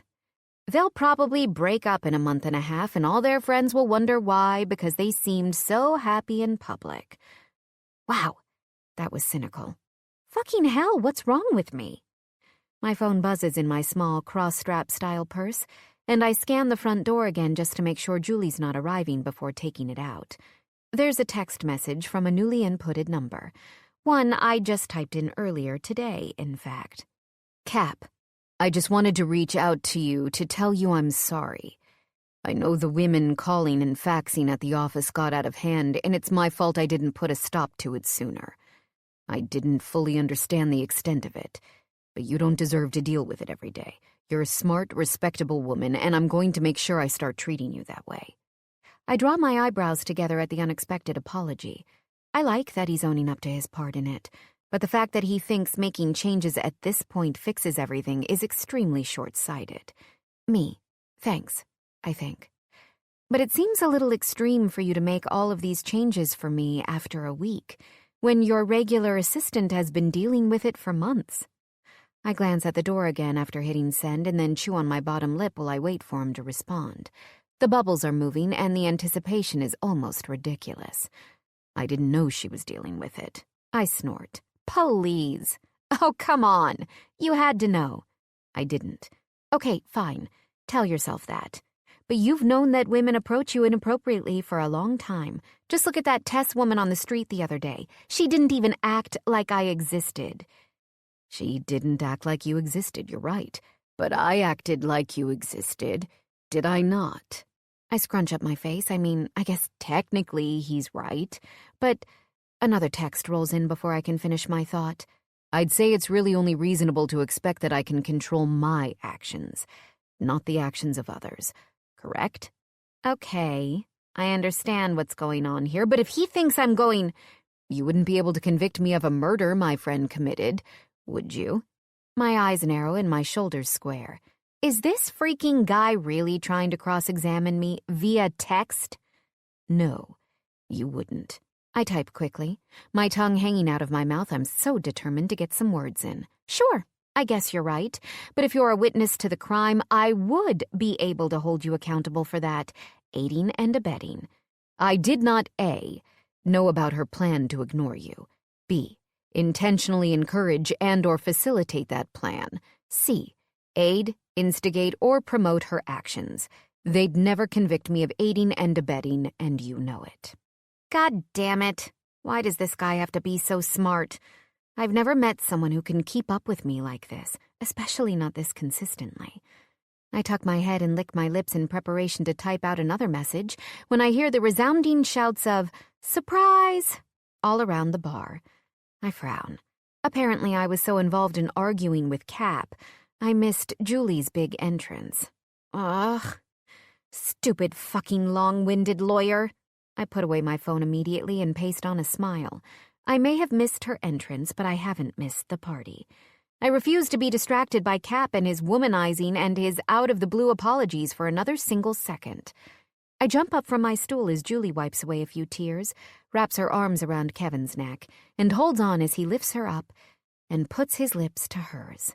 Internally, I scoff. No such thing as a perfect relationship, Kevin. I think he's full of shit. There's someone out there for everyone, and the waiting while you find them is the hard part. But I've got patience, and I've got hope. There's someone perfect out there for me, and I'll know it when I find him. I bite my lip as visions of a lonely life of spinsterhood dance in my head. I'll know when I find him. I'll have to. Won't I? Chapter 17. Cap. I head into Thatch's Manhattan apartment with the kind of focus and concentration I usually only reserve for the courtroom. Another Billionaire book club meeting with the guys, and goddamn, I need to leave here with something that will actually lead me in the direction of progress with Ruby. It's been 4 days since I apologized to her using the 3 steps I was assured were effective, and I've yet to see any tangible results. In the office, she's been cordial and efficient while she works, but she doesn't compliment my wit and charm and reach out to touch me inconspicuously nearly enough. It's almost as though she's impervious to me. No, I think after a moment of panic. That can't be it. All women eventually cave to the Capitan. Thatch sweeps by me on his way out of the smoke-room while I'm on my way in, and I look back over my shoulder to call out to him. Hey, where are you going? Just getting the snacks, bro. Don't worry, you won't have to miss me long. I laugh him off and turn back to the room to find the table almost ready. I stop behind what's become my regular seat and pull the new book out of my jacket before taking it off and draping it across the back of the chair. I can feel everyone's eyes on me as I sit down. You all got the new book I texted you about? Mostly yes and yeah are grumbled into the air, but Wes chimes in with, How long are we going to do this? I roll my eyes at their lack of enthusiasm. At some point, they're going to get with the fucking program. It's like none of them has ever done crazy shit to win a woman before. She reads fast and she's moved on, okay? I explain as Thatch walks in with a tray full of mini hot dogs, warm pretzels, and assorted charcuterie. It's like Martha Stewart in a giant man's body. I'd love to pause long enough to make a comment about it, but the pretzel's salty magic tastes too good in my mouth. The other guys fall on it like vultures, too. As Thatch takes his seat at the table, I finish speaking. I'm not going to waste my time on some bullshit book she doesn't care about anymore. We need to stay relevant for fuck's sake, so quit your whining, I lecture, scanning their faces around the felt-topped table. When one spot comes up empty, I frown. Where the hell is Quince? Trent sighs. He had to stay with Hudson. Emery had plans. That's unacceptable. Trent laughs. Too bad, Romeo. We can't all just be at your beck and call all the time. Sure you fucking can. Get him on the horn. Tell him to strap that little beauty in a carrier or some shit and get his ass over here. He's not going to come over here with the baby, Milo reasons. Emery barely even takes her out. You call him, I say to Trent, putting a mock phone to my ear. Or this whole operation is coming to his house. He's got a choice, but he better make it quickly. Why the fluff do you need Quince so bad? Thatch asks. You've got the rest of us. And the snacks are here, Wes remarks, dipping his pig in a blanket into the tiny, decorative bowl of mustard. And I can't deny, these are about the only fucking reason I keep showing up. Thatch grins like a goddamn old lady at a bake sale. Glad you're enjoying them, Whitney. I added a touch of honey to the mustard to give it a little zing. Jesus, Betty Crocker, can we fucking focus on the important shit? I grumble. I need Quince because he's like the little puppy in the pet store window women can't help but love. He's got his expertise ingrained, and I need a little bit of his innocence. That's fucking why. Is it just me, or does anyone else think this book club has gotten a little intense? Harrison asks. Don't speak, Sister Chaser. He laughs and puts up his hands. I didn't even say anything about your sister, but you will. I know it. And I don't have any patience for it right now. Trent pulls the phone away from his ear and shrugs. He didn't answer. He's probably putting Huddy down, Milo suggests. Fucking hell! Let's just do this without him, Cap, Theo says. I'm not about to go barging into his house and wake up a sleeping baby. My mom taught me better than that shit. I heave a sigh and grab my book. Fine. Do any of you at least have anything helpful to suggest we look at? Klein raises his hand, ever the rule follower. I bookmarked the first real wooing. Wooing? Wooing, he confirms. Do I even know what that is? Is it some kind of sex? He rolls his eyes. He's romancing her, Cap. Jesus.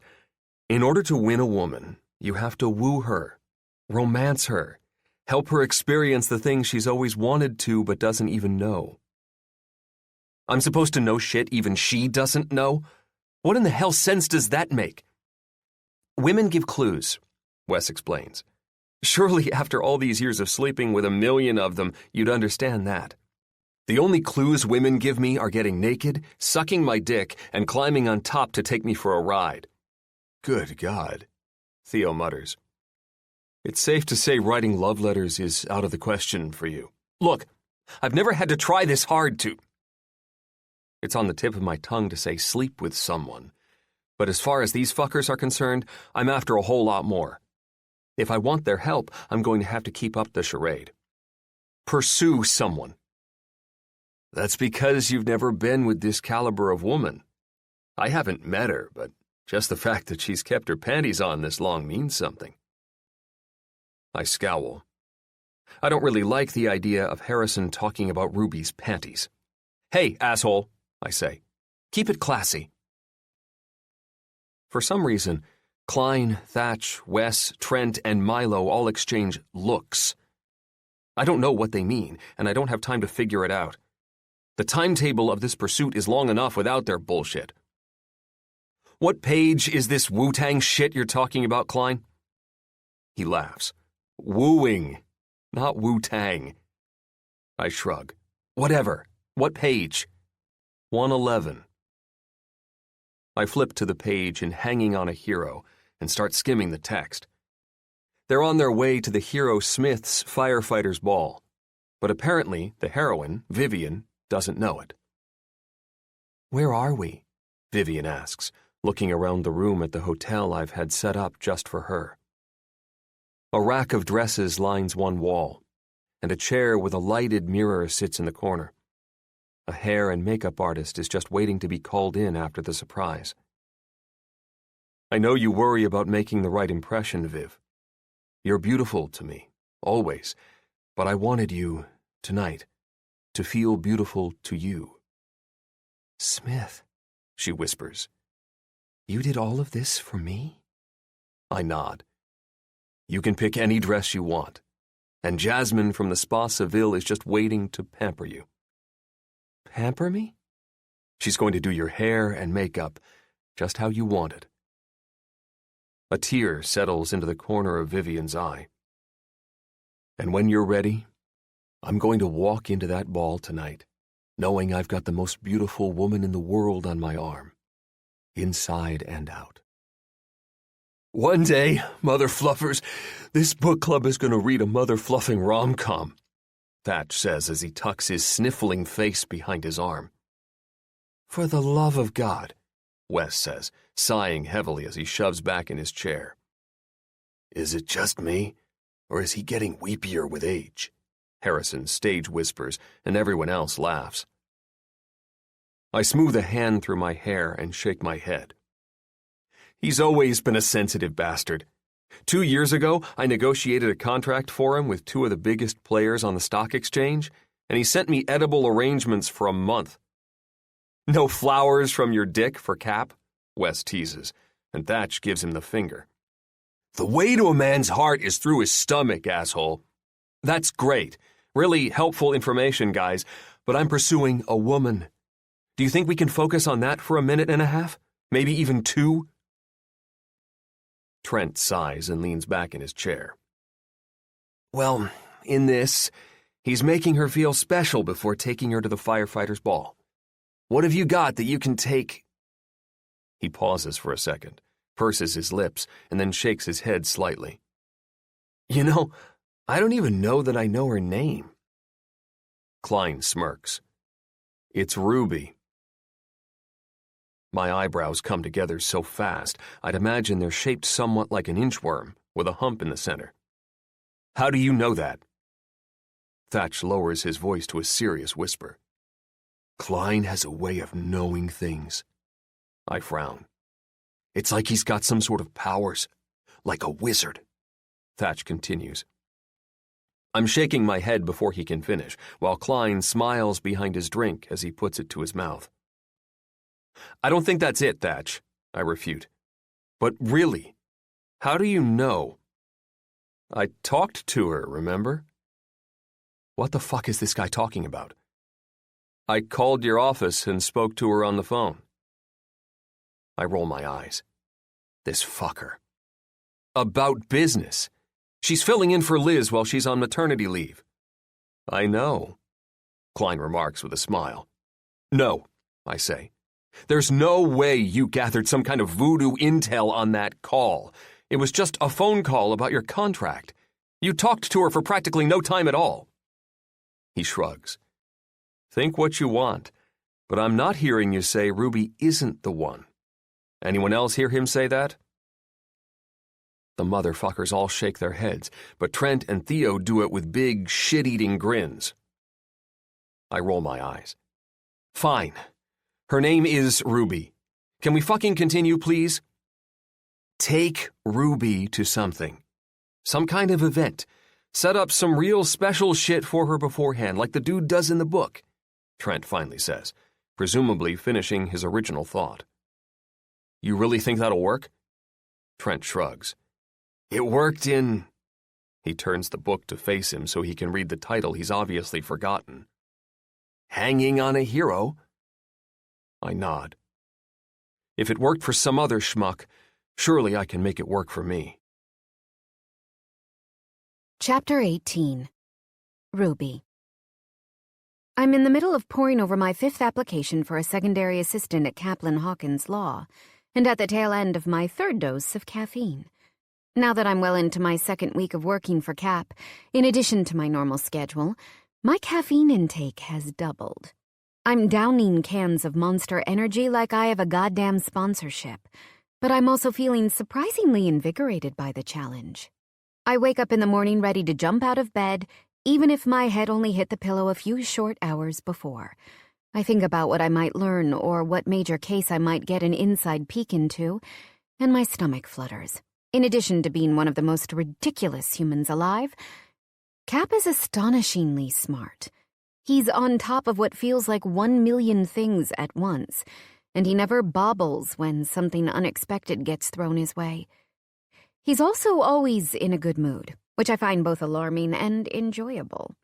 I try to be a positive person, but to be as happy as he is 100% of the time seems like some kind of witchcraft. With the way all 4 of my professors seemingly went along with this internship plan, without any hesitancy, only raises more questions about Cap's effect on other people. At this point, if I found a book of spells lying around the office, I wouldn't be surprised. All in all, though, it feels like I'm settling into this new aspect of my life in a way that I know I won't regret taking a chance on it. I moved the resume I was looking at to the definite no pile. She seems entirely too eager to climb some sort of ladder that doesn't exist in this position, and start reading through a new one as the door to Cap's office opens with a soft whoosh behind me. I finish reading the sentence I'm on before peeling my eyes away, but when I do, Cap is staring right at me. Like, hard. So hard it seems like he's trying to look through me.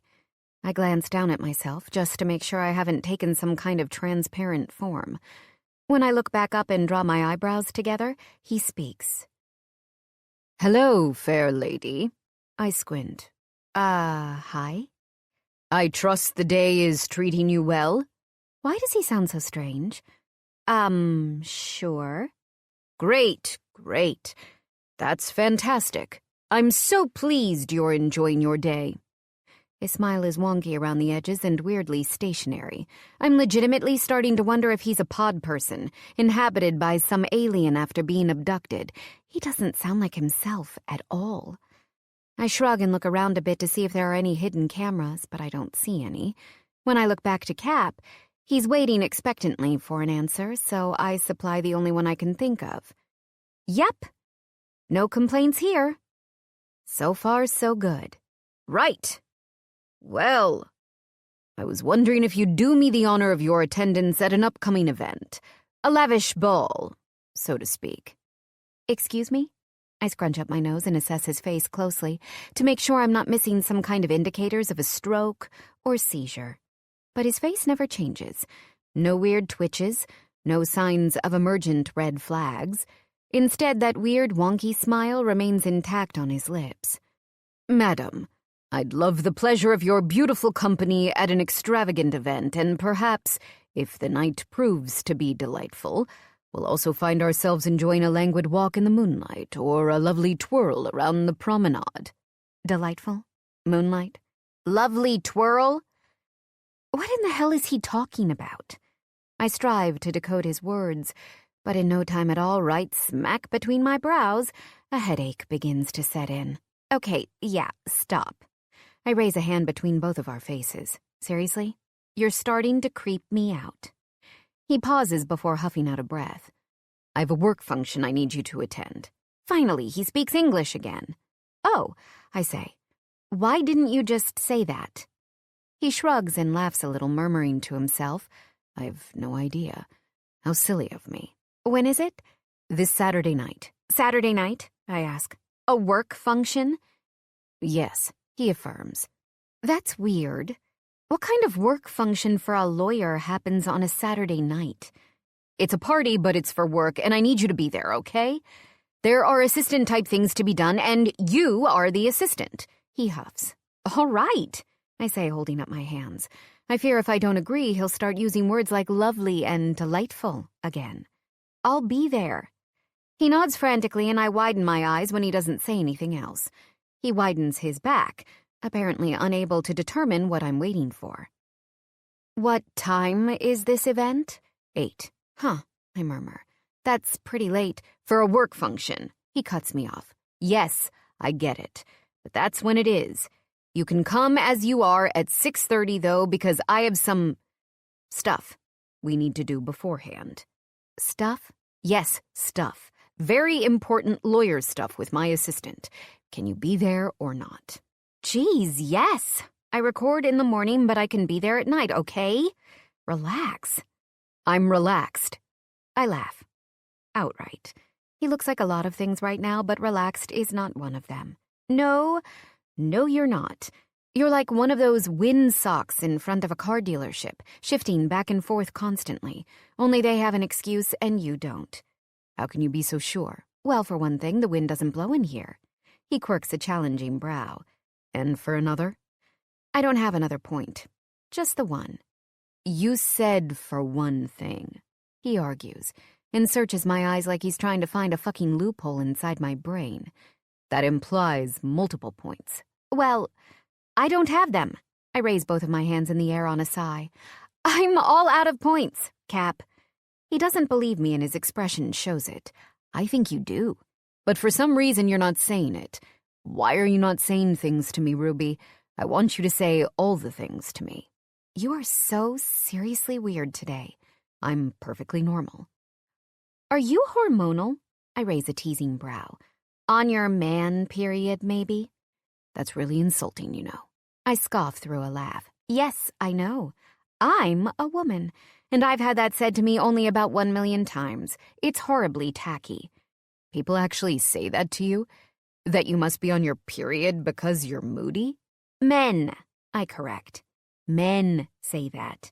And yes, they say it all the time.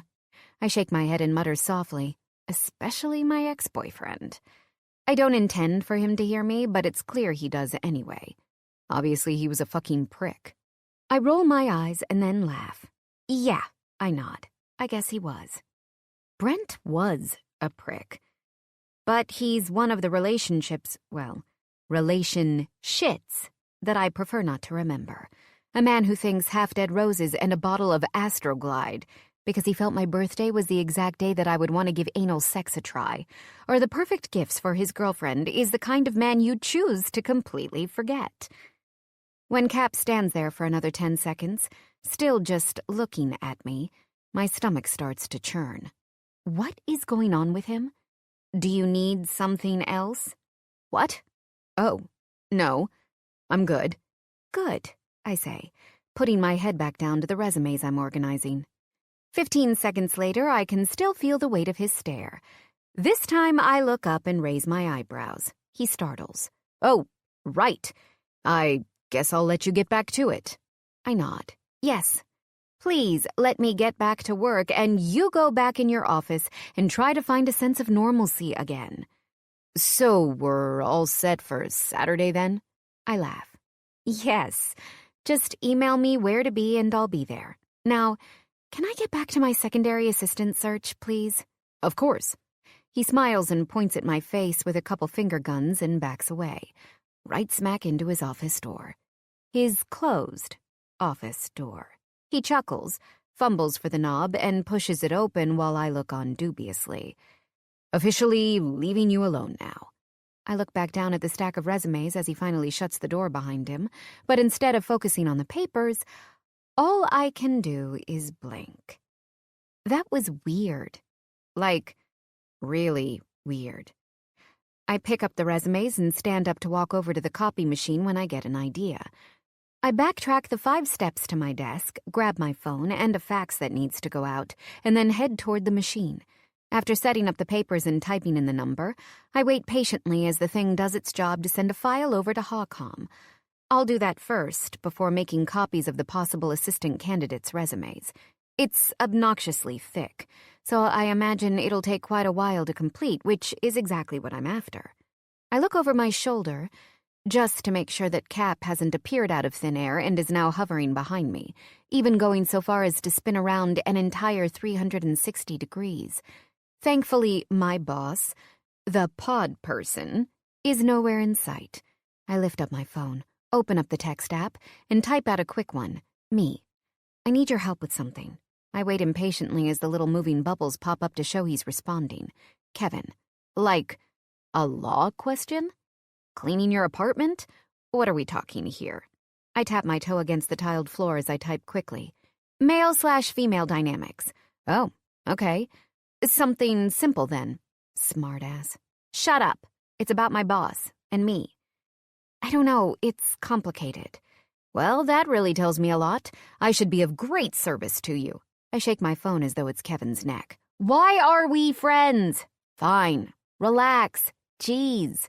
What kind of dynamics do you need help sorting out between you and your boss? He just invited me to a work function. And you think he's not paying you enough for your internship? No, Jesus. Would you focus, please? I glance around the office again just to make sure Cap hasn't popped up unexpectedly. With the coast clear, I open Kevin's next message and read as quickly as I can. What's the big deal? You work for him. Plus, if it's a work function for his law firm, maybe you'll meet some other lawyers, or judges, for that matter. It's always good to have an in with judges. Jesus. He makes it all sound so simple, but he wasn't the one who just thought his boss was possibly having a stroke because he stopped speaking English. I don't know. He was just weird about it. And, like, it's happening on a Saturday night. Weird how? I don't know. He was kind of bumbly and kept staring at me and wouldn't leave right away after he asked me. What kind of function is it? A party. He said nothing else. My guess? Finally, he's going to give me information I actually need. Yes! For the love of God, why do you think I'm texting you? Work function or not, he's probably considering it an actual date, and he was staring at you because he was picturing you naked. I startle at his words, and I almost dropped the fucking phone. It's like the first moment I met Cap all over again, except this time, I'm the one who's supposedly naked and not Sergio and Katerina. No way. Yes way. I shake my head as I type. No, that's not possible. It's definitely some kind of work function, not a date. Plus, this guy gets more ass than a donkey farmer. No way he'd ever be nervous about asking me out, or sleeping with me for that matter. Are there really donkey farmers? Like, is that a thing? A scowl settles onto my face. Does he really think this is an appropriate time for joking? After dropping that bomb? I hate you so much right now. Look, I'd bet my money on it's the whole picturing you naked thing. Why? Why are you so sure? Because I've pictured you naked before, and that's about how it felt. You what? I feel faint. Christ almighty, did my best friend really just say he's pictured me naked? Come on, Jem, you're a beautiful girl. Seriously, you have to know that. Of course, once I got to know what a pain in the ass you are and met Julie, I stopped. But in the beginning, I pictured you naked all the time. This has taken a disturbing turn. I don't even know what to say now. It's been years, so you can relax. Even if Julie weren't in the picture, I'd have no desire to have a relationship with you.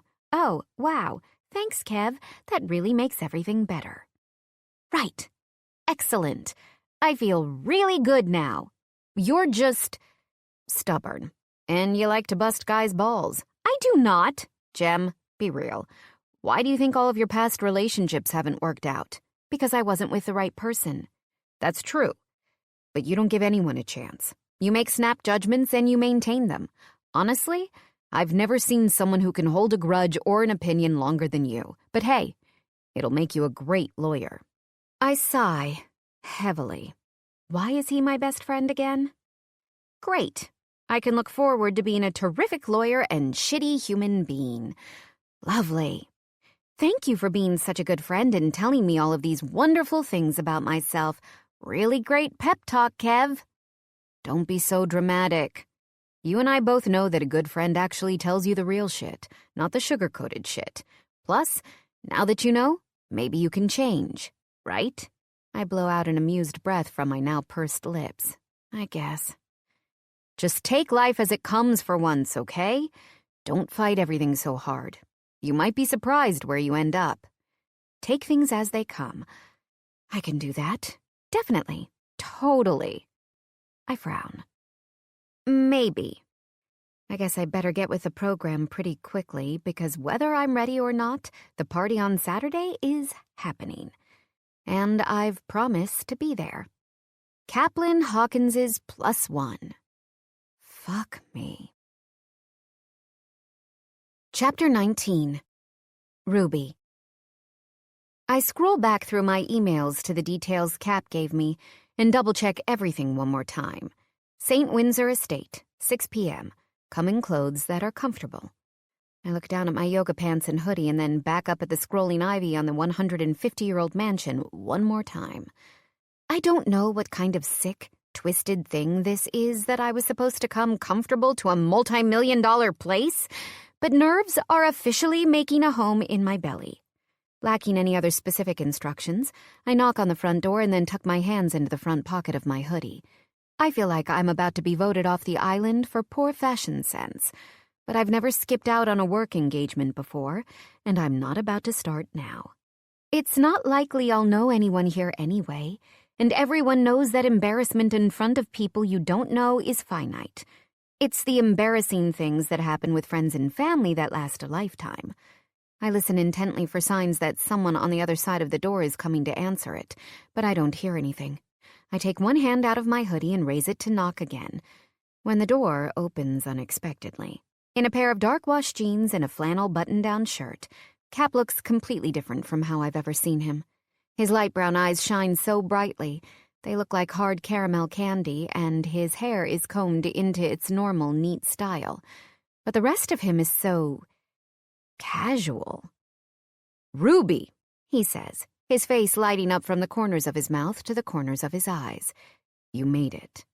My already nervous stomach flips over, and I put the hand in my pocket flat to it in a sad attempt to make it settle down. I did. I'm feeling like I'm really out of place, but I'm here.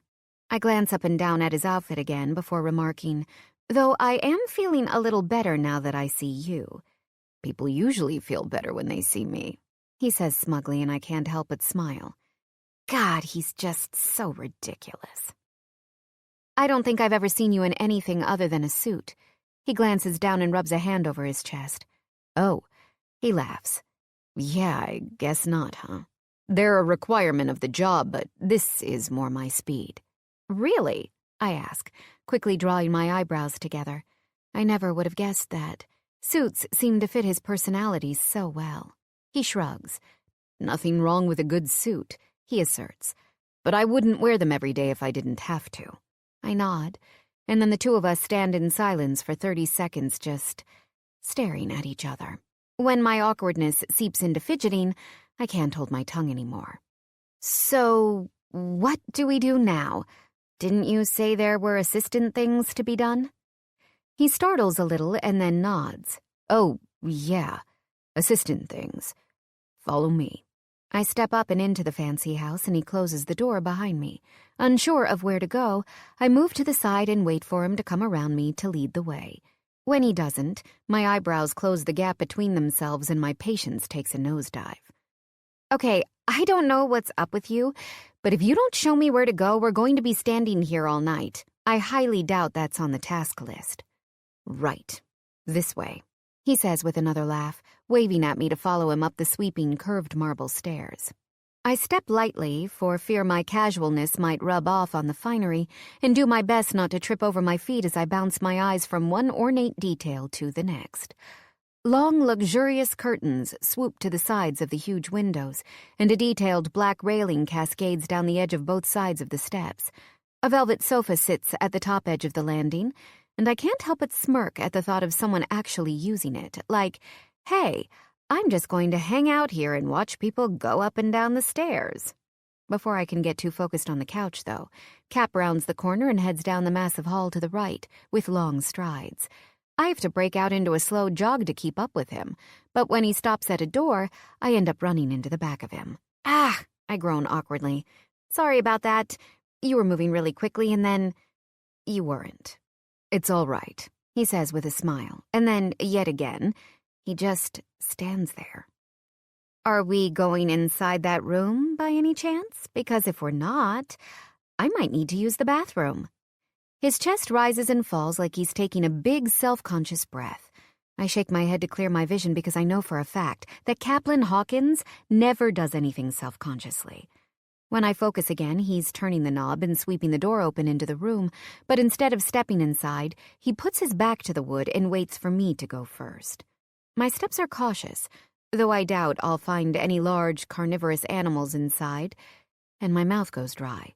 I look back at Cap once more, and then turn to the room where 3 racks of gowns, 2 rows of high-heeled shoes and a high-backed chair sit waiting mysteriously. Not to mention a beautiful, smiling, gray-haired woman stands in the corner, near a large vanity with every type of makeup known to the free world displayed across the top of it. My face turns scrunched with disquiet as I try to make sense of it. Meanwhile, the heat from Cap's body radiates noticeably into my back. Pick any outfit you want, and then Lucille will do your hair and makeup. My head whips around, my hair flying out and over my shoulder. I'm sorry? For the party, he says, like that explains any fucking thing at all. What about the assistant stuff? He nods. This is it. Racks full of free dresses, expensive as hell shoes, and hair and makeup? Yeah, he says, nodding again. But why? He smiles then, and I'm ashamed to say my heartbeat elevates. It's something in the curve of his lips or the sparkle of his eyes. I'm not sure which. But Caplin Hawkins's smile should be illegal in at least 10 states. You're always beautiful, but I thought, maybe with this, you'd feel that way. Confusion mars the skin between my brows. I don't think I'm Cindy Crawford, but I'm not lacking self-esteem. What exactly are you trying to say? Cindy Crawford? He asks, avoiding the actual question. That's a little bit of an outdated reference, don't you think? Cindy is a timeless beauty, I say through clenched lips. Now answer my question. He purses his mouth and his eyes glaze with confusion. I'd like to say it's fake, but I'm having a hard time knowing for sure. What question was that exactly? What's with all of this? I snap. I don't get why you'd need me to be in top form for a work function. He winces then and I scowl. I can't wait to hear what he has to say now. Yeah, see, it's not actually like a work function. Just kind of sort of a family work function. Family work? What the hell does that mean? It's my dad's 65th birthday party. My eyes go wide and my jaw drops to my knees. Cap! Come on, Ruby. I needed a date. I scoff. I didn't want to bring any of my fuck buddies, and you already get along so well with my mother. Oh my God. I gesture maniacally with both hands. Your mother is going to be here. He nods. Yeah. She usually shows up for my dad's birthdays. Why would you do this to me, Cap? I nearly yell. Because I'm thoughtful. God damn it. Appreciate it for fuck's sake. I look back at the gowns and the shoes and the hair and makeup lady, and then down at myself. The sound of car doors closing grabs my attention, so I scoot over to the window closest to the door to look outside quickly. When I see people dressed to the nines arriving for the party, apparently, I cower. It's either this or a Shawshank Redemption-style escape. Son of a bitch. I guess I don't have an option. Briskly, I grab Cap by the arm and drag him out of the room. Just before I close the door in his face, I smile. I sure hope you've accounted for my raise in the budget.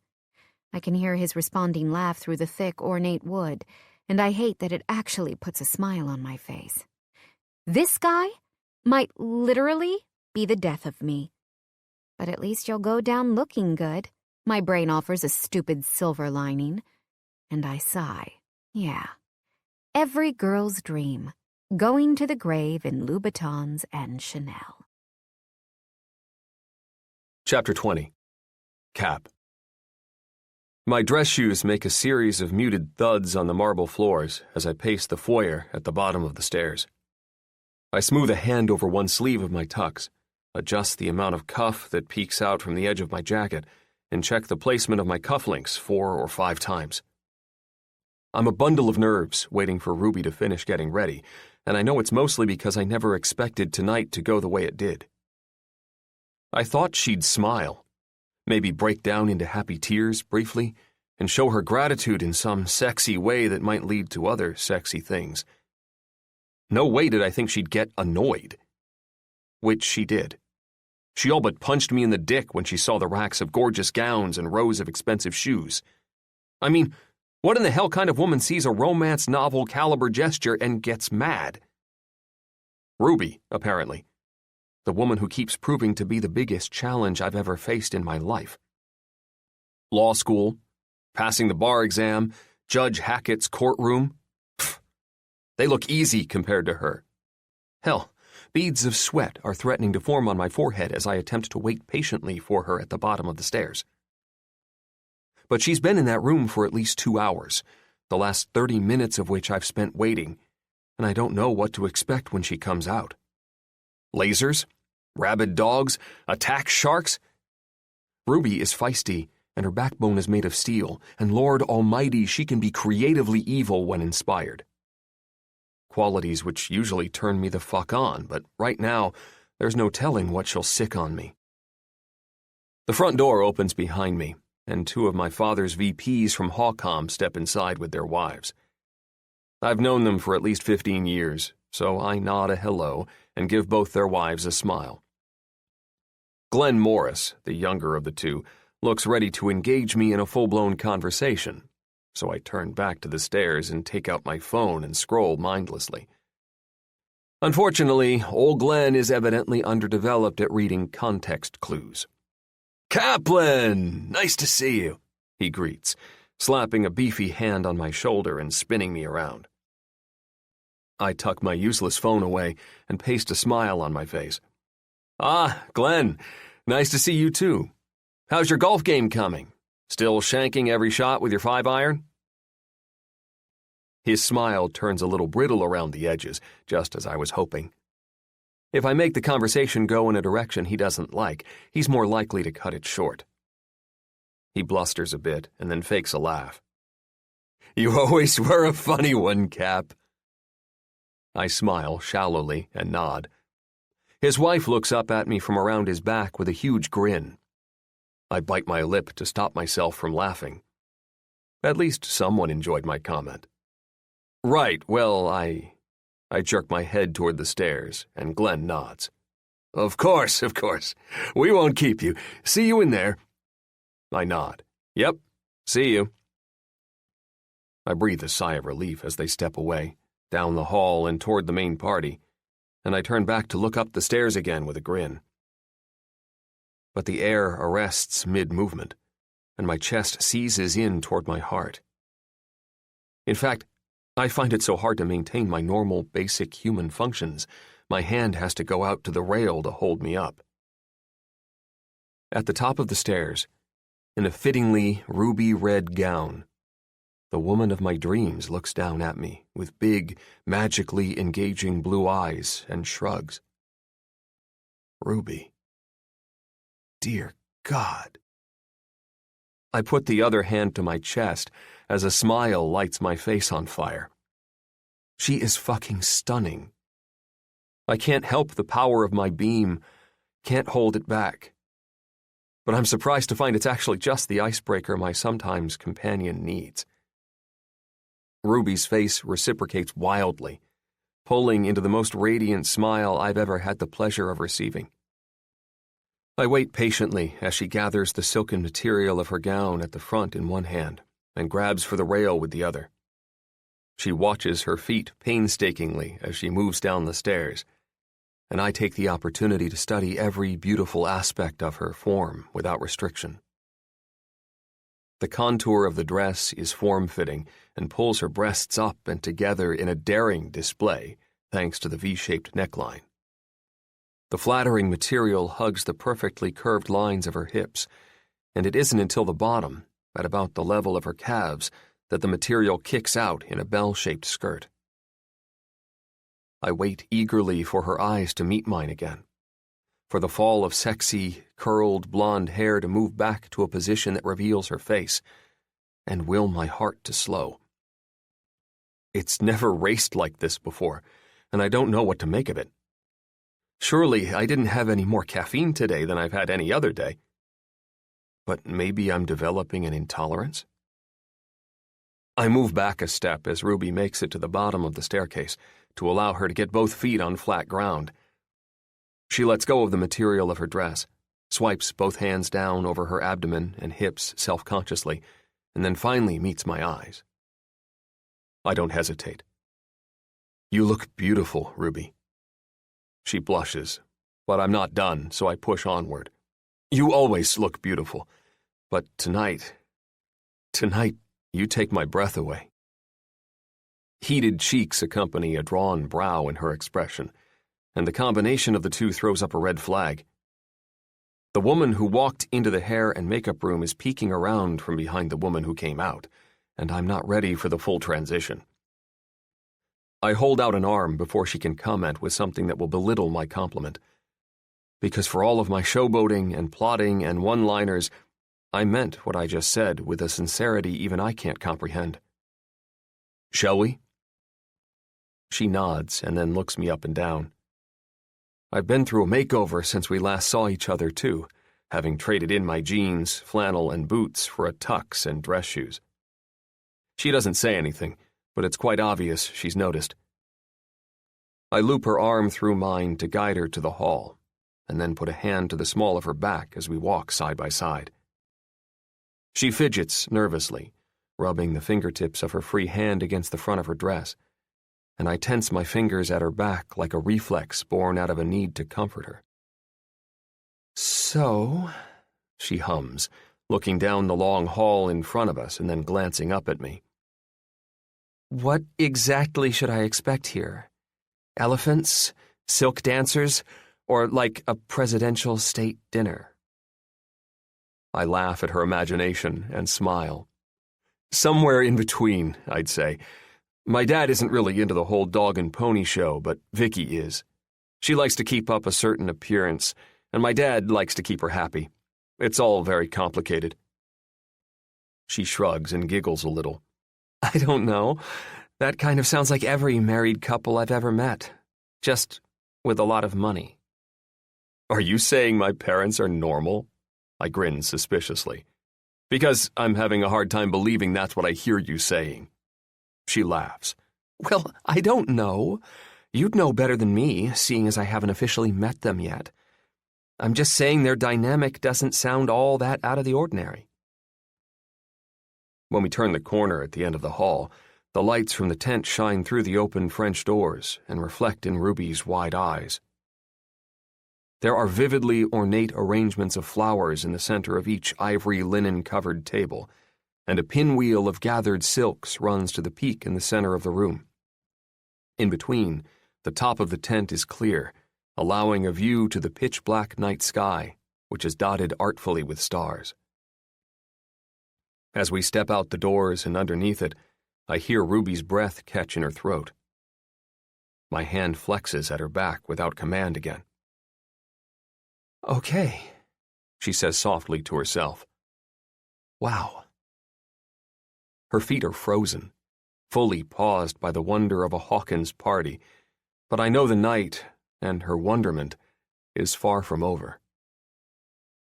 I spot my sister on the other side of the room, getting a drink, and I take Ruby's hand to guide her in that direction. Lena will be an ally in this crowd, especially for Ruby, so the sooner I introduce the two of them, the better. Eyes follow us across the room, but I don't meet any of them. I don't want to get sucked into a mindless conversation right now, and Ruby's not ready yet. She needs to acclimate a little more completely. Lena turns around with a glass of wine in hand just as we arrive, and she starts to frown at the sight of me. But when my sister notices Ruby next to me, my hand very obviously connected to her in a possessive gesture, Lena's eyes warm and the corners of her mouth change direction. Well, dear brother, how interesting it is to see you. I shake my head at her wolfish grin and guide Ruby to a stop beside me. She glances between Lena and me a few times and smiles. You don't really look alike at all, and yet I can still tell you're brother and sister. I laugh, and Lena rolls her eyes. Great, she says derisively, to which Ruby laughs wildly. Wow, so it is possible? Lena and I both raise our eyebrows in question, and Ruby doesn't hesitate to explain. To find a woman who isn't fond of Caplin Hawkins. My sister's cackle can be heard far and wide as she eagerly reaches out a hand in Ruby's direction. It's really nice to meet you. I don't even know your name, and I like you already. Ruby's smile is radiant. Ruby Rockford. She jerks her head toward me. I work for him. You work for him, And he actually brought you to one of our outrageous family functions. Interesting, Lena muses. Very interesting. There's accusation in my sister's words. But you never bring dates to family parties, hidden between the syllables. Shit. I clear my throat and redirect the conversation to something other than the questions that undoubtedly sit on the tip of my sister's tongue. Have you seen Jared and Vicky? Lena snorts. No. So far, I've been successful at avoiding them. I smirk at her response. Our family dynamics are nothing short of strange, but it's the reality of the Hawkins clan. We're certainly not the Brady Bunch, and I can guarantee that fact will never change. Mostly, our stunted familial relationship has more to do with Vicky's vapid ways than anything else, but that's a story for a different day. Tonight, my focus is laser-sharp and pointed directly at Ruby. The band starts up across the room.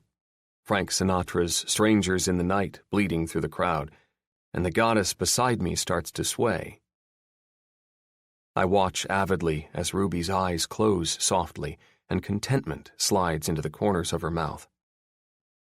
Instead of asking her to dance, and likely having her say no, I put a hand to her back and walk. Excuse us a minute, I say to Lena. She bites her lip and raises her eyebrows, but I don't stick around to see or hear anything else. Her familiar eyes are filled with far too much suspicion and intrigue for me to give her any time to start her sisterly interrogation. Where are we going? Ruby asks as we make our way to the middle of the room. I don't say anything, but rather spin her to a stop in the middle of the dance floor and gently guide her body toward mine. Fuck her body. It's warm and soft and feels so damn good that I'm kind of mad at myself for not starting here first, on the dance floor, with Ruby in my arms. She balks a little, her face falling into a mix of confusion and fear, but she eventually settles with her hands resting lightly on my shoulders. I sway to the music, much in the same way she was swaying on her own, and rest my hands on her hips. They feel hot and supple beneath my fingertips, and I swallow hard against the rush of longing that washes over me.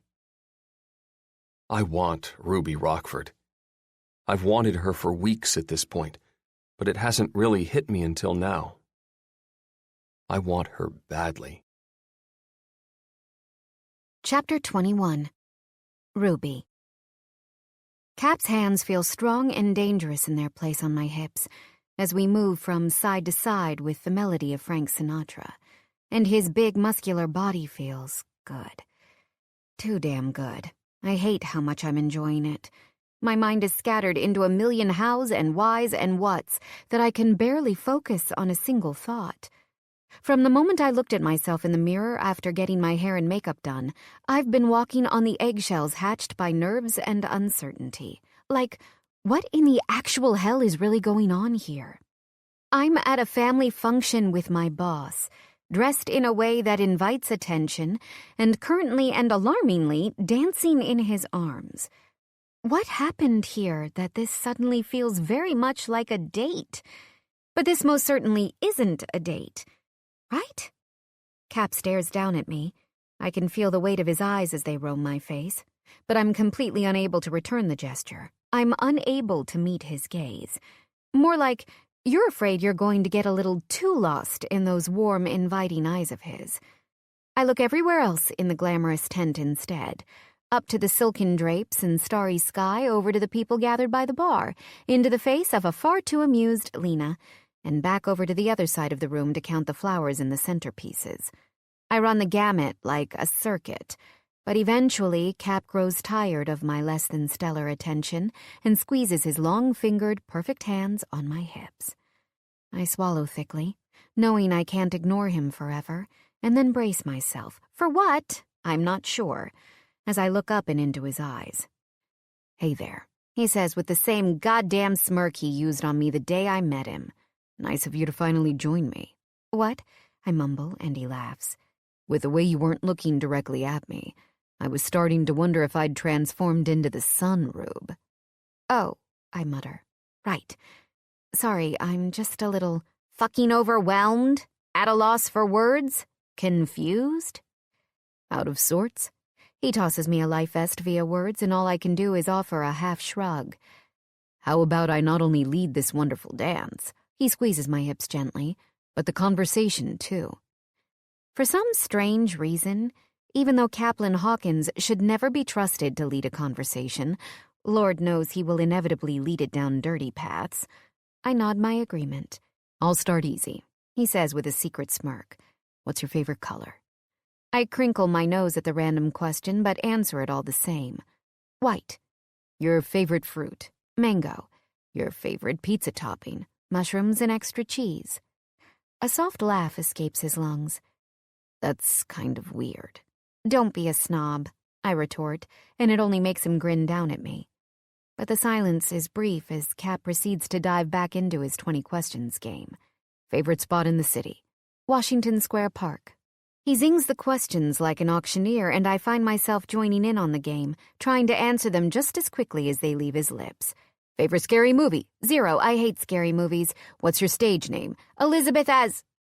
I pause and my eyes turn so wide, I'm certain they've consumed my entire face. I'm literally just a head with 2 giant eyeballs connected to a woman who just got loopholed by Caplin fucking Hawkins. I can't believe you just did that, you bastard. I smack his shoulder with my hand. That was not fair. How was that not fair? He questions with a sly grin. You agreed to let me lead the conversation?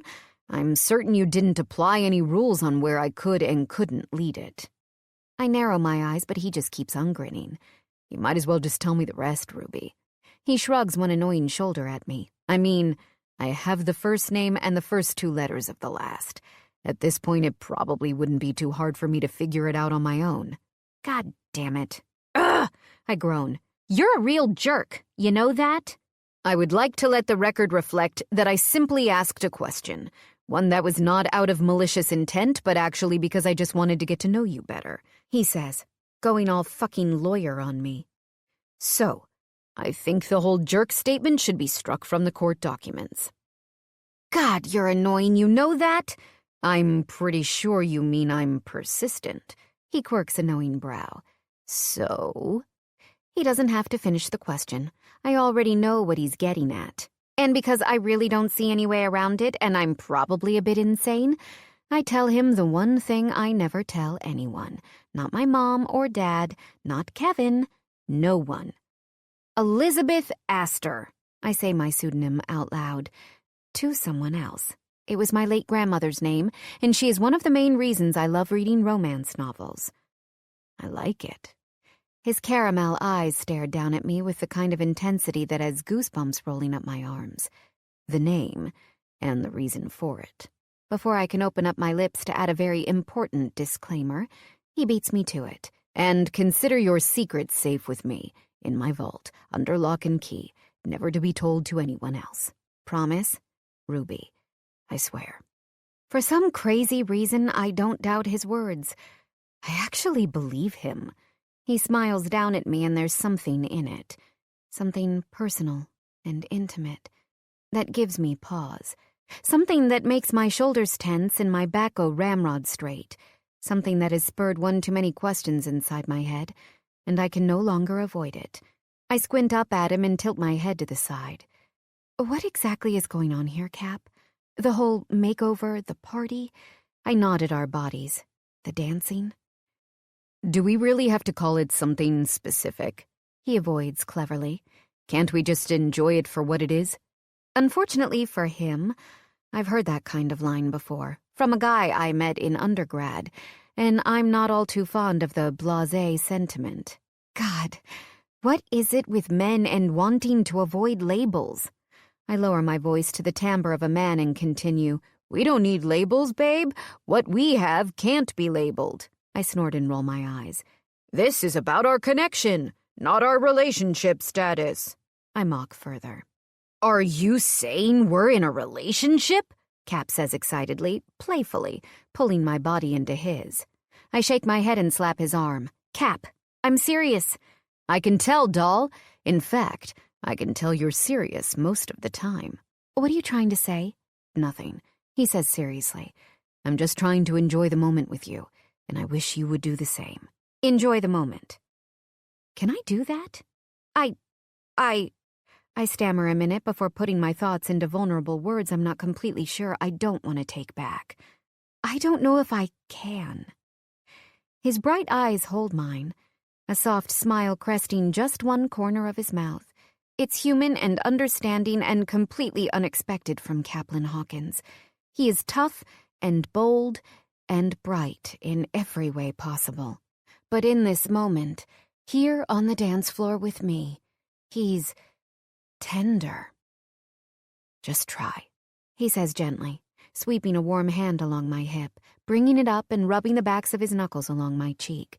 I'm not sure where the impulse comes from or how it happens, but there isn't even a question about my reaction.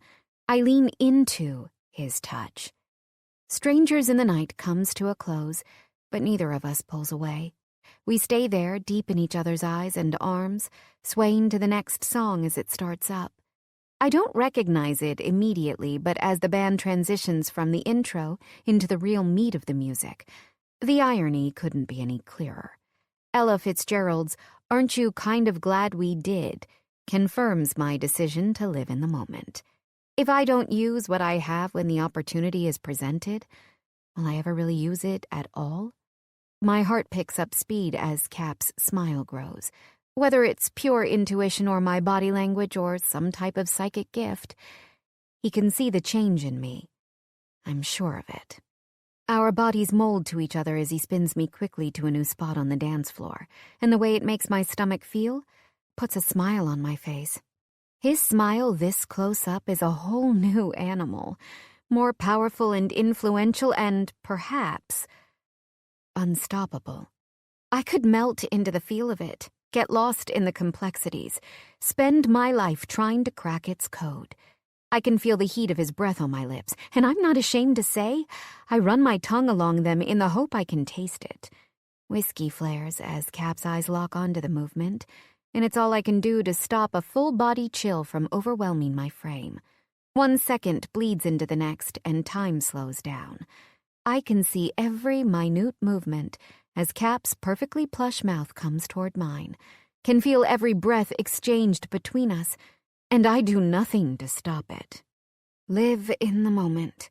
Take things as they come. Stop cock-blocking my own goddamn life. I'm determined to have this moment, no matter the consequences. My heart thunders in my chest, a wild animal contained in a cage of flesh and bone and purpose. It can't run from me. It can't run from this. Fingertips flex into the thin fabric at my hips, and I swear I nearly faint as Cap's lips hover just above mine. My eyelids fall in a languid blink, a fraction of a second expanded into a faux minute of time. A lip grazes mine, just a hint of contact with the potency of 1,000,000 pounds of pressure. It's more than I've ever imagined a kiss could be, and it hasn't even started yet. Dear God, I'm in so much trouble. Ow! I groan, as a huge force at my back slams me into the hard wall of Cap's body and bumps our chins and teeth together. Cap winces too, rubbing at his face with a hand and steadying me at the hip with the other. I turn to find the offending object, just as he turns to glare at me. And the resemblance is startling. Familiar light brown eyes, only a few more wrinkles in their creases, the same hair, only peppered with white and gray, the same strong jaw, even the same nothing-but-trouble smirk appears on his lips when recognition takes over his face. Fast forward 20 or 30 years, and I imagine this is exactly what Caplin Hawkins will look like. Dad, Cap confirms from behind me, reaching over a shoulder to take what is apparently Jared Hawkins's hand. Happy birthday. Jared smiles then, our collision and the complexities of who might be at fault forgotten, and pulls the woman in his arms forward. She's beautiful, and I mean that vividly. Long golden hair, high cheekbones, and full luscious lips. She has the features of a much younger woman. It's only in the tiny superficial lines around her eyes that her age shows it all. Mother, Caplin greets then, and my body jolts with past embarrassment. For the sake of all involved, though, I do my best to lock it down. There's absolutely no way I can go into the details of that mortifying phone call without making a scene. "Caplin," she says back and pushes past me to place air kisses on both of his cheeks. As soon as she steps back, Cap jostles me back into place, but the spell is broken. Now that his body isn't warming mine, I remember what a bad idea all of it really is. As much as I wanted that kiss, as much as I still want to feel his lips on mine, it's probably a good thing it didn't happen. But the ghost of his touch fires an aftershock on my lips, and I have to lift a hand to them to stop the burn.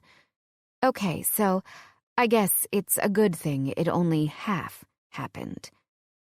"Mr. and Mrs. Hawkins," I say, pulling forward and away from Cap's embrace. "It's great to meet you." Jared's smile is warm and inviting, but Victoria's doesn't quite meet her eyes, though now that I'm looking closely, that might just be from a little cosmetic help called Botox. "How lovely to meet you, doll," Jared says, and it reminds me so much of Cap I grin over my shoulder to let him know. He rolls his eyes, but it's pretty clear he knows. He comes by his large personality honestly, genetically. "Who is this beauty, Cap?" Jared asks. His wife rolls her eyes at the use of the nickname, but neither Cap nor Jared paid any attention. Instead of waiting for Cap's colorful commentary, I hold out a hand to Jared. "Ruby Rockford, sir. I work for your son. Thanks for having me here tonight, and happy birthday." "Thank you," he smiles as he looks between Cap and me, and I can only imagine the things he's thinking. I'm just about to nervously chatter myself into a corner when Lena shoves into the middle of our circle and smiles. "What, family reunion time and I wasn't invited?" Her father melts, clearly smitten with his grown baby girl, while her mother literally rolls her eyes. "You're always invited, Lily," Jared murmurs, wrapping an arm around Lena's shoulders and giving her a kiss on the cheek. I suddenly feel extremely out of place. I shuffle backward, intent on finding my way out of their group, but Cap grabs me by the hips and redirects me right back in. I shoot a glare over my shoulder, but he just grins. The bastard. "It'd be nice if you started making your own family circle, dear," Victoria comments. "You're getting old. I'm not sure how much longer you have before no men find you desirable." The whole mood of the group takes a nosedive, and I wince. Gah! Cap wasn't kidding about how shitty it must have been for Lena having Vicky as her mom. My mom is neurotic and paranoid, but more than any of that, she's loving. Lena bites her lip against what must be an onslaught of emotion and then visibly gathers herself. For her part, Vicky may as well not even be a part of the conversation. Lena's talking to Jared, and she's talking to Cap, and she's even talking to me. But to Vicky? Her eyes don't even bother moving in her mother's direction. I have to admire her strength. "I actually have some news," Lena says, and a small, slightly uncertain, but mostly excited smile lifts her mouth.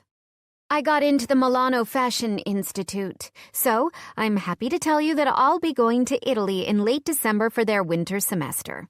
"Fashion design school in Italy?" Jared asks and Lena nods. "For how long?" "I'll be over there about a year." All of a sudden, Jared looks surprisingly sad. I'm not sure I understand why, though. This is exciting news. Cap squeezes my hips, seemingly to communicate something to me. What it is, I have no idea, but I decide to keep my mouth shut, just in case. "Congratulations, Lena," Cap declares, with just enough enthusiasm that his father turns his frown around. "We're all really excited for you. Right, Dad? Mother?" Vicky nods non-committally, but Jared pulls Lena in for a hug before whispering in her ear, just loudly enough for the rest of us to hear. "I'll miss you, Leanie Bean, but if this is what you want, I couldn't be more thrilled for you." "Thanks, Dad," she says quietly as she melts into his side. "Congratulations," I say, and even though it feels awkward coming off my lips, Lena's responding smile is thankful. Jared, Cap, and his sister dive into a conversation about her plans and what she's hoping to get out of fashion and design school in Milan, but I have a hard time following their chatter. The intensity of the moment, hell, the intensity of this entire night, begins to weigh heavy on my shoulders. The dancing, the fact that I actually told Cap my narration name, his penetrating, damn near addictive gaze, the almost kiss. It all feels too intimate.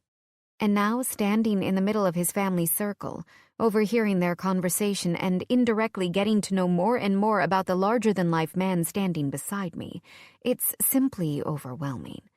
The room starts to feel a little too warm, and the urge to flee the scene is too strong to ignore.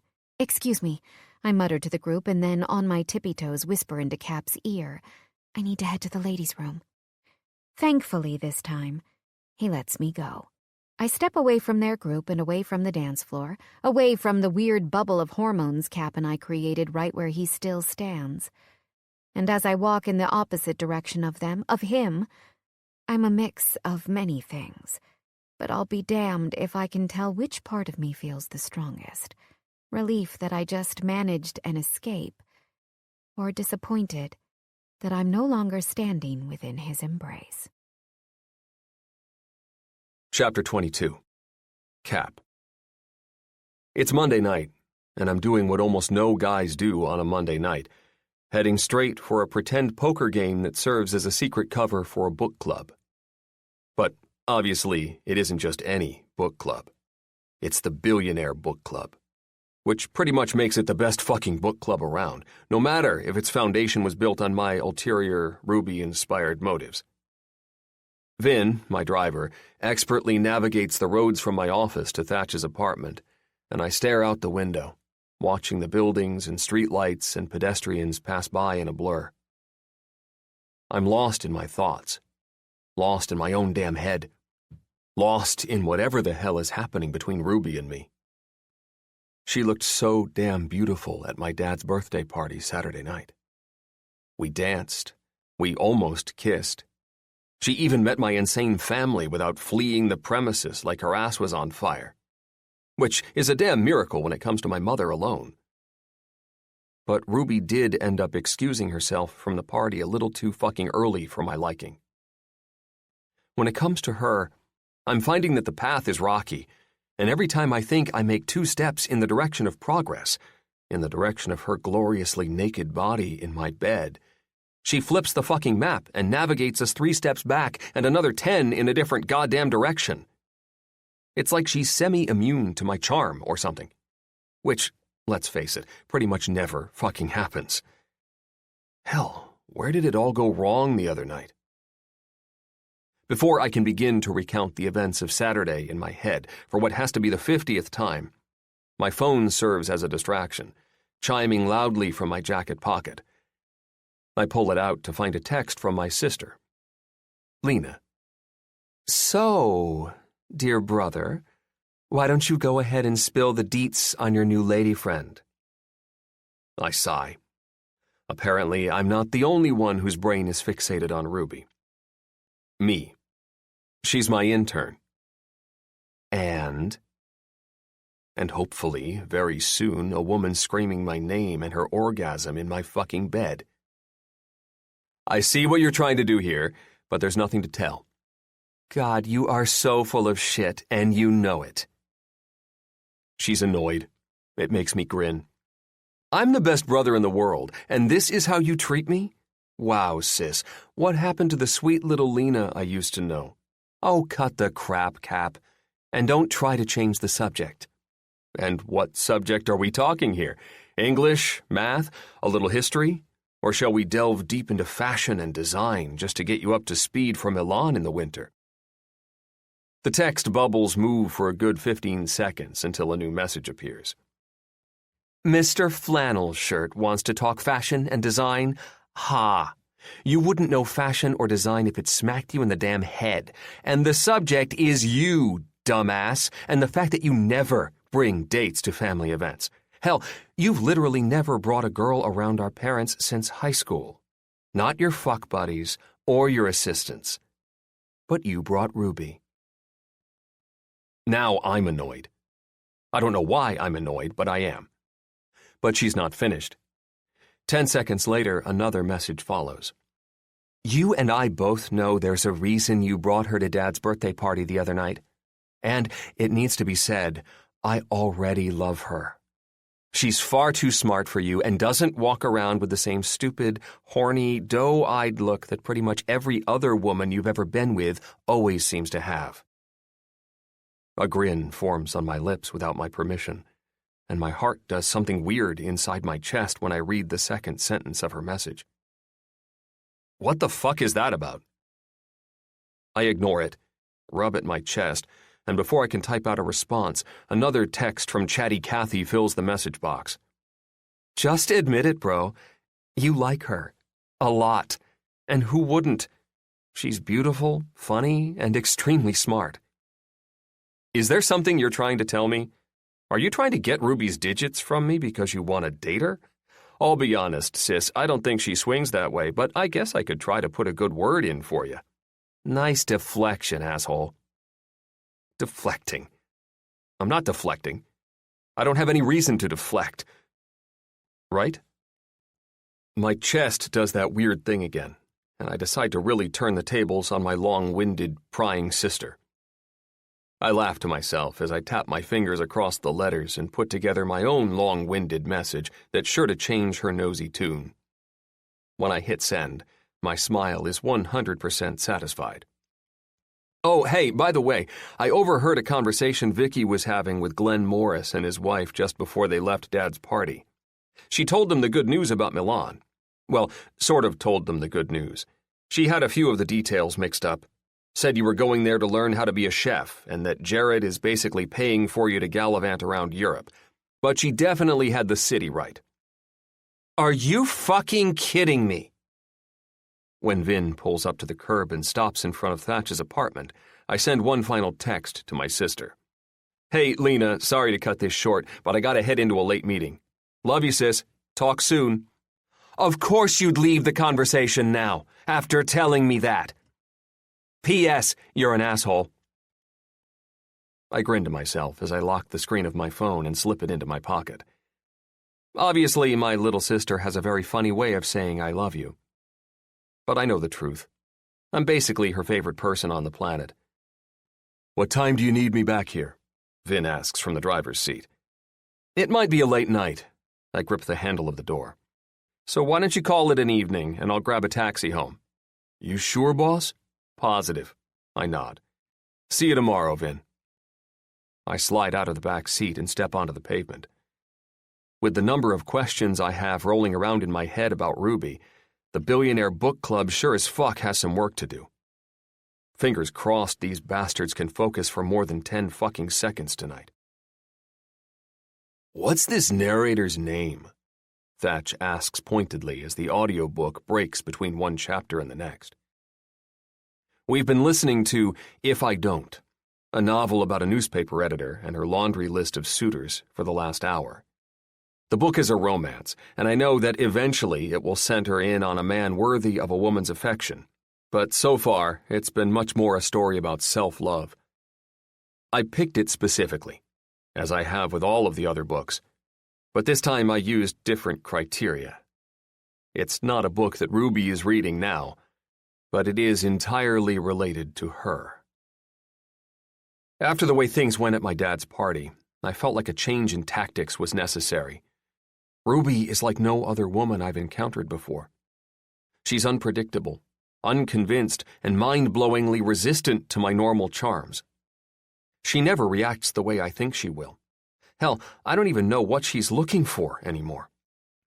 I just have to hope, at some point, the answer will come in one of these books. Elizabeth Astor, I answer Thatch's question. But the truth is, I know something they don't. Something about Elizabeth Astor that I'll take to the grave if she really wants me to.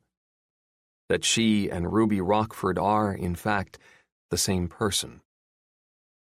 I've long since felt cursed by love, she narrates, the soft seduction of her voice filling the whole of the smoke room and then some. It's the first time I've listened to a book by her, and I'm starting to wonder if it might be a mistake. Cursed by the men who could never find it in themselves to open up. Cursed by the men who opened up to any woman they encountered. Cursed by the man I'd yet to find. Alarm bells go off inside my head, and I start to feel as though she's speaking directly to me. Like Ruby herself is telling me the details of her past and the secrets of her heartbreak. And I don't really know how to handle it. I knew that it was only a matter of time and patience, that the man who would complete my life and fill the voids of my soul would eventually come. But waiting was a form of bittersweet agony. "Man, she is sexy as hell," Harrison says gruffly, rubbing at his chest in a way that kind of makes me want to punch him in the throat. "Why haven't we been listening to these books all along?" Wes nods. "I'll second that vote." I narrow my eyes. "He wasn't voting. There's no vote." "Hey, man, you should be happy," Thatch interjects. "This is the happiest these fuckers have been about Thatch's book club since we started it. So what if it takes a sexy voice to get them engaged?" I pause, stumbling for an explanation that doesn't include some mysterious possessiveness over a voice I can't explain. "I don't think we can fully emotionally relate to a scene if we don't read it ourselves." Klein draws his eyebrows together. I avoid his gaze. I have no fucking doubt the he-witch inside of him has the ability to see my secrets. "That doesn't even make any sense," Theo says logically, and as much as I'd like to argue with him, I can't. I'm straight up pulling shit out of my ass at this point.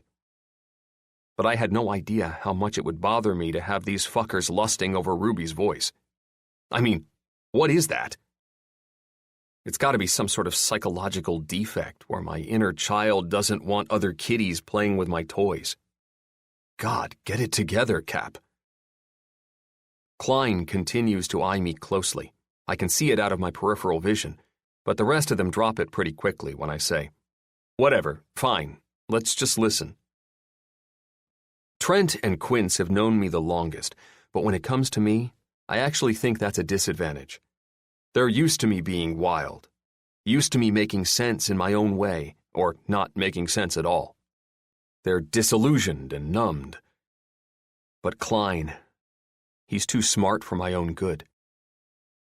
When I walk into the bar that night, a man immediately stands out from the crowd.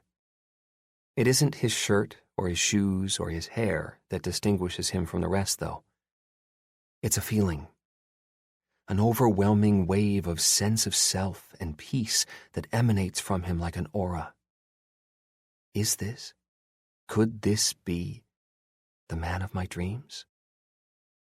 I reach down and pause the book on my phone, and silence settles over the room as it stops playing through the Bluetooth speaker. "Well, there you have it," Trent says with a laugh. "You just have to be. Let your aura speak for you. Don't be so fucking elementary, bro," Thatch challenges quickly. "It's not about being a mythical creature. It's metaphorical. For being what the woman you're pursuing needs. Georgia needs Klein's level head and stability. Winnie needs Wes's surprisingly supportive nature of both her and her daughter.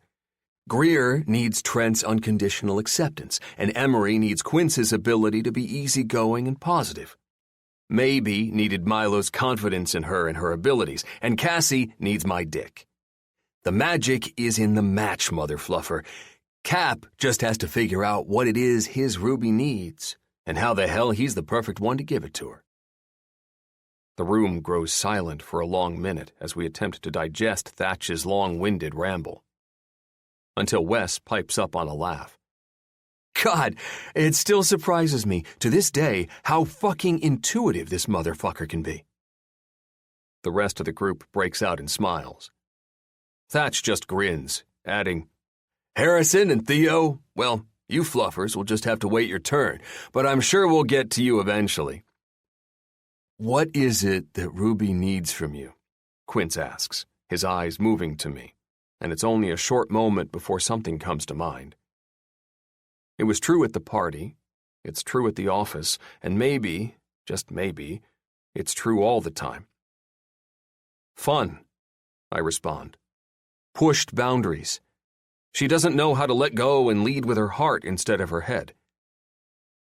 Trent snorts, Klein smiles, and Wes, Theo, and Harrison all tuck their faces behind their bottles of beer as they take a swig. Thatch and Quince, though, they smile so big their gums almost bleed. But it isn't long before Thatch's smile melts into a sniffle. It's perfect. Mother-fluffing destiny deals a hand. I shake my head as a pang bounces around on the left side of my chest. It's a foreign feeling, and an uncomfortable one. I have no idea, however, what it is. Guilt over my deception? Or does fate have really pointy hands? Chapter 23. Ruby. To say the office has been weird since I basically pieced out of Cap's dad's birthday party last weekend is an understatement. Don't get me wrong, I said goodbye. I'm not a complete degenerate.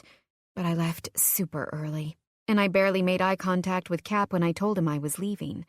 Now it's Friday, a full 5.5 days later, and he still hasn't mentioned it. He hasn't brought up the half-kiss. He hasn't even acted aloof. Basically, he's given me nothing, and I'm officially coming to the end of my wits' rope. Are we really both just going to go on forever, pretending none of it ever happened? I mean, that scenario seems ideal, but I know for my part, it's impossible, because my stupid brain won't let me forget it. The memory of his lips grazing mine is seared there like grill lines on a premium cut of beef. Luckily, I finally have a secondary assistant hired, and going through the ropes with her is serving as the perfect distraction. She's younger than I was going for, just about 25, but she's got a good head on her shoulders, I can tell. So far, she dresses appropriately and arrives on time, and, well, I feel a little guilty about profiling like this. But she's gay. How do I know this? Because not only does she have a cute little rainbow flag tattoo on her wrist, but she also talks about her fiancé, Tiffany, a lot. I know it's terrible to put people in a box based on gender or sexuality or anything really, but in this instance, it's a hireable quality. The last thing we need around here is someone getting distracted by the boss. Are you sure you don't mean that this office doesn't need someone distracting the boss? Because you already seem to have the whole being distracted by the boss thing down, my brain mocks. I largely ignore it. So you just push F4 and then the caps lock. I continue training Betsy on the various computer tasks that are vital to her daily responsibilities. Got it. She nods and follows my instructions perfectly. That brings you into the call log, I say, moving right along. You can just make simple notes about the person and their reason for calling. They'll all info dump into an email to Mr. Hawkins at the end of the day. I'm not sure why I didn't call him Cap when I started training Betsy this morning, but something about it felt so personal, which is ridiculous since it's his name. But once I started with the formalities, I couldn't make myself stop. I should do that for all calls? Betsy asks. Or is there some system you use to filter through more important ones? I nod because that's a great and oh-so-complicated question. While the phone calls from female suitors have decreased to practically nothing, I'm afraid to leave the possibility undiscussed. Right. So, the first line of filtering I use is based on his schedule. If it's one of the cases he's working on or one of the companies he's working with right now, I'll put them through. If it's a name I recognize as a major CEO or company president, I put them through. She widens her eyes slightly, but to her credit, she nods anyway. Also, I begin, and I swear my voice must come with its own personal rain cloud because Betsy can sense the doom. What? She asks nervously, a dramatically adorable hand to her chest. What is it? Well, it's pretty much stopped, as far as I can tell. But there's still a chance you'll get a phone call or a fax from a woman in personal pursuit of Mr. Hawkins. And what? They get desperate? Betsy, I hate to be the one to tell you this, but they don't hesitate to describe their genitalia. In detail. Her eyes go even wider in surprise. Seriously? It's happened more than once, but he did buckle down on it, and I told a few women off. Good for you, she says with a smile. Don't let anybody come in here and steal your man. Wait, what? My laugh is both stilted and rapid fire like a machine gun all at the same time. It's one of the weirdest sounds I've ever made in my life, and I'm not even sure I can properly explain it. No, he's not my man. We are not together. She jerks back at my vehemence and winces. Oh, I'm sorry, I just assumed. Why, I stutter. Why would you assume? She shrugs, and the simplicity of the statement that follows catches me completely off guard. The way you look at each other. How, I have to know. How do I look at him? And maybe more importantly, how does he look at me? I don't have time to settle into a death spiral of wholly complicated thoughts, though, because Cap pops his head out of his office and calls my name.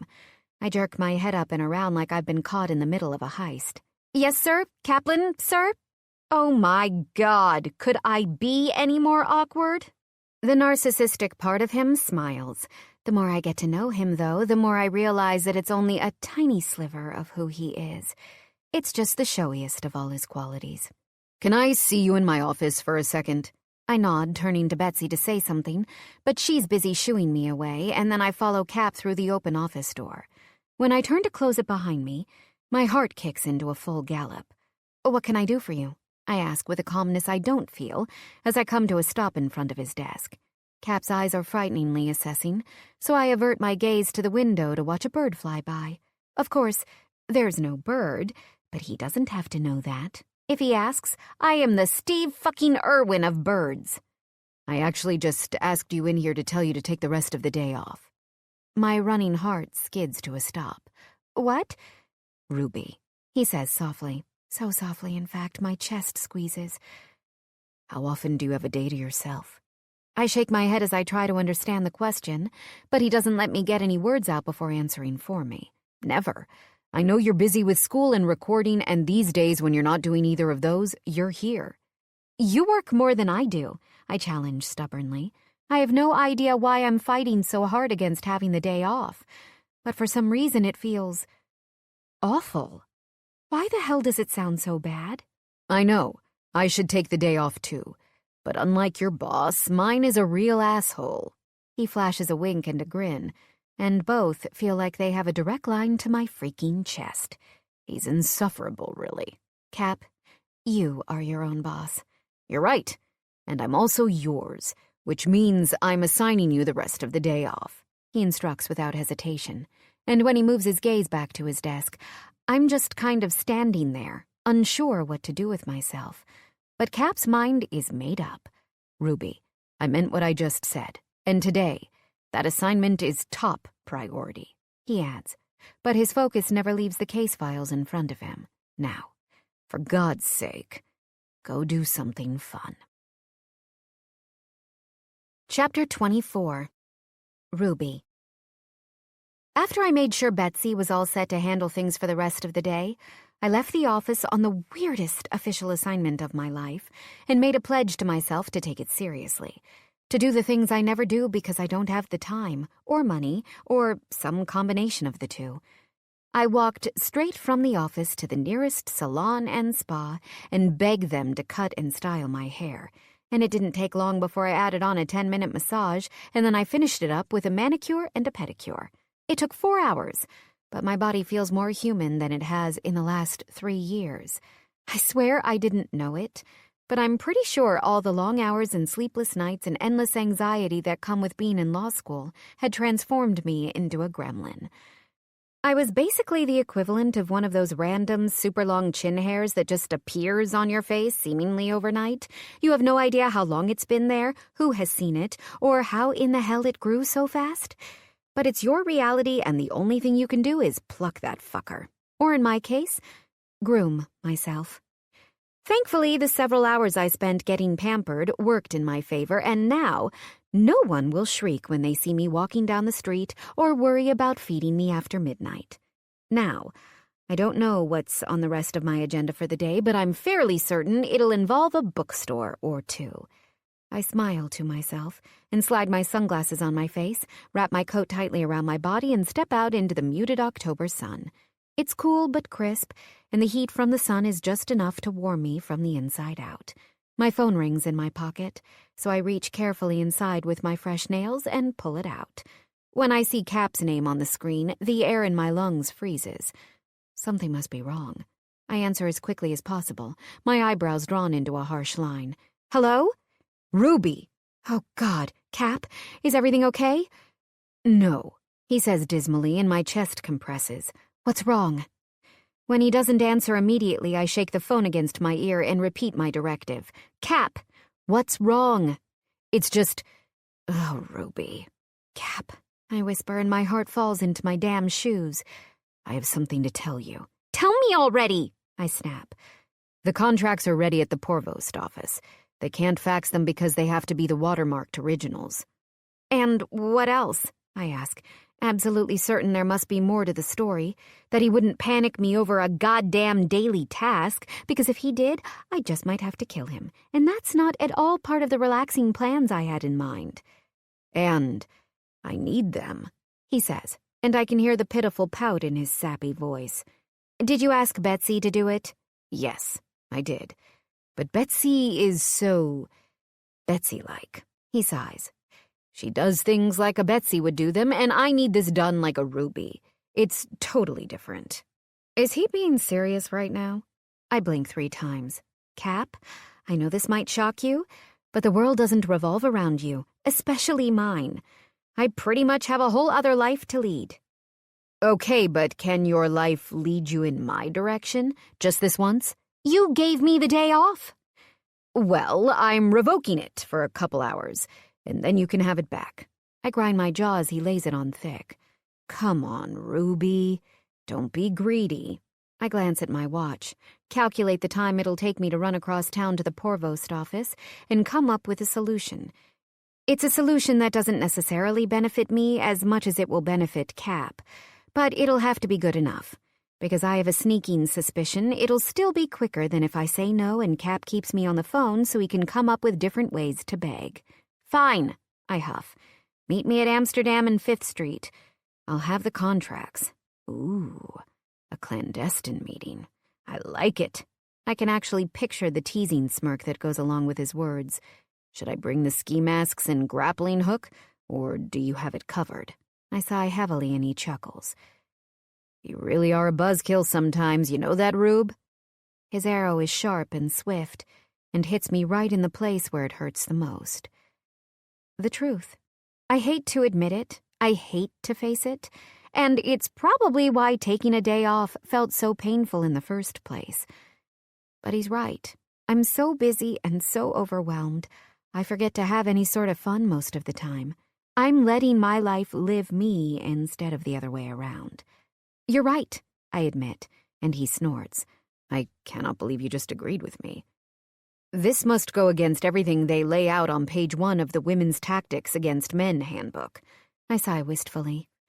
If only there were such a thing. Right, he says knowingly. I understand. You have to keep it confidential. I laugh and shake my head as I look at the ground and scuff a piece of dirty sidewalk with the toe of my shoe. I've already said too much, I say, finally playing along. I bet.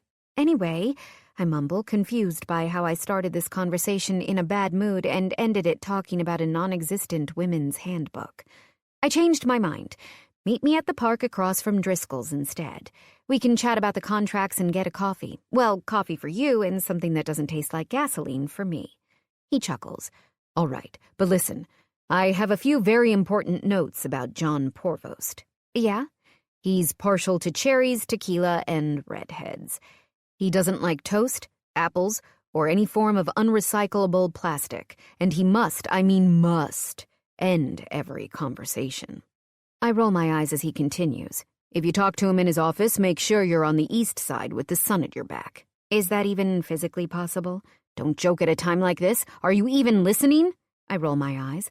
But I also feel the way amusement starts to turn up the corners of my mouth. Yes, of course. I'm writing all of this down in a very important place. Good, he says, and this time I can hear the smile in his voice. And Ruby? Yes, Cap? I ask with a sigh. I'm sorry about revoking your day off, but I'm not really sorry. Do you want to know why? I shake my head.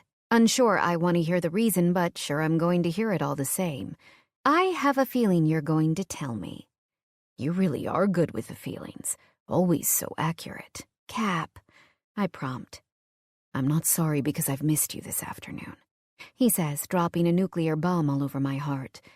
And I'm looking forward to seeing you. The line clicks over to dead air, and my head swims in much the same. Apparently, he's done giving me nothing, and now he's replaced it with a big fat fucking something. Chapter 25. Cap. I spot her in the middle of the park. Tight black jeans hug her hips and thighs in a perfect display of curves, and a cute pink sweater dips just slightly off one shoulder, while her long mane of blonde hair is draped artfully over the other. She sits on a bench, bent over at the waist, giving a tail-wagging dachshund scratches behind both its ears. The dog looks smitten, and I don't blame it. Ruby Rockford is hands down one of the most interestingly beautiful women I've ever seen. And I've seen a whole lot of women. Unfortunately, when I follow the leash up from the dashing dog, I find a man, a fairly attractive 30-something man, smiling flirtatiously at my assistant. Ruby, I call, waving with a wink when she looks up. I'm not sure she realizes it, but when her eyes meet mine, the corners of her mouth curl up in a smile and spur my heart into a quick and steady rhythm. I maintain my stride as she exchanges goodbyes with what's-his-face, and I arrive just as the nameless, dog-using woman chaser walks away. I don't acknowledge him, though. The quicker she forgets he ever existed, the better. A dog park? I ask once I sit down beside her. That's the place you had in mind to meet? Yeah, so? She shrugs one nonchalant shoulder, as if meeting in a dog park is a completely common practice. You got a problem with dog parks? Well, not going to lie, it's the absolute last place I'd expect to do business, I respond, and a soft, amused chuckle turns my voice husky. And I've done business in a lot of places. Stubborn as always, she quirks a challenging brow. By do business, do you mean business, or do you mean sex? Sex? I smirk innocently. Oh my goodness, Ruby, I'm positively scandalized. What a dirty mind you have. She rolls her eyes, and I rest one arm on the back of the bench. For the record, I'm open to either option. I didn't say there was an option. Oh, in that case, I guess I mean business. Regular, boring, plain old lawyering. In a dog park, of all places. She sighs and shrugs. I come here whenever I have free time. I like to visit the dogs. Visit the dogs, I ask. She nods. You mean you don't have one? No. So you just come here to the dog park without a dog? Yep. You just stop in all the time, here at the dog park. Sans dog. Stop saying it like that. She slaps a hand against my chest. It's not that weird. I can't help but laugh. Oh, doll, it is. It's fucking adorable, but it is strange, strange, strange. She huffs, annoyed now, and I focus in on the little hard line between her eyebrows. It's an imperfection, a crack in her otherwise smooth skin, but I think it might just be one of the most endearing things I've ever seen. Here are your dumb contracts, she pouts, and I laugh as she hands them to me. And I didn't even have to get Mr. Porvost loaded up on tequila and cherries or hire a red-headed hooker to get them. Go figure. Very impressive. Thanks. I lift the contracts to my nose and wince. Though I'm not sure he wanted them to smell like dog. My shoulder rocks back as she shoves it. Don't be a jerk. A jerk? Moi? I shake my head. Never. She snorts. Women love me, I add. "Oh, I know," she grumbles. "I know way too intimately about the way women love you." "But not you?" I ask with a smirk. "You're completely unfazed by my charm." "I wouldn't say unfazed," she muses. I perk up and waggle my eyebrows. A secret little grin settles into the pointed corner of her mouth. "I feel nauseated by it at least 3 times a day." My smile grows as hers does. She's amused herself greatly, and I have to admit I'm enjoying watching her bask in the glory, even if I am the butt of the joke. "Proud of that one, huh?" "You bet," she says, waggling her eyebrows up and down. "I might even take this show on the road. Forget the books, forget law school. I'm going to be the next Netflix comedy special." A wistful sigh leaves my lungs. "I hear life on the road can be hard." "I'll adapt," she says easily, looking around the park and smiling every time she sees a new dog. "I've done it before." She snorts. "Well, not the stand-up comedy, but life on the road." "You have?" She nods without looking over at me, watching as a poodle prances along the path, its owner walking in much the same way behind it. "Between college and law school, I spent a year traveling all over the U.S. "Doing what?"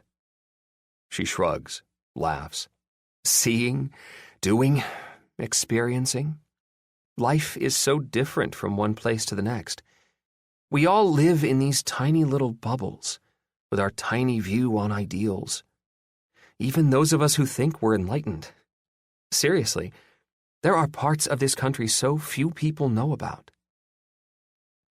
Her eyes are bright and expressive, her heart quite obviously fully engaged, and I can't stop looking at the way her mouth curves up and into her face, all the way into the corners of her eyes. She tilts her head. "What?" I try like hell to pry my gaze away from her, but I can't. It's stuck. "Hey, Ruby!" a woman calls, just as a Pomeranian jumps up into the spot between us on the bench and yelps for Ruby's attention. "Oh my God, Julie! Hi!" Ruby nearly shouts, jumping up from her spot, scooping up the pup to give it cuddles, and wrapping her free arm around the woman affectionately. "I didn't know you guys came here. Oh my goodness. Hi, Rosie, you little sweetie." "Oh," I marvel quietly. "So this is how she greets someone she likes." Ruby doesn't hear me. She's too busy snuggling the hell out of the little fluffy dog, but her friend does and smirks. "Who's this, Ruby?" she asks suggestively. Ruby draws her eyebrows together at her friend's tone, and then she rolls her eyes. "Oh, that's just my boss." I shake my head at her less than impressive greeting and stand to take the woman's hand in mine. "Caplin Hawkins, nice to meet you." I put my lips to her knuckles. She blushes, putting a hand to her chest. "Julie LaHitch, it's nice to meet you too." "Julie is engaged to my friend Kevin," Ruby says pointedly, a scowl in place on her face. "That's great," I say, biting my lip to keep from laughing at her worry. I have no attraction to her friend, but even if I did, there's zero chance I would mount her out here in the open like one of the dogs in the park. I turn to Julie with a smile. "Congratulations." "Thank you," Julie replies, clearly more smitten with me than her friend. "Are you married?" Ruby scoffs audibly. "No," I say, ignoring the little minx. "I'm not." "Engaged?" Julie asks, a sly smile edging its way onto her face as she glances at Ruby out of the corner of her eye. "Nope." My smile deepens. "Single." "Single, but very much man-whoring. Wait, I mean mingling," Ruby says derisively, and I tilt my head in teasing offense. "I'll have you know I haven't mingled in a while." I try to calculate how many days it's been and lose track when I get over 3 weeks. God, this might just be the longest I've ever gone, and I can't even mentally pinpoint a reason. Has it really been that long? Like, over a month since I did anything besides flirt with a woman? Jesus Christ, The almost kiss with Ruby is the most action I've had in a long fucking time.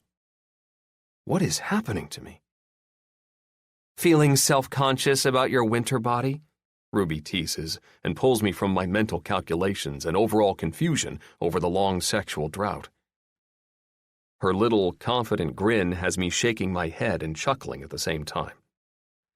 There's only one body when it comes to Caplin Hawkins, doll, and it's always a good one.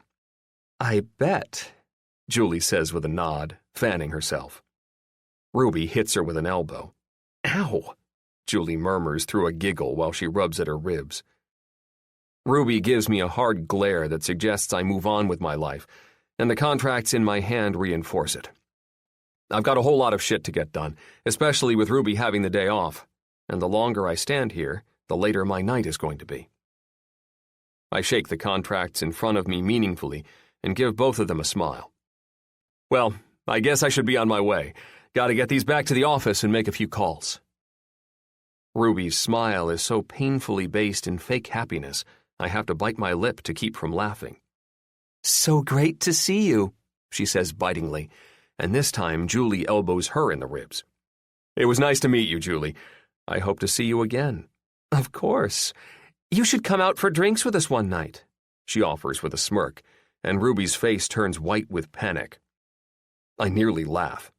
I appreciate the offer, but I keep a pretty busy schedule. Unless you guys go out for drinks at 3 a.m. She shakes her head and pouts a lip. I laugh. That's what I thought. Bye, Cap, Ruby interjects, ready to get rid of me. I don't let her attitude deter me, though. It's so overpronounced, so obviously a venture in trying to prove to herself just how much she doesn't like me. Instead, I meet her eyes and hold them until all pretense falls off her face. And she's just there. The Ruby I know is really inside. I'll see you tomorrow, doll. She nods, and the hint of a smile is a shadow on her lips. See you tomorrow. With a nod and wink at Julie and one last grin at Ruby, I step away from the two of them and head for the entrance of the park. Unexpected disappointment fills my chest, and I find myself wishing I could have stayed longer. For what? I'm not quite sure. Don't get me wrong. I'm a fan of man's furry best friend, but I don't necessarily have the urge to hang around a dog park all day just to see them wag their tails and mindlessly lick their balls. But, Ruby, you certainly like spending time with her, my brain taunts. I shrug off the thought quickly and avert my focus to the current task at hand. There's work to be done, and word on the street is that, at Caplin Hawkins' Law, I'm the only man for the job. Chapter 26. Ruby. Oh my God, Ruby! Julie moans dramatically as soon as Cap is safely outside of earshot. That's your boss? I roll my eyes and nod at the same time. Julie takes my hand and pulls me down to sit on the bench. How in the hell do you get anything done? I mean, don't you just want to stare at his ass all day? What? I snap. My impression of being scandalized pretty good, if I say so myself. It's easiest to lie to her since I'm already lying to myself. In reality, just 5 seconds ago, I was watching, more like gawking, as the ass in question walked away. And his eyes, they're like fine Swedish caramels, she moons, and I squint. I don't think caramels are a Swedish thing. Whatever, Ruby, stay focused here. Is he not the most perfect human specimen you've ever laid eyes on? He's good-looking, I admit, and she snorts. Yeah, he's just good-looking, and the sun is just a star. Oh God, Julie, come on, you're engaged. Yes, I am, but I'm not blind, Ruby. All right. Caplin Hawkins is hands down the best-looking man I have ever encountered in all 28 years of my life. She nods enthusiastically and I hold up a finger. But he is also the most egotistical, inappropriate, woman-using narcissist in the free world. That seems like an exaggeration. He was perfectly lovely. Just trust me on this, okay? I sigh. Cap is not the kind of man you or I or any self-respecting woman should spend any time seriously thinking about. She frowns. But what about the spank bank, Ruby? What about the spank bank? Would you deny me this? What about Kevin? She rolls her eyes. I love Kev. You know that. But fantasy is healthy. I'm not going to go picturing your hunky dreamboat boss while I'm sleeping with my man, but I'm allowed to theorize. I shake my head. And you're single. You can do more than that, and you should. Live a little, for God's sake. Why does everyone keep implying that I don't enjoy myself? She laughs. Maybe because you don't. I'm about to enjoy myself, I'll have you know. I refute, and stand up from the bench, swinging my bag over my shoulder with purpose. Right now, I'm going across the street to the bookstore. She stares at me pointedly. To get the book, you need to study for recording? No, I deny, my face a mixture of glee and nana-nana-boo-boo. Research on your craft, then? I scowl. There's nothing wrong with research. No, you're right, but even reading has become something you don't do for pleasure. Hey, I know you enjoy reading. She cuts me off with a hand toward my face. But you're still doing it with a purpose.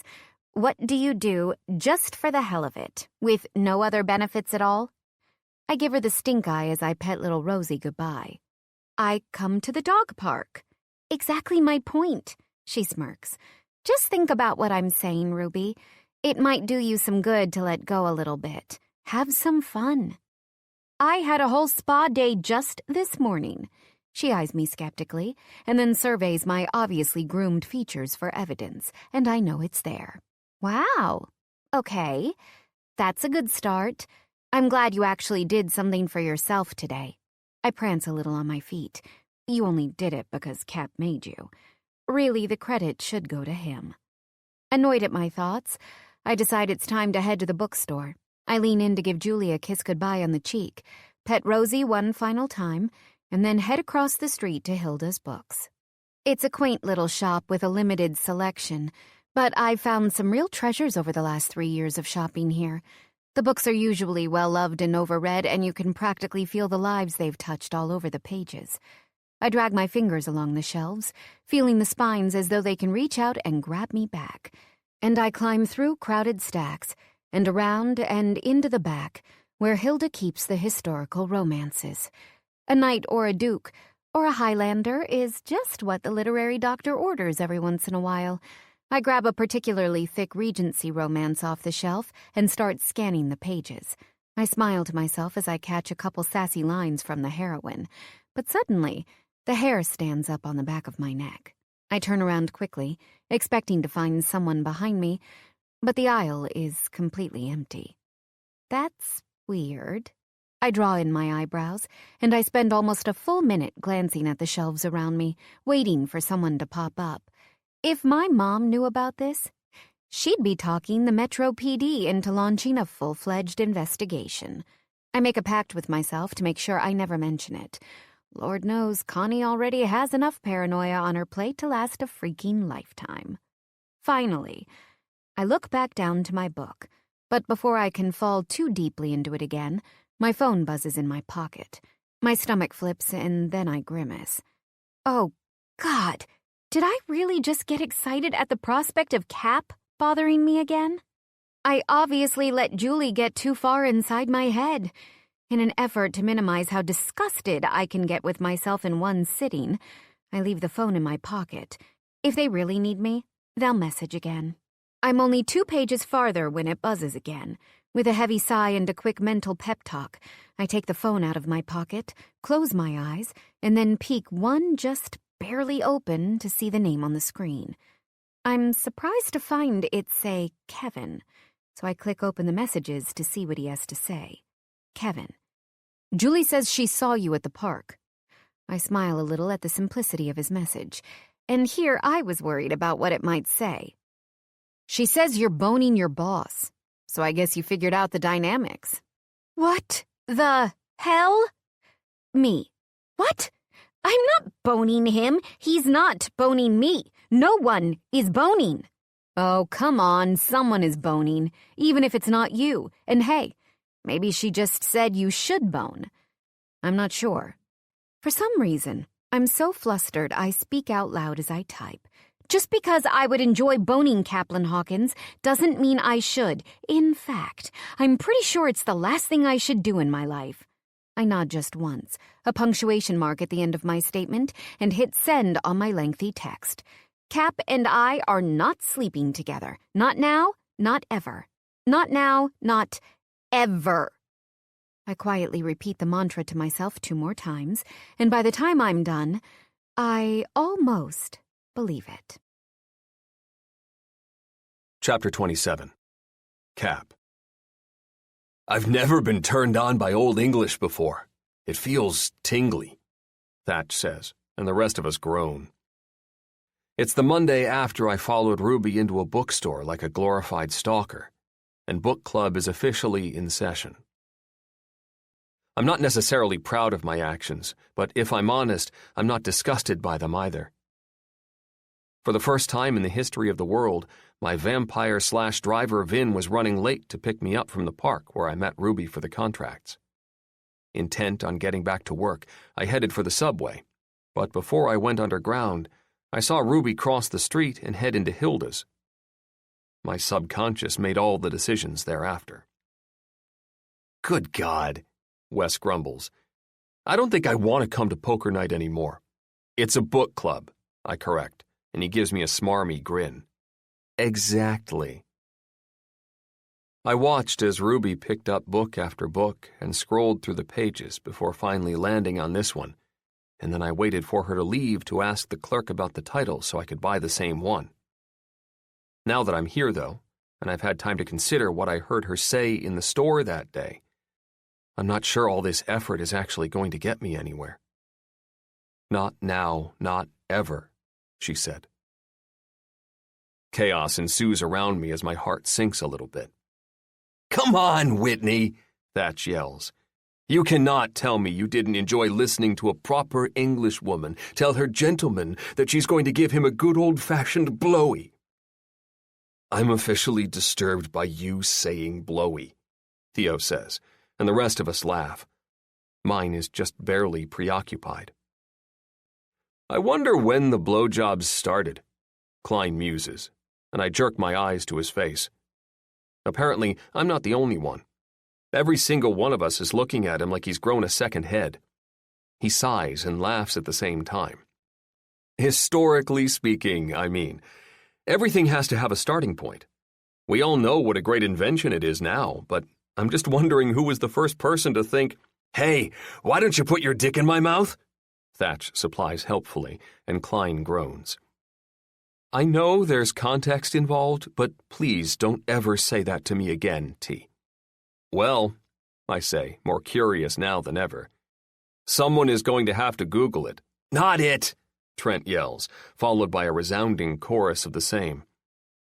Thatch and I are the only ones not to say it, both rolling our eyes and taking out our phones. I type into the search engine and scroll through the results as they pop up. I click on one of the ones near the top and start reading. The first documented blowjob was evidently good enough to resurrect an Egyptian god. The first blowjob was between God King Osiris and his... Oh, God, no. What? Thatch shouts. His sister turned wife, Isis. A resounding chorus of groans rumbles around the room. I'm just the messenger, I say, not the creator of the information. And I can't even blame you for starting it, Wes says before turning to Klein. I'm completely surprised you've brought this upon us. Klein just laughs. He's easily the most demurely self-assured person I've ever met.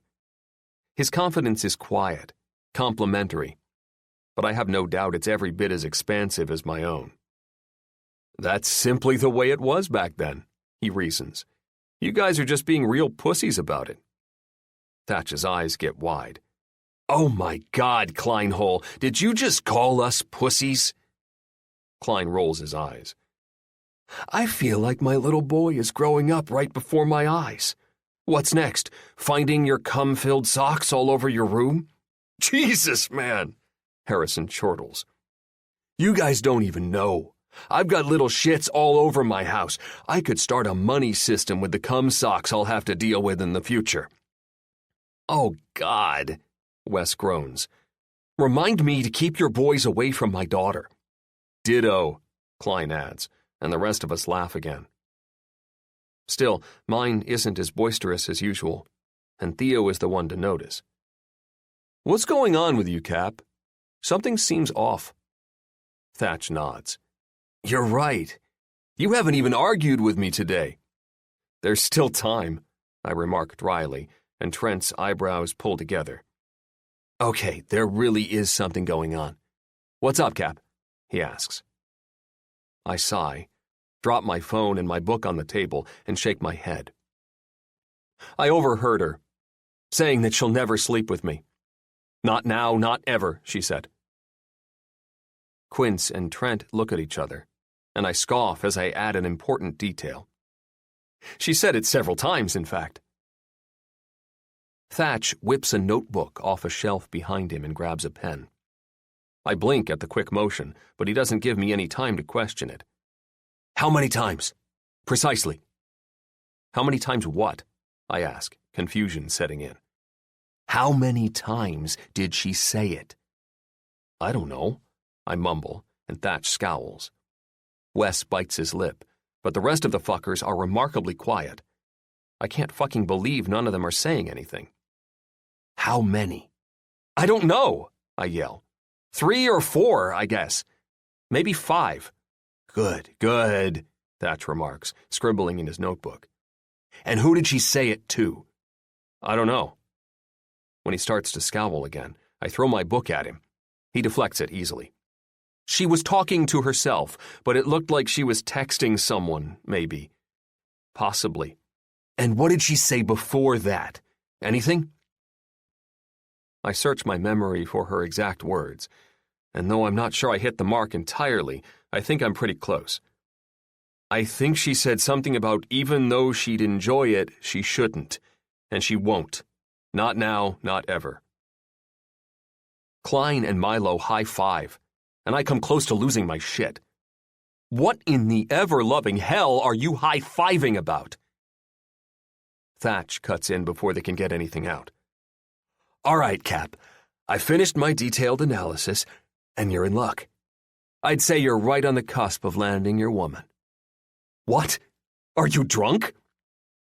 Fortifying her resistance, as opposed to her desires, is often the last step before giving in, Cap. Klein explains. Just look at Heart of a Highlander, he says, shaking his copy of the book. The tension is at its highest point right before she blows him, is it not? Yeah, but nothing, Trent interjects. It's just part of the process. Keep doing what you're doing. Hey, come up with an excuse to take her away for the weekend. To your lake cabin. It'll be like the Highlander and Lady Viola. Thatch nods. Hell yes. A weekend away. It's just the ticket. Klein's eyes are kind as he translates everyone else's gibberish into something I can understand. Something that catches me off guard. You're getting through. Pretty soon, Ruby is going to be in love with you. Everyone around the table nods, and a knot forms in my stomach. Love? I highly doubt that's the case, but I can't really blame them for going the LOVE route. I mean, that's essentially how I roped these sappy bastards into this whole book club shindig in the first place. Ruby getting naked and falling in lust with me? Hell yes. But falling in love? With me? I shake my head a little to clear my thoughts and rub a hand against my tightening chest. It feels foreign and warm and a little like I can't breathe. I'm not sure what Thatch put in the appetizers tonight, but it must cause indigestion. Surely, though, I'll be over that soon. And if these fuckers are right, I know what to do. Weekend getaway, party of 2, please. Chapter 28. Ruby. My parents arrived last night in a flourish of glory and fanfare. I was sleeping, as most humans are, at 3:30 in the morning, when a banging started on the door worthy of a SWAT team with a ramrod. Knowing my mother, I couldn't completely eliminate that option, so I rushed out of bed, threw a robe over my shoulders, and ran the 15 short feet to the door in an attempt to spare its life. My apartment isn't even close to the Taj Mahal, but littering all 300 square feet with the shards of my former door didn't exactly seem like it would do anything to improve the place. Seeing my mom's excited face when I opened the door was almost as bad as seeing the actual SWAT team would have been. Cut to a few hours later, and the three of us are sitting around my coffee table on pillows, eating bagels from the shop below my apartment.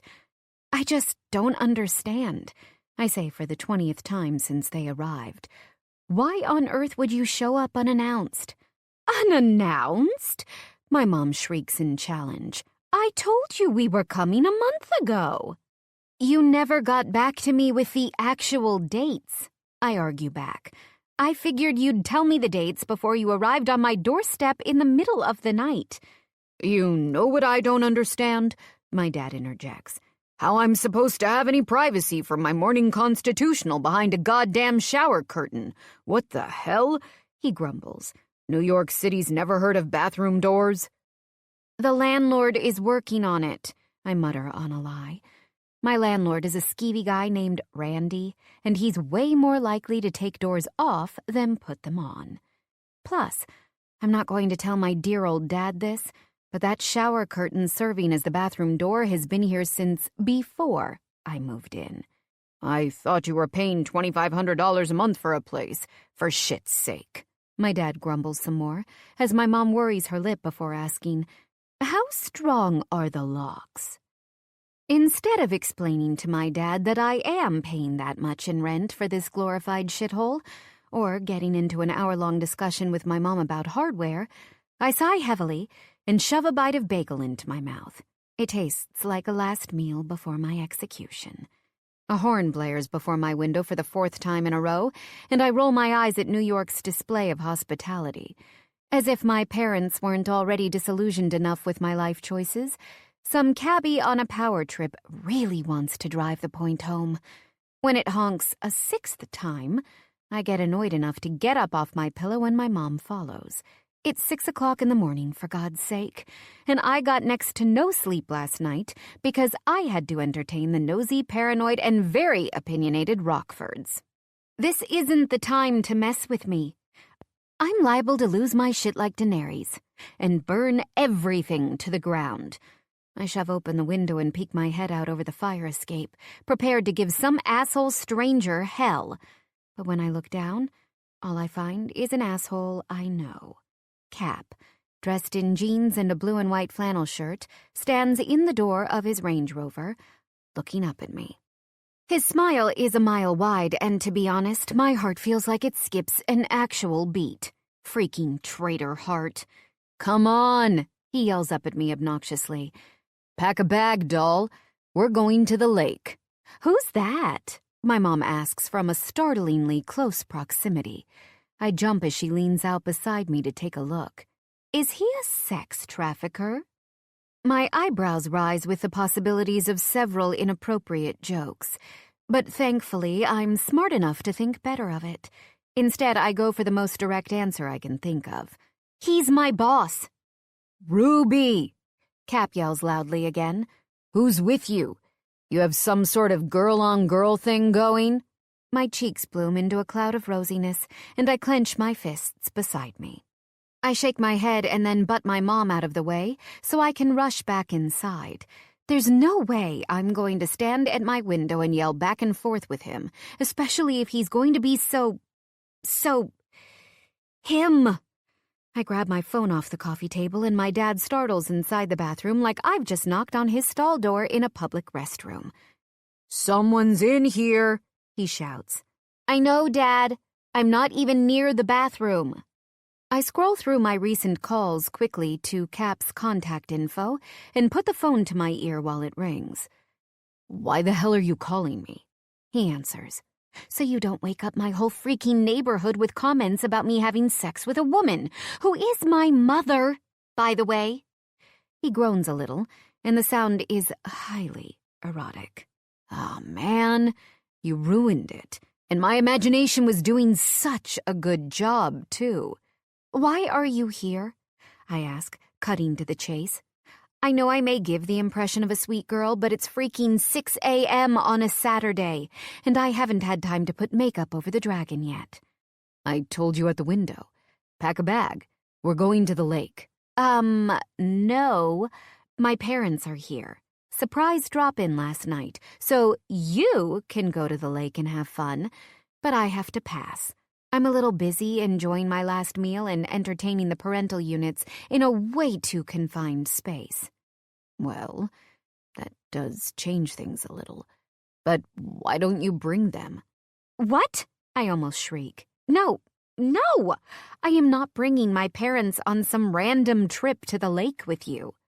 The pipes in my bathroom shriek as the bathroom toilet flushes, and when the sink is turned on, those fucking pipes groan, add more shrieks, and make a fucking remix.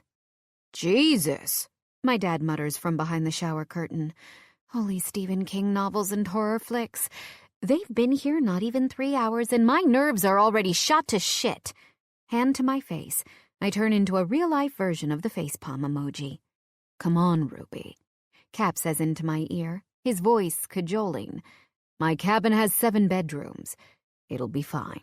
I don't care if your cabin has 7 bedrooms, Cap.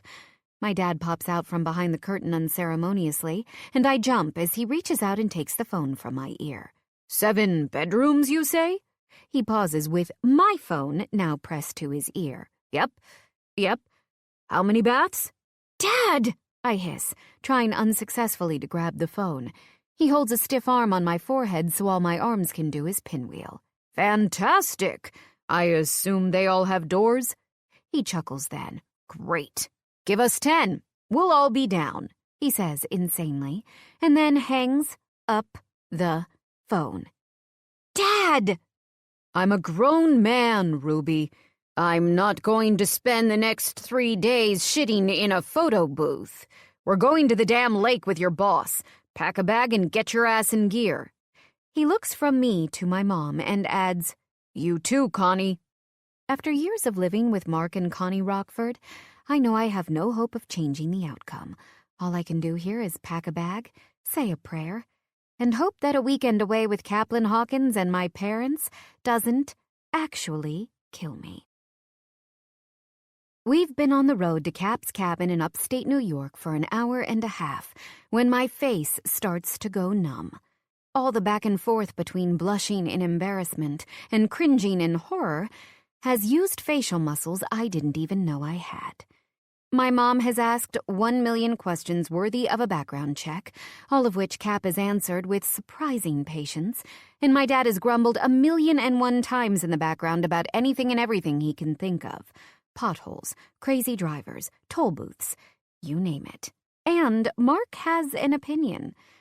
When we pull into a gas station and Cap climbs out of the driver's seat, I actually consider begging him to leave me here to hitchhike home. He sets the gas to pump and then rounds the hood to head inside the store. My dad rolls down his window and I do the same, fearful of what might transpire if I don't at least monitor their communication. Cap notices the motion and turns back to the car. I actually start to feel lightheaded from how fucking handsome he is. Can I get you anything inside, Mr. Rockford? Sure thing, kiddo, my dad responds without shame or hesitation. Some stool softeners and some Imodium. My head sinks into my hands and I sink deeper into my seat. Oh my God, why are my parents so embarrassing? Don't those two have opposing purposes? Cap asks good-naturedly, and my dad, being my dad, doesn't hesitate to explain. You bet. But my intestines are like a sausage casing, son. I can jam a whole lot of shit in there without any movement, but eventually the casing's gonna burst, and the results aren't pretty. I can't even look up to see Cap's reaction. I'm so mortified my eyes have actually lost all function. But evidently my ears still work, because I can easily distinguish a smile in Cap's voice when he replies, "Oh, Yes, sir. I get it. I'll grab both for you and be out in just a minute. Thanks, my dad says, and it's immediately followed by the sound of his window rolling up. I'm still drowning in the situation, scrubbing at my face vigorously, when a gentle hand lands on my elbow. I startle and pull up my head to find Cap standing dangerously close to my door. What about you, doll? He questions softly. Can I get you anything? Some arsenic, maybe? I suggest, and his teeth sink playfully into his bottom lip.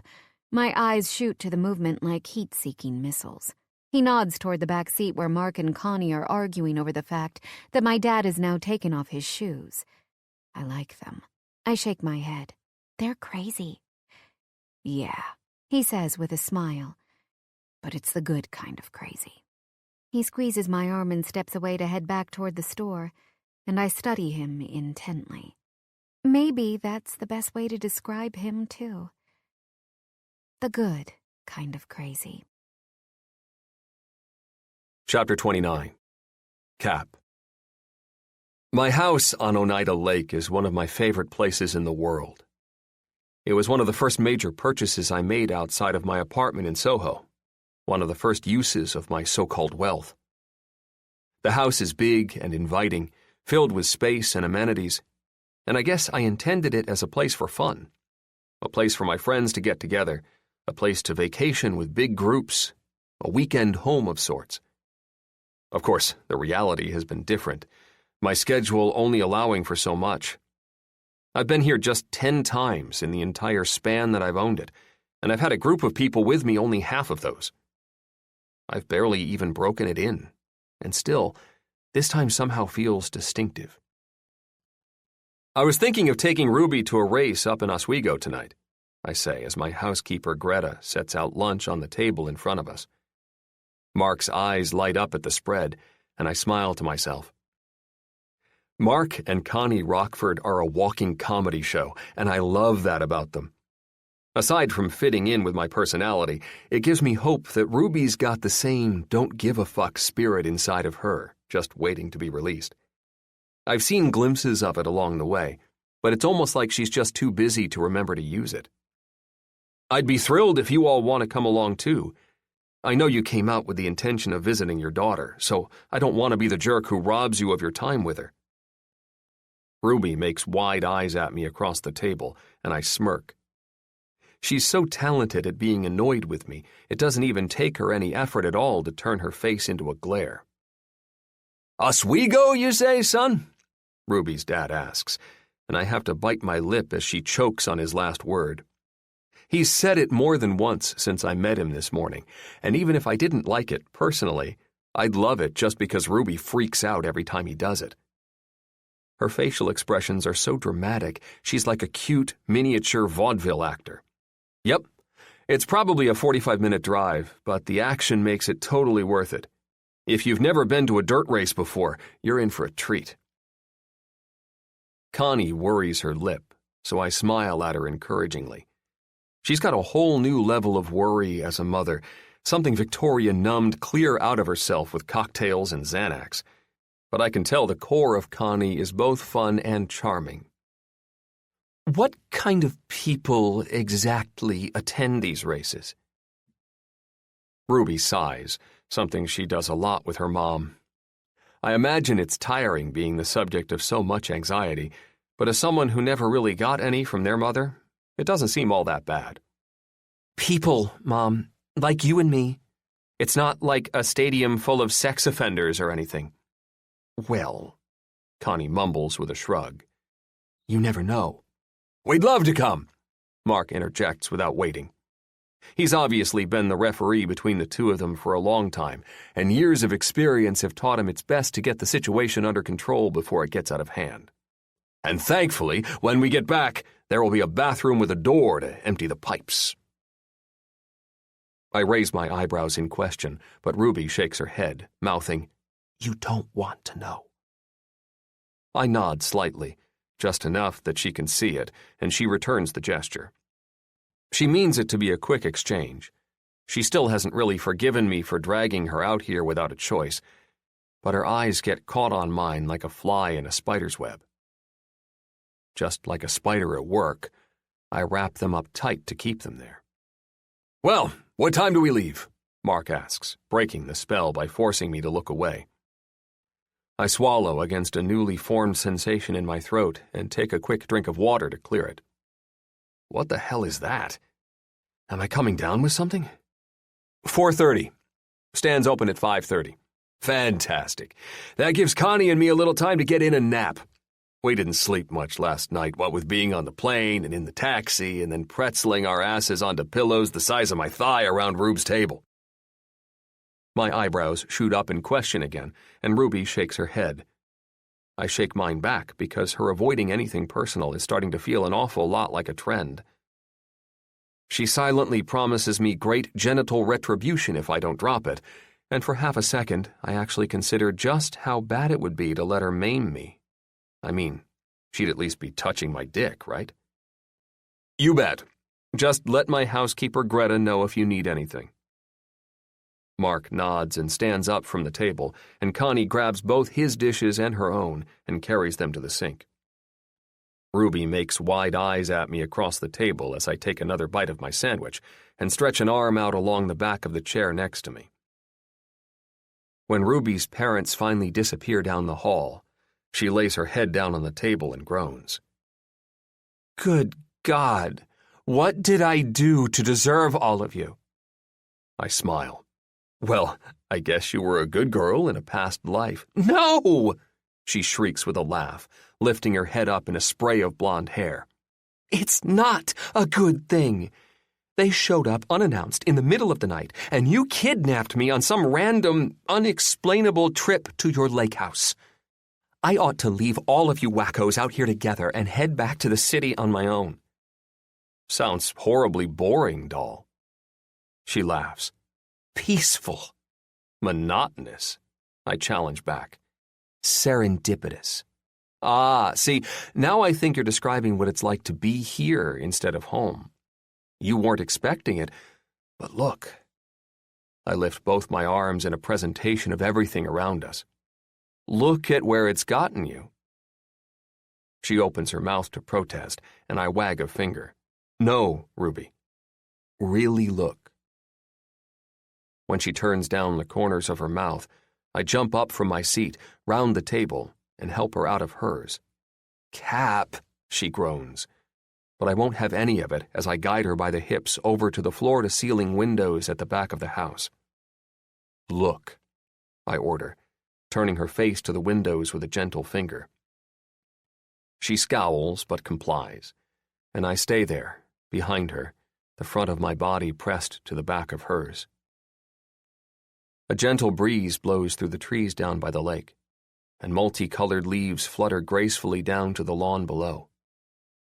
The lake shimmers in the midday sun, and the reflection of the dense trees on the other side makes a stripe of rainbow in the water.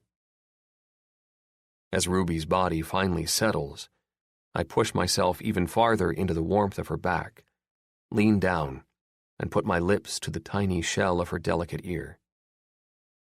The smell of her citrusy hair envelops me, and it's all I can do to stop myself from burying my entire face inside. "The red leaves are my favorite," I whisper. "On the water, they look like little rubies." Startled, she turns her head to meet my eyes. "Cap," I nod. What's going on here?" "We're talking. Don't be a smartass." "It's the only thing I know how to be, Ruby." She sighs and turns back to look at the water again, and I don't hesitate to move my lips back to her ear again. "I like you, Ruby. What if, just for tonight, you let yourself see what it might be like to like me?" I wait for a sassy rebuttal, a feisty challenge to my request. But it doesn't come. Instead, Ruby just stands there, her perfect little body still pressed to mine, my lips still near her ear, and she simply enjoys the view. Something makes my chest expand, and I silently wonder if it's all the fresh lake air affecting my lungs in a good way.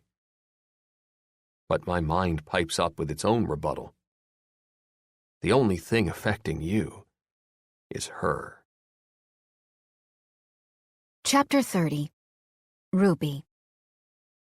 My knee bounces, and my hands sweat while I watch Cap and my parents chat at the concession stand at Oswego Speedway from our seats in the stands.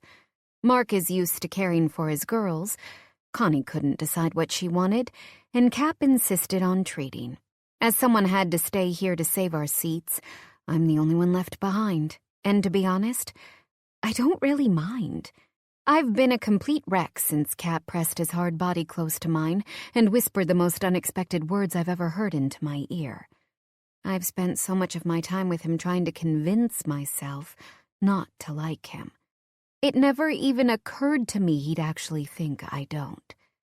Am I truly that good of an actress that he can't tell how hard I've been fighting myself, fighting the pull of him? With my mother leading the group and my dad's in Cap's arms absolutely loaded with food, they turned to head back toward me, and I jerk my eyes away to look down at the track.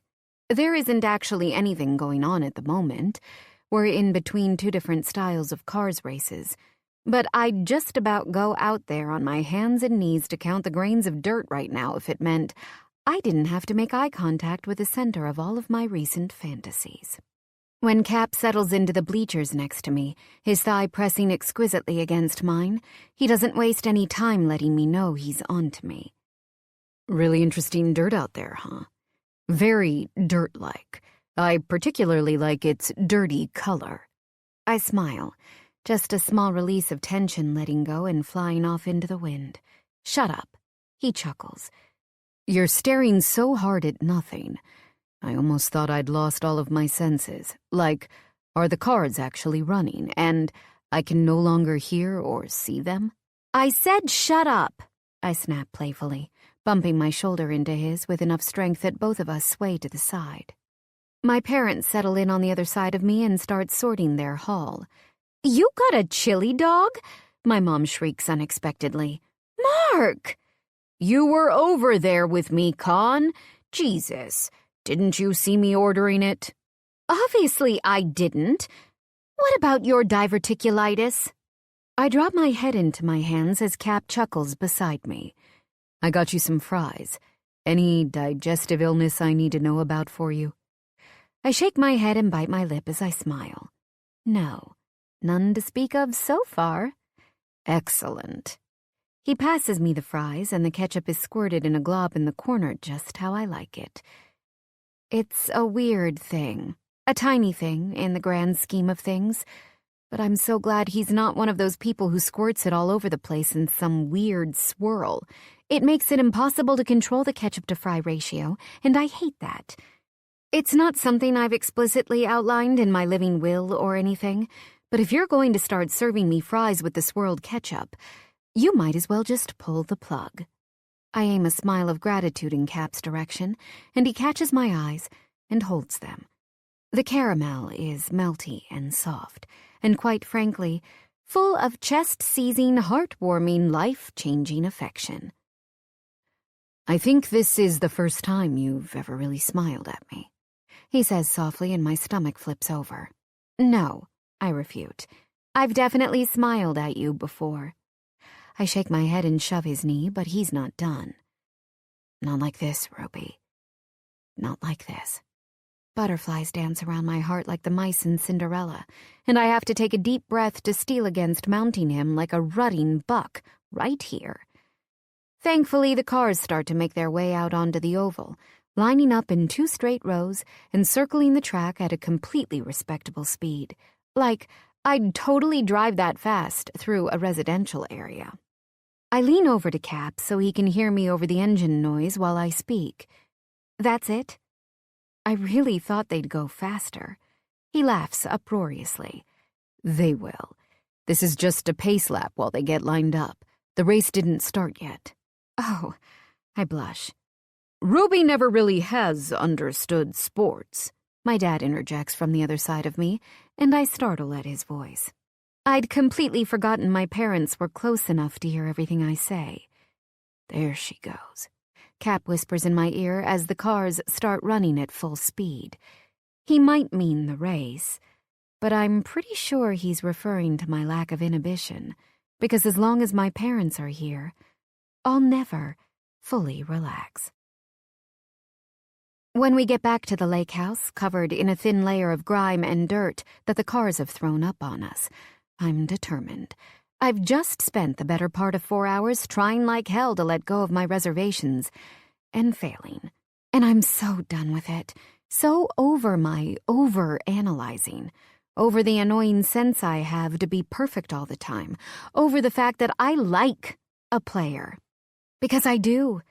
For as little as I've given him to show it, Cap is one of the most interesting, funny, complex guys I've ever met.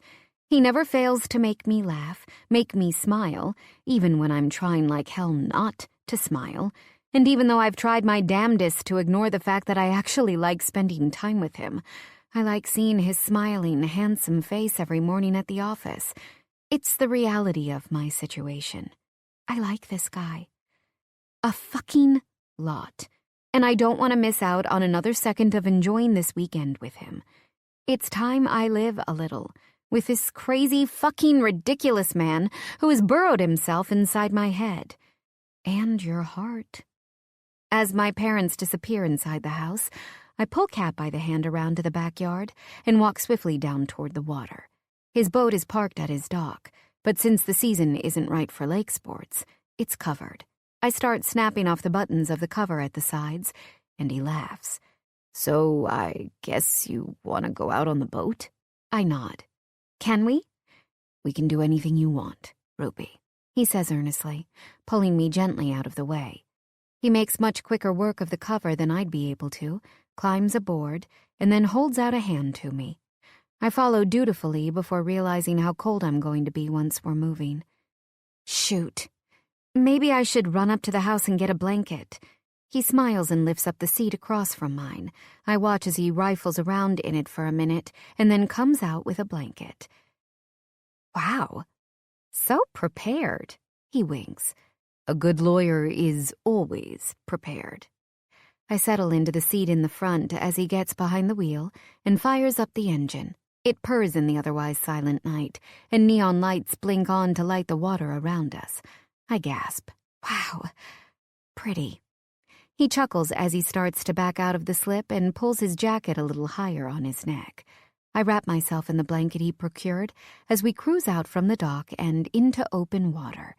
The wind feels good on my face, even if it is cold, and the quiet night and still water of the lake bring peace to my tight chest. I've had a fist around my heart for the past 2.5 months, probably as a defense against Cap's charm, and it feels so good to let it pump freely. We drive for miles, just taking in the scenery and each other. Cap's features are completely at ease, his dimple poking a hole in the perfect apple of his smiling cheek. I watch his eyes as they study the path in front of us, and I get lost in their intelligence.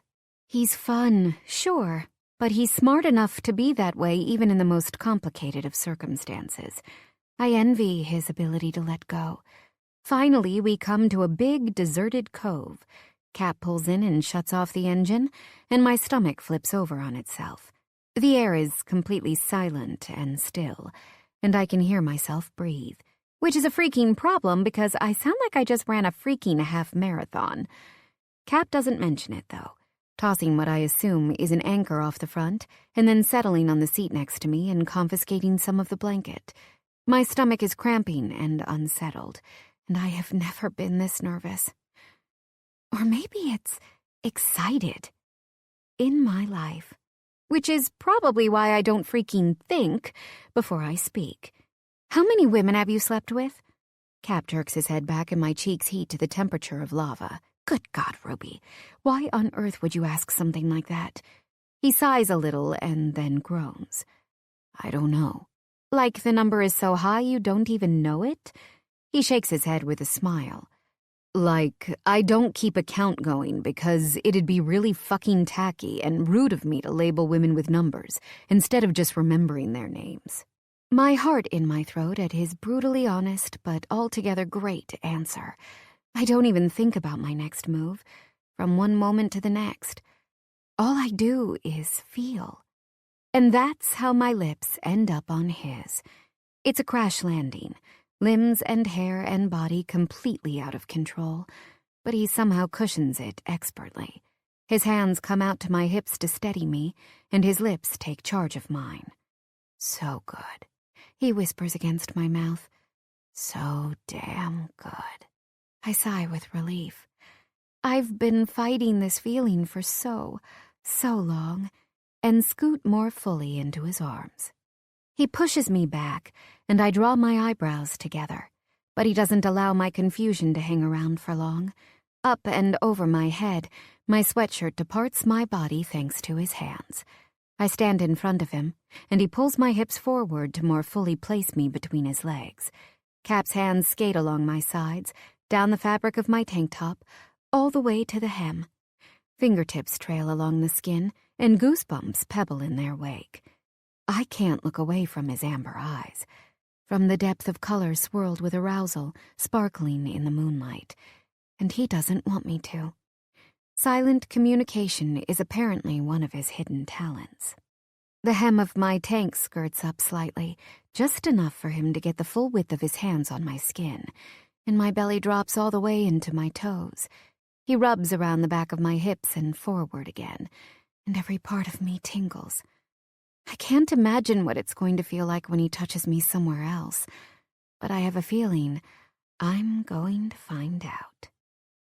My heart is racing, but for the first time since I met Caplin Hawkins, it's not because I think I should stop. No, I know I should, but it feels too good. And according to everyone around me, the thing I need most is to let go and live. And by God, I can't think of a better way to do it. God, you're beautiful, Ruby. Leaning forward slowly, Cap puts his lips to the skin of my stomach in a terrifyingly gentle kiss. My eyes fall closed on their own, and my fingers tense into the fabric at his shoulders. His approach is so different from what I expected, slow and torturous rather than hard and fast. I always imagined he'd have sex like he lives life, bold and passionate and loud. I can't explain this. My brain can't understand it. When he pulls his mouth back from my stomach, the button and zipper of my jeans are undone as though influenced by magic. I never even felt the movement, never felt his hands there as they work to open up everything, and I have to giggle a little. I can't help it. Wow, I remark as I do. You are good. Cap's answering smile is both brilliant and wicked, and before I know it, I'm going up, compliments of his hands at my ass, and then down, landing on my back on the seat. He covers me with his weight, his eyes full of a sexy gleam, and he ghosts his hand out and up into the back of my hair. My neck arches at his command, and the feel of his lips as they settle on mine makes me gasp. His tongue is an opportunist. It traces the gap before slipping inside, and our tongues tangle in time with our legs. We are wrapped in each other, trapped in each other, and the speed of our intimacy breaks all land speed records. Regardless of the seemingly quick progression, I'm surprised to find it doesn't feel that way. All I feel is right. I arch up into the heat of his body, and he moves his free hand up along the skin of my side. I shiver and moan a little, and he swallows it greedily with his mouth. That's it, he coaches, apparently satisfied by my sounds. Don't think, just feel, Ruby. I let my legs fall open, and he doesn't wait to settle his hips between them. He feels deliciously heavy on top of me. I barely breathe as his lips trail a path from my ear to the hollow of my collarbone, and he notices. His fingers tense in my sides, and his lips go to my ear. Relax, he whispers. I promise it won't hurt. I smirk at his cheekiness and drop my head back to the seat below me. It exposes my neck to his lips, and he doesn't waste the opportunity. Slow, languid kisses dot an arrow from my jaw to my chest and tingle in the chilly air as he pulls away. Fuck. I want you. Badly, he whispers, and my pants disappear swiftly down my legs, and his promptly follow. I watch as he maneuvers his muscled legs free of the material, a huge bulge sticking out of the front of his black boxer briefs. My mouth feels hungry, desperate to take a taste of him, but everything about this exchange is more urgent, slow, but tenuous. He needs to be inside me just as badly as I need him to be, and both of us are dragging against time as we fight to make it last as long as possible. God, I want him, need him, right fucking now. Cap, I whimper, and the intensity, the desire, resting inside his eyes, urges shivers up my spine. Now, please. He pulls a condom from the pocket of his discarded pants, shoves his boxer briefs to the ground, and rolls it on smoothly. His body is the stuff of dreams. I'm talking defined abs, chiseled chest, smooth skin, big mother-freaking cock. Holy hell. I'm ruined. I'll never see anything as perfect as a naked Caplin Hawkins for the rest of my life. I'm absolutely sure of it. I start to shake a little, partially from the cool fall air and partially from emotions. I've never felt so simultaneously comfortable and anxious. Cap crawls back between my legs and pulls the blanket over his back to cover both of us. He settled his hands on the sides of my face, and he looks into my eyes. Cold? He asks on a whisper. I nod, just as he finds me with the tip of his cock and starts to slip inside. My neck cranes and my heart jolts, and a little moan escapes my lips. Dear God. Inch by inch, he joins our bodies together and melds every part of his skin to mine. I can taste the mint of his breath and smell the freshness of his body wash. Every cell of him feels like a part of me, and I have to close my eyes against the power of it all. His hand moves deeper into my hair where he tugs, just a little. Look at me, Ruby. I force my eyes to open, their weight unparalleled in all my years on the planet, and look into the smooth silk of his light brown beauties. Good. Right. I lift the corners of my mouth into a small smile and nod, and he returns the gesture. He's the cockiest son of a bitch I've ever met, but tonight, he's earned it. He pushes himself deeper, and the growing ache between my legs makes my back arch and my knees shake. Stay right here, he whispers against my mouth, and his eyes never let go of their hold on mine. I want to see you catch fire. Jesus, this man, what is he doing to me? All I can do is moan in response. I need to see the way your beautiful eyes change when you come. Lost in him. Lost in the way he's making me feel. Lost in our connection. Lost in us. I find it doesn't take long before I'm doing just that. With our gazes locked, I come. Hard.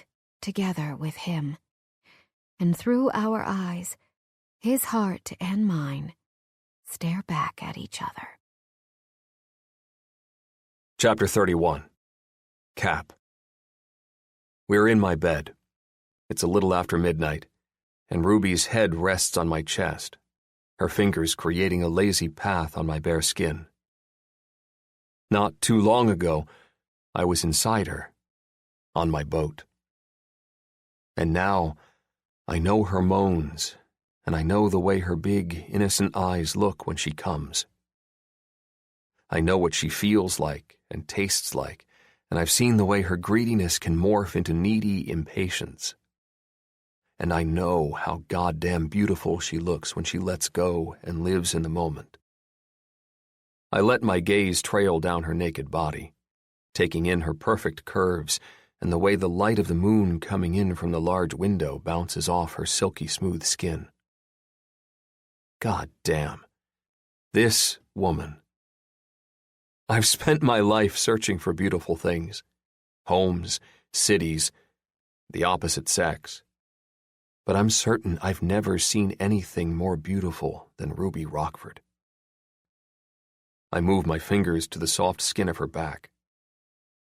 At first, I let them linger, just a whisper of a touch from her shoulder blades, down her spine, to the delicate spot where her lower back meets the curve of her delectable ass.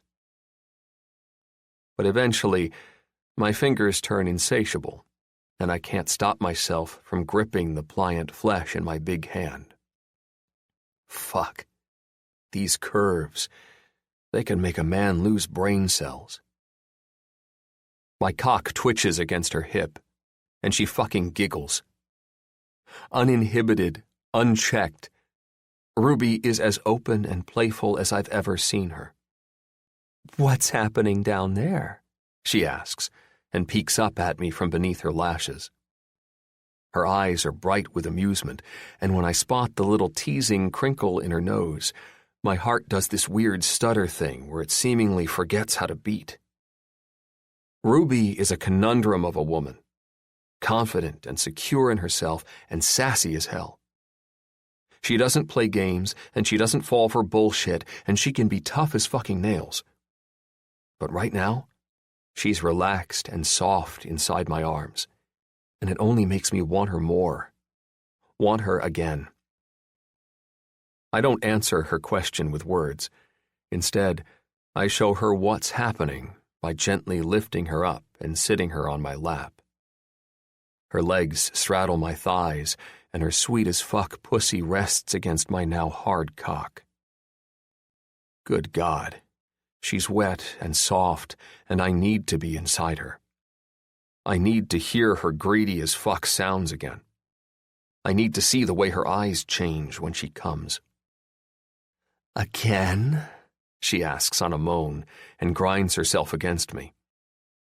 "Again," I whisper, and I make quick work of pulling a condom from my nightstand. She grabs it from my hands and tears the thing open with her fucking teeth. I watch in rapt attention as she leans back just enough to grip me in her hand and slide the condom on. And my ability to look anywhere but at her gets multiplied by 0 and cut in half as she lowers herself onto me. My cock slips inside her, and it feels so fucking perfect my eyes roll into the back of my head. Her gaze turns heated, and her blonde hair falls over her shoulders as she starts up a rhythm on my cock. Up and down, she rides me, and I swear to God it's the sexiest fucking thing I've ever seen in my life. And fuck, it feels good. Too good. The kind of good that makes me wonder how many times I'll have to fuck her in order to get enough. I grip her hips and guide her rhythm. We start out slow, easy, until the need becomes too much and we can't do anything but race toward our climax. "More," she whimpers. "More." "Greedy fucking minx," I whisper, and flip her onto her back, pushing my cock in deep. Ruby moans, and she digs her nails into the skin of my back as she wraps her legs around my waist and urges me further. "More," she says again, but this time it's not laced between whimpers. No, this time it's a fucking demand. Greedy, bossy, fucking beautiful. Christ almighty, I don't know if just one more time with Ruby will ever be enough. My eyes feel heavy as I pull them open to the soft light of dawn. The lake sparkles outside the window, and a red leaf twirls and flips as it falls from its previous home on a branch down to the ground.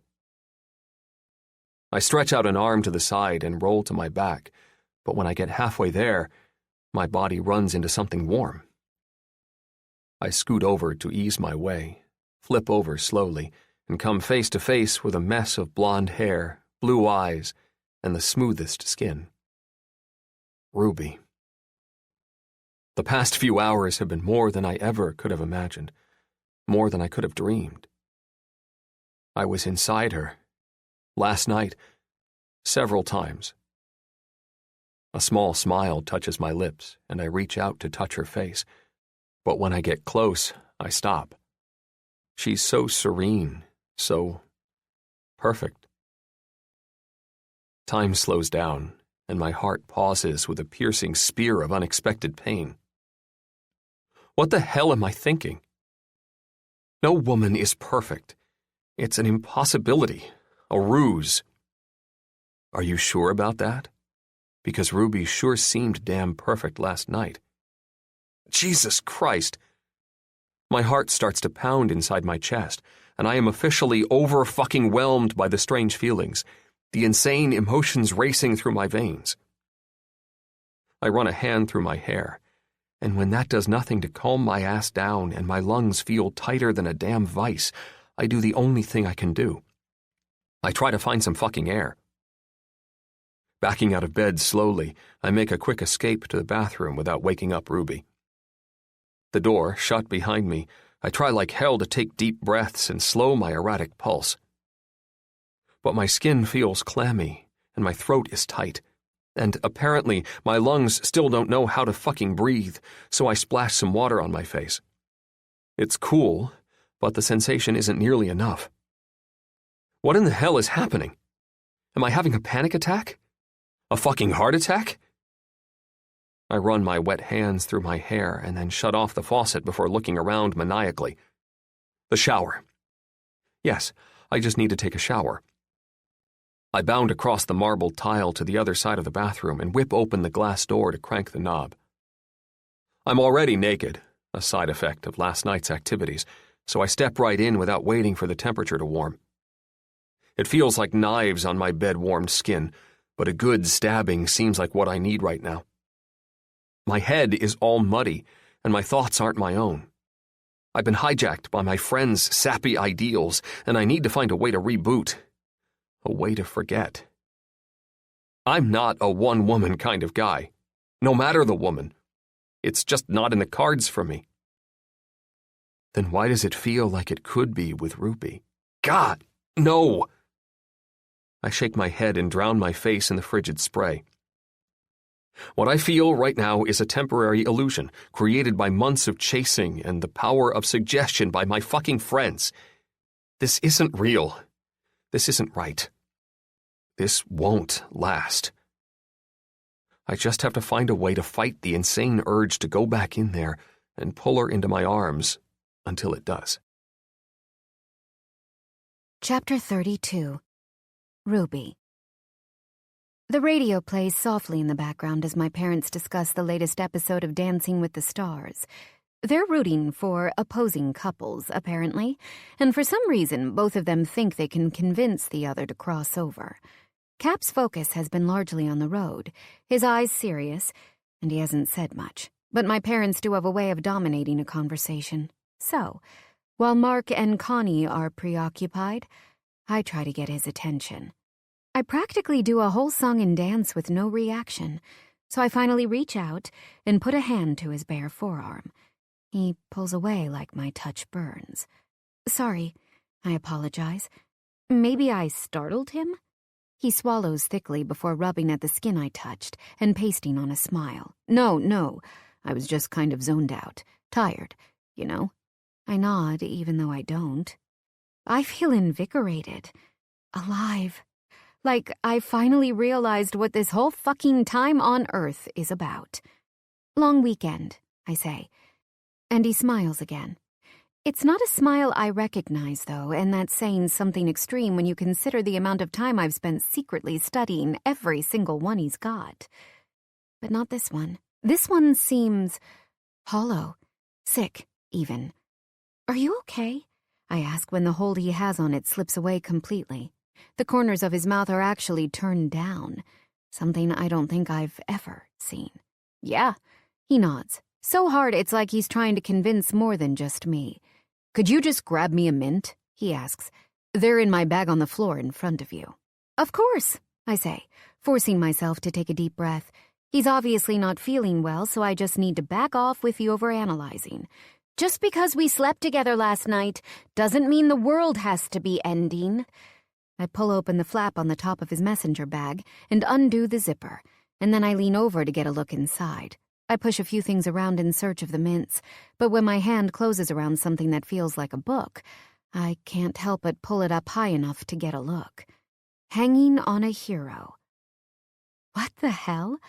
I dig around a little more until my hand closes around another book. When I turn it over, I gasp.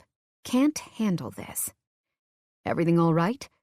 Cap asks, and I shove the books back into the bag in a panic, flip my hair out of my face, and smile. Mine is just as fake as his. Fine. Almost got the mint.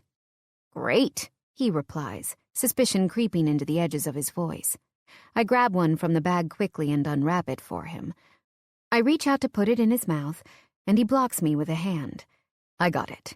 Thanks. I nod, but the truth is, I'm not even there anymore, riding in his fancy car with him and my parents. I'm in my head, trapped in a spiral of questions and a memory full of answers. Like a laundry list of bullet-pointed moments, everything I've been through with Caplin Hawkins in the last couple months flits across my mind. The women, the apology, the makeover, and the party. The weird, slightly cheesy, stilted talk of moonlight strolls and lovely twirls and promenades in his office. The weekend getaway in a cabin. My heart damn near drops into my shoes when those real-life memories match up a little too closely to my literary memories. All of it, nearly every damn thing, can be found in the pages of the books I've read, the books he currently has sitting inside his bag. And they span from the time I started working with him until last night, when I finally slept with him. My stomach churns and I reach down and grab one of his mints for myself. His queasiness has spread to me. I sit back in my seat and angle my face out the window. My dad's voice is louder now as he's still trying to express to my mom that a football player like Glenn Harwick, one of the best running backs to ever play for the New York Mavericks and the king of footwork, would never lose to some teen bop kids reality star like Hugh Beckman on Dancing with the Stars. Apparently, according to him, finesse on the football field has been studied scientifically and linked directly to rhythm and dance. I think he's full of shit, but I'm too busy trying to figure out what the fuck is going on in my life to care. But it is a Sunday afternoon, and I'll have plenty of time to lay into Cap and interrogate him about the books and the strange coincidences that have quite literally given me a painful, confusing case of déjà fucking vu. In the privacy of the office tomorrow. For now, while we're riding in a car with my parents, I'll just keep all my angst and my questions to myself. But the rest of the ride turns eerily quiet. After 30 minutes of nothing from either Cap or me, my parents actually clam up too. It's like the silence is contagious. Eventually, though, the painfully quiet drive comes to an end. As we pull up in front of my apartment building and Cap puts the Range Rover in park, I grab my phone from the cup holder beside me and open up to my calendar. "What time do you need me in the office tomorrow?" I ask, my voice neutral and, for all intents and purposes, professional. I have to record in the afternoon, but I can be there in the morning. Cap looks between me and my parents as they gather their stuff and climb out the back doors, a tiny line marring the space between his eyebrows. I raise mine in response. "Hello? Time?" Cap unbuckles his seatbelt and turns to face me, but his eyes go to the console as he digs around for some unnamed object. "Actually, I was thinking, yeah? Liz is due back from maternity leave soon, and you're super busy with your other job, and—" He pauses, his voice growing quiet, and my heart makes a strong attempt to escape my flipping chest. Liz isn't due back for at least another month, and his caseload is insane right now. He needs the extra help around the office more than ever, yet it sure seems like he's trying to get rid of me. "And?" I question, but when he opens his mouth to respond, no words come out. "What the fuck is going on?" "Just say it, Cap," I prompt further, and this time words do come out. "I think maybe it's time we part ways." Painful fucking words that have the accuracy of a sniper, taking aim at my chest and hitting the bullseye that is my heart. A man-whore tiger never loses his scumbag player stripes, my mind taunts, and the memories of last night are instantly tainted by the way he's treating me right now. It's like all he did was use my literary preferences to get me into bed, and now that he got what he wanted, he's fucking done with a capital D. God, I'm such a fool. All I can manage is a nod.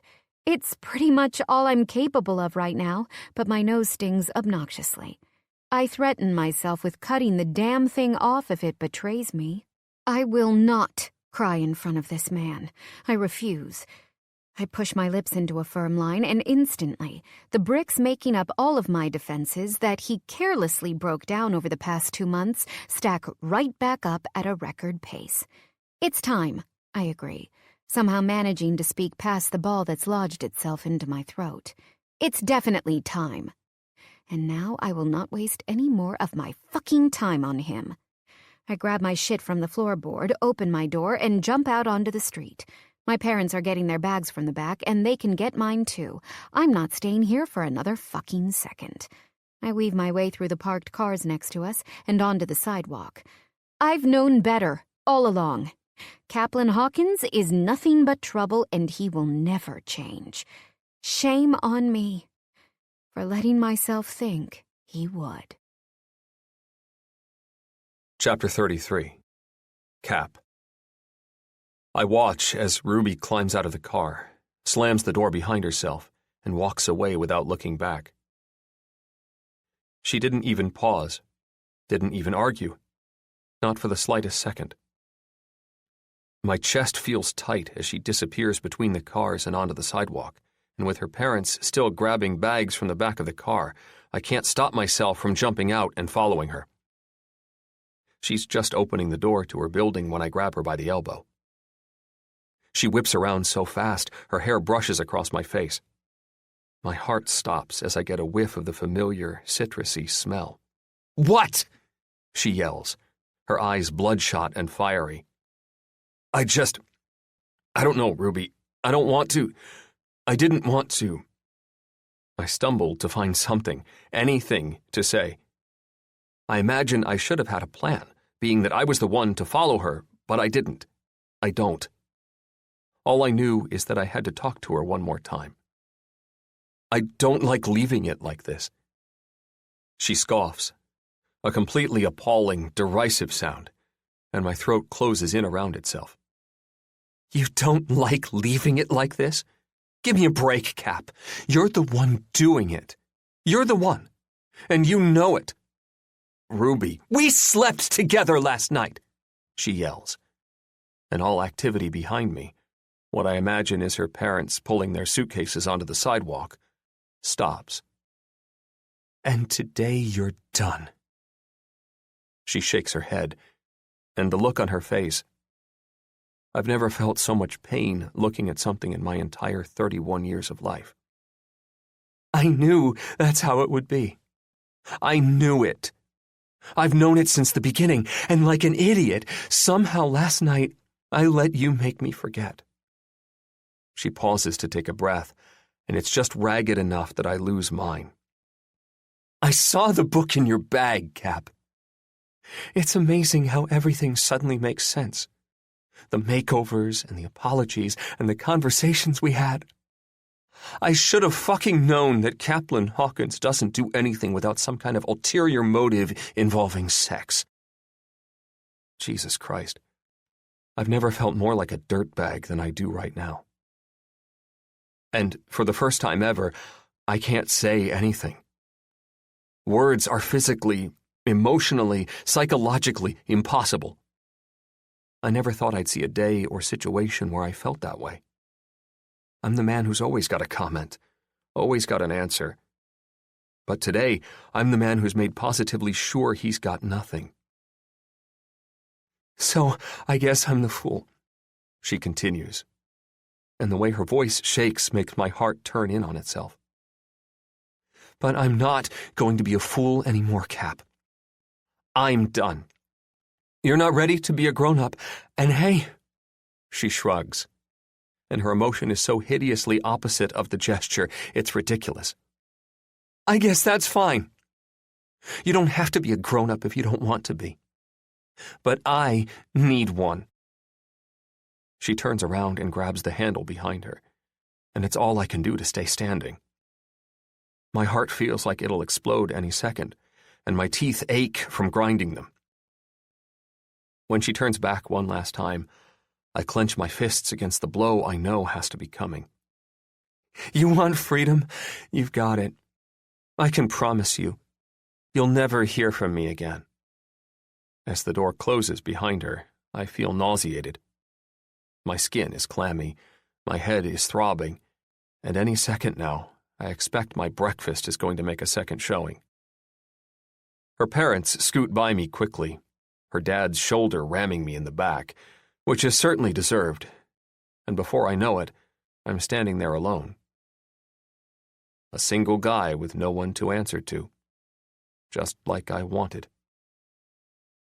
The problem is, in the wake of Ruby walking out of my life for good, my breathing ragged and my heartache fresh, I can't think of a solitary goddamn reason why. Chapter 34. Ruby. I make it all the way into my apartment and into the bathroom before I can't hold back tears anymore. My dad is right. The shower curtain is a useless attempt at privacy, a fact that becomes starkly apparent as my apartment door opens and my parents step inside. They're quiet, which isn't a shock, given my mental breakdown on the sidewalk, but after a minute or so, my mom's feet stop just on the other side of the curtain. Ruby, she calls softly, and I have to cover my face to combat the tears that are renewed at the sound of it. You don't have to come out, sweetheart. I know the last thing you want is your mom and dad hovering over you with what you're going through.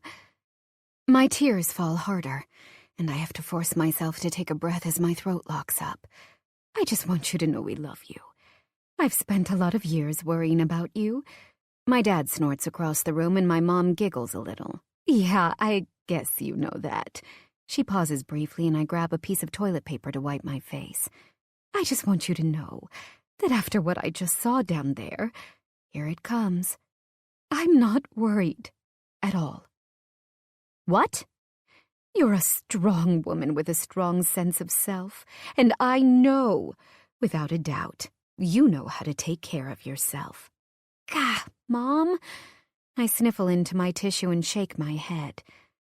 I love you. Now listen, your dad and I are gonna go, give you your privacy and your time, but if you need me, you just pick up the phone. I'm off my feet and through the curtain before she can finish her sentence. She closes her arms around me tightly as I shove my face in her neck and lean everything I'm feeling into her. She strokes my hair and kisses my head, and I know, because of her and my dad, I'll get over this, over him, and move on to bigger and better things. I love you, Mom. Oh, Ruby. She hums. I love you, too. It's been a week since my life imploded, and despite the short respite I took to see my parents off at the airport, I've mostly just been a mess of tears and anger and inability to do anything but wallow. But fuck, I'm tired of crying over a guy who most certainly doesn't deserve my tears. A guy who most certainly isn't sitting around crying over me. Yeah, exactly. A guy who probably already has dived back into his player ways and found his next big challenge. It's harsh reality, but it's reality. And today I'm determined to turn over a new leaf. After a brief text exchange with my mom this morning, letting her know I'm doing okay, and her response is surprisingly devoid of prying or paranoia, I forced myself to take a shower, brush my hair, and get myself presentable enough to go to class.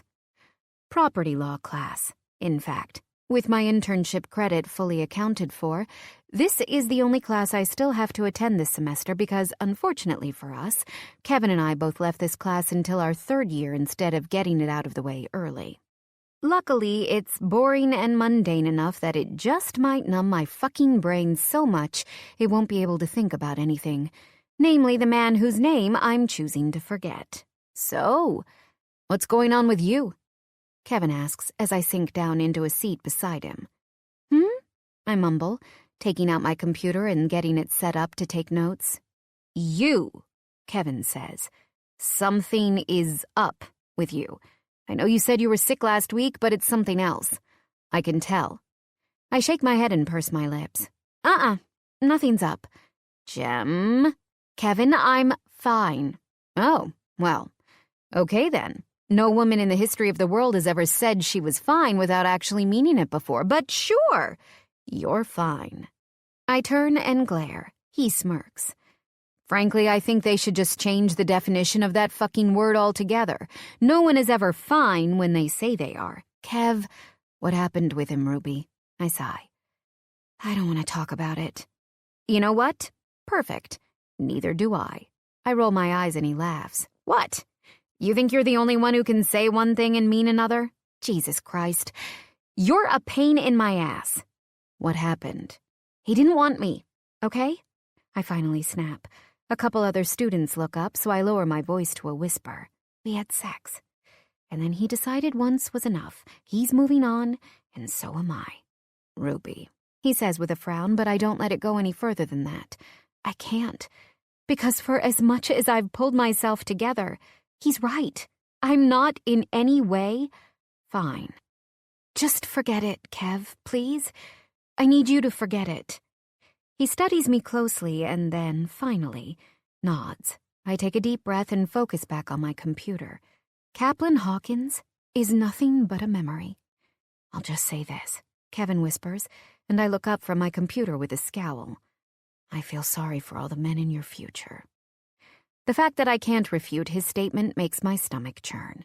I hate it, actually, because there's far too much truth in Kev's words. Fuck you, Cap. Fuck you and the handsome, charming, deceiving man-horse ship you rode in on. You will not ruin me for all other men. You won't. I won't let you. I give myself a scorned woman's version of a mental pep talk. I just hope that one day I'll actually believe it, too. Chapter 35. Cap. An alarm for book club goes off on my phone, and I shut it down without even looking. I know what time it is, goddamn calendar alert system. I don't need you mocking me. My phone hits the sofa table behind my couch with a clatter, and I pull the blanket up higher on my chest. There's a stain from something right by my nose, but I don't bother to inspect it. It's been 8 days since I saw Ruby, since I let her go, and I'm a fucking mess. Filth, loneliness, and self-loathing. This is my life now. I grab the remote from underneath a Chinese food container and pump up the volume on Wedding Crashers to an ungodly decibel. The next block over can hear it, I'm sure, but my pain is too loud to back it off at all. Vince Vaughn is freaking out about being tied to his bed by a hot Isla Fisher, and my face feels wet with shame. You don't love her, I say at the top of my lungs to Vince.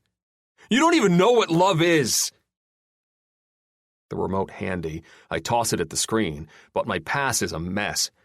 My hand is covered in grease and the remote something else, and I released it way too soon. I groan at the thought. Too soon. I released her too soon. I am my own waking nightmare. A sad sack of a human being with nothing left but my own useless dick and the memories of the woman I let get away. Ruby's face replaces Isla's in my mind, and I cry out, Why? Why am I such an idiot? I jump up off the couch with the blanket wrapped around me and head for the TV in a rush. I'm gonna smash this motherfucker right into the place I wish I were, oblivion. I stumble in the blanket, unsteady on my feet after spending a week doing nothing but wallowing, and then trip over my own foot. I land safely with a bounce on the floor next to my coffee table and smile triumphantly at my success. Ha! I yell. Take that, you blanket bastard son of a bitch! You can't defeat Caplin Hawkins! The only fucker who can bring him down is Caplin Hawkins himself! In a flash of light and a blur of ceiling, I accidentally set my other foot down on an empty bottle of vodka and go ass over end.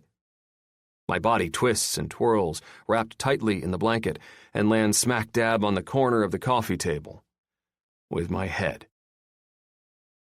Is he naked? Oh, what the fuck? Voices fill my ears. Familiar voices at that. And I blink open my eyes to find myself cocooned beneath the fucking blanket that tried to kill me. Come on, guys, just fucking deal with it. He's in crisis, and he needs us. Jesus Christ. They've brought the fucking book club to my apartment. I don't have time for your stupid book club games, you bastards. A sob escapes my throat. I can't help it. Thinking about books makes me think about Ruby, and fuck everything that isn't her. Fuck me. Fuck my idiot friends. Fuck it all. I hear shuffling and more moronic chattering around me, and I sob louder into the blankets. What are you doing here? I yell. And how in the fuck did you get in here? A key. Someone I know to be Trent responds. One that you gave me. Fucking hell. I don't want any of you, I yell. I don't want to be seen, and I don't want to see you. Get out. Take your stupid book club and your stupid books and shove it all up your asses. Pretty sure now isn't the time for me to mention that book club was his idea, right? Wes asks. And if I weren't fetal, I'd find the strength to stand up and strangle him with my bare hands. Jesus, Whitney, don't be a dick, Thatch says on a sigh. And what am I always fluffing saying? For the love of Fillmore, we can't leave these guys unattended anymore. We didn't know he was this close to rock bottom, Trent whispers. The biggest assholes always fall the hardest, Thatch booms. Fluffing hell, we're in crisis mode here. Stop standing around with your dicks in your hands and get to work. I tighten the blanket around my face as he starts spouting off orders. You, get me a clean blanket, a bottle of water, and a toothbrush. You, get me an ounce of tequila, a lime, and some salt. You, get me the latest Sports Illustrated and a turkey melt. What the hell do you need Sports Illustrated for? Theo asks, and Thatch snaps. Just do what I say. We don't have time for mother-fluffing questions. Theo must leave because a minute later, Thatch moans. Shit. I should have told him I wanted the turkey melt on rye. I don't like rye bread, I mutter from under my blanket fort. Thatch laughs. The turkey melt is for me. Relationship grief counseling really takes it out of me. Fucking hell, Thatch, Klein criticizes.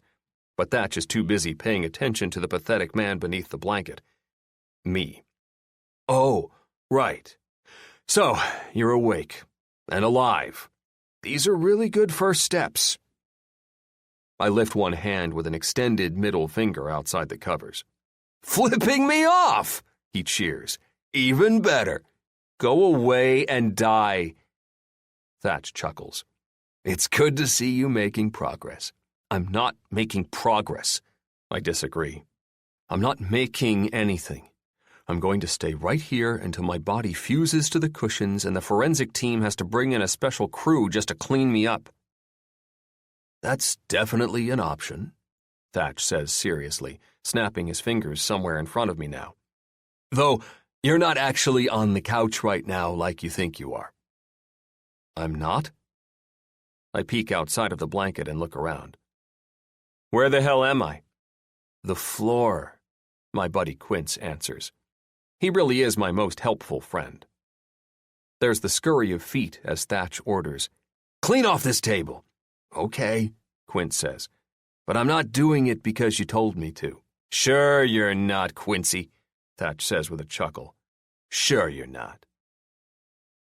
I feel the flurry of activity, and then the heat of Thatch's mountainous body as he puts his ass to the top of my now clean coffee table. I'm not sure if it'll hold his weight for very long, but I don't care. I hope he falls right through it. All right, champ. Time to get yourself out of this mess, and I mean that literally. I've never seen such an impressive display of shitty hygiene. Go away, I groan. I don't want this. I want to wallow here forever. Klein steps forward then. I can tell by the way he stands. He's a whole lot less assuming. That's fine, Cap. It's not fine, Thatch protests, jumping up from the table. What the hell are you doing, Kay? Klein doesn't say anything, but he must command it silently because Thatch's big body settles immediately. I peek out from under my blanket again. I can't help it. Klein's eyes are sympathetic. It's fine if you want to stay here. I get it. Most of us get it. But what if there's another option you're not thinking of? A better one. I glance from him to Thatch and back again before asking skeptically, What better one? You don't wallow. You don't fuse to the couch. Instead, you get off your ass and you get your woman back. I roll my eyes. I'm not going to get her back. I never really had her in the first place. He nods sagely, turning away, pacing in front of my windows and then turning back and crossing his arms over his chest. I can't help but watch him. Maybe not. But holy shit, Cap. Can you imagine if you could have, and you didn't try? We told you you were gonna fuck up, Thatch reminds me. You've done it, and it sucks. But now you need a plan. Something foreign is stuck to my face. I can feel it, but I don't care. At the prospect of saving myself, of saving my misery for a time when I'm old and gray, I perk up enough to look Klein in the eye. You guys can help me? Klein nods. We're going to help you help yourself. I take a full breath for the first time since Ruby left me standing on the sidewalk in front of her building and climb to my feet. Wes comes out of my kitchen with a shot of tequila, but he drops it when his hand shoots up to cover his eyes. The glass shatters into a mess on my living room floor. For the love of God, guys! Somebody get the guy a pair of pants! I look down at my naked dick and then shrug. You don't have to be jealous, Wes. I'm just unnaturally gifted. Wes scowls, but Trent and Quincy smile at each other and embrace my usual madness. We're in business, boys. He's back. Where do we start? I ask. Klein smirks. Somewhere very important. I nod. I'm ready for anything he throws at me. The shower. I almost laugh, because I do, in fact, smell like a fucking garbage can. But for once in my life, I'm not thinking about me. I don't give a fuck about me. I only care about her. And then? I ask, and Klein's smirk turns into a full-blown smile. A rock-solid plan to fix this fucking mess you've made, and hopefully, one that will get you back your girl. There's only one thing in the entire fucking world that can make me focus like this. And it's not these bozos, or the courtroom, or billion-dollar contracts, or the adrenaline rush that comes from winning a case. It's her, Ruby, the woman who has managed to become my whole damn world. Chapter 36. Ruby. I groan a little as the cab pulls up in front of Hilson House, a trendy spot in Soho where Kevin and Julie are apparently having some kind of pre-wedding party, which pretty much just sounds like a second engagement party to me. I teased him mercilessly about being that extra, but he was insistent that if I didn't attend, it'd be the end of our friendship. With the way the last few weeks have gone for me, I actually considered it, but in the end, decided I wanted people I could count on to stick around. Sigh. My dress snags a little on the seatbelt as I climb out, and I have to reach back in to completely free myself. My dress is black with fringe, stops just below the knee, and brings a sense of fun to the party that I knew I wouldn't be able to provide on my own. Something about celebrating love right now just feels like torture. I'm not even willing to consider the idea that the reason is Caplin fucking Hawkins. It's been 14 days since he basically tore my heart out of my chest and stomped it into the sidewalk. And even though the pain still smarts far too much for my liking, I outright refuse to give him any more credit than he deserves. Nor will I let him have that much control over my emotions. You sure about that? My brain pipes up with shit I don't want to hear. I ignore it. Lean into the cab window to pay the fare, and turn on my heels to find twinkling lights at the top of Hilson House. It's apparently a rooftop party, a bold move at the beginning of November in New York, but I've been assured there will be heaters involved, so I don't have to keep my parka on. When I step into the building, the woman at the front desk takes my coat to check it, and then directs me around the corner to the elevators, where a group of women stands waiting. They're all beautiful, as in beautiful. And they're all so happy. They're laughing and giggling among themselves and discussing their men. I know. A fluffing book club of all things. I swear to God, if I weren't so amused by it, I'd punch Thatch in the dick. I was starting to think maybe Wes was keeping something from me, but he never actually seemed excited about going. I figured if it were an affair, he'd be excited. A classy blonde says to the group, and the rest of them laugh. I noticed Milo was asking me a lot of questions about women and the way they think, but whenever I called him out on it, he just said it was research. The whole group dissolves into a fit of laughter as the elevator dings its arrival. I feel a little weird climbing inside the cart with them, but there's a space right in the center and it seems a little bitchy to wait just because. I step inside after them and turn to the front, and their laughter quiets immediately. It's awkward as hell as we all ride upward, so I don't even notice until we make it to the top that we're all going to the roof. When they step off behind me and start whispering, I begin to feel really self-conscious. I try to make my way through them, back toward the elevator, but no matter where I try to go, one of them is blocking me. Sorry, I say. I think I'm in the wrong place. A woman with kind blue eyes and strawberry blonde hair steps forward and puts a supportive hand to my shoulder.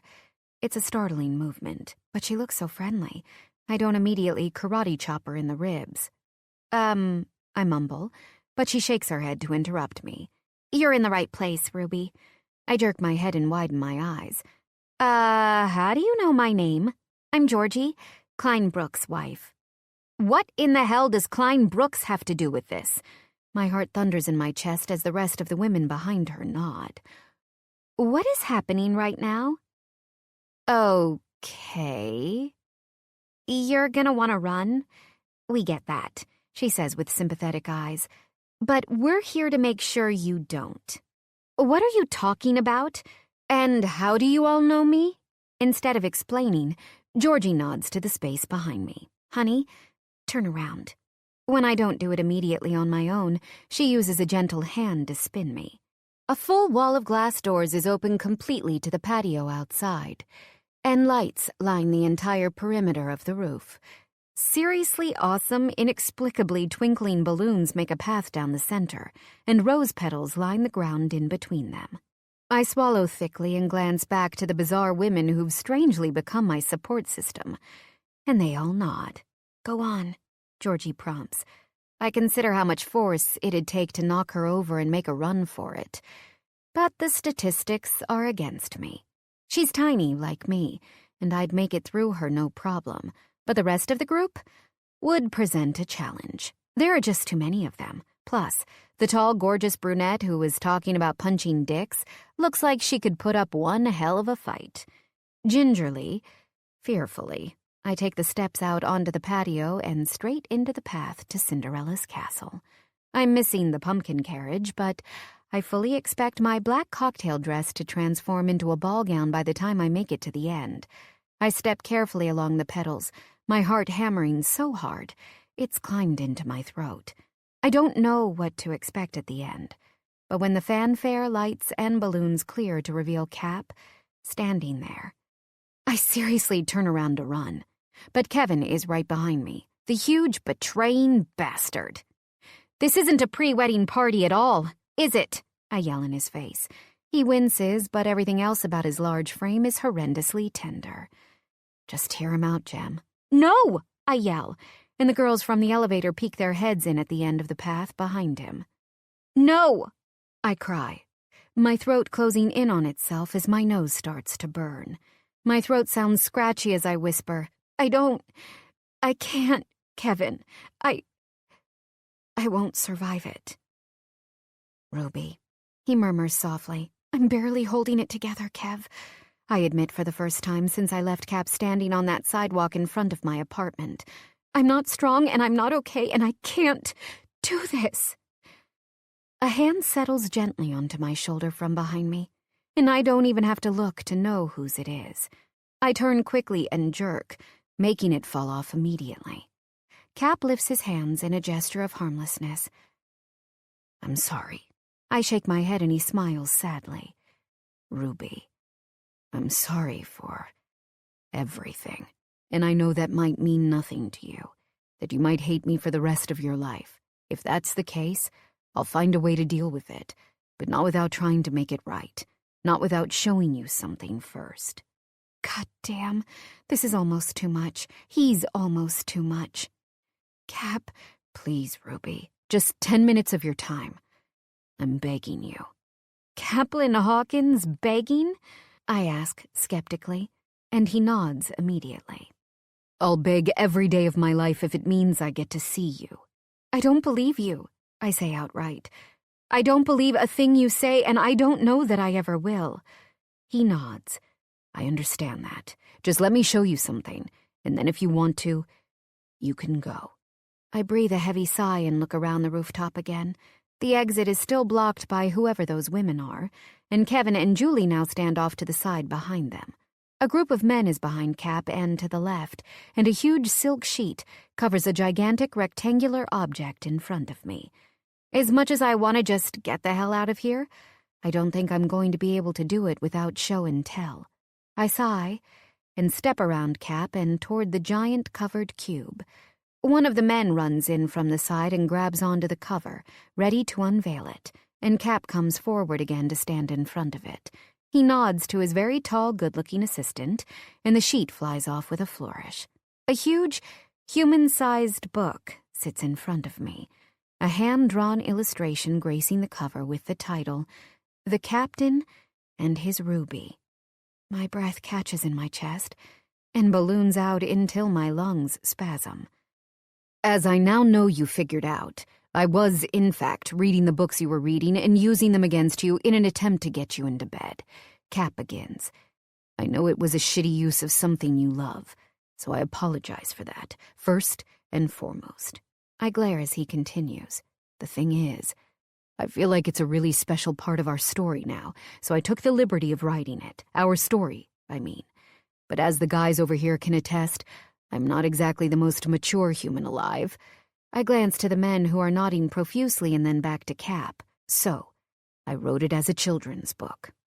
I widen my eyes as I look more closely at the book to see a cartoon likeness of Cap, dressed as a pirate, holding the precious gem form of my name. I hope you'll humor me for a minute while I read it. Entirely too curious to deny him at this point, I nod, just once. He doesn't hesitate to begin as one of the other guys jumps forward to pull the enormous cover open and turn the page. As he reads, and the guys help to turn the pages and illustrations appear one by one, all I can do is listen and read along. Once upon a time, in a crowded, overachieving land, a pirate known as the Captain set sail on his ship of adventure. An independent fellow, the Captain often went on trips on his own, eager to find the next exciting treasure. He'd traveled to thousands of different lands and hunted for thousands of different gems, but he'd never found anything special enough to stop searching. One day, while out on one of his quests, he ran into a wise man. The wise man spoke of a new treasure, one that couldn't be replicated or bought. He told the Captain to have patience and forethought while he was out on his adventure, for a treasure like that would only come once in a lifetime. The Captain, though, he was used to finding all sorts of treasure and liked the variety. The wise man's cautions seemed short-sighted and ill-advised, so, stupidly, the Captain chose not to listen. When he arrived at his next island and made it to the cave, he found dozens of chests of jewels. They all sparkled, but none really possessed a true shine. Dismayed and unsuspecting, he opened the final chest without much hope, but there, nestled in the satin, was something the likes of which he'd never seen before. A delicate, magnificent, unmatched in both color and clarity. Ruby. A hand floats up to my mouth before I even realize it's happening. Faced with this special gem, a treasure the wise man had warned him about with great wisdom, the Captain took it, added it to his collection, and kept it as his own. Unfortunately, the Captain hadn't paid close enough attention, allowing his stubborn, outdated ideals to guide his foolish next actions. When presented with an offer, he sold the ruby at the market the next day, for he was certain a gem of its caliber would come once again. I glance from the book to Cap as his voice breaks on the last word and startles me. A single tear mars the perfect rugged skin of his manly cheek, and the tenderness on his face urges my own tears to blur my vision. But he keeps going, keeps reading. But he was wrong, just as the wise man had said. That ruby was the best thing the captain had ever had in his life.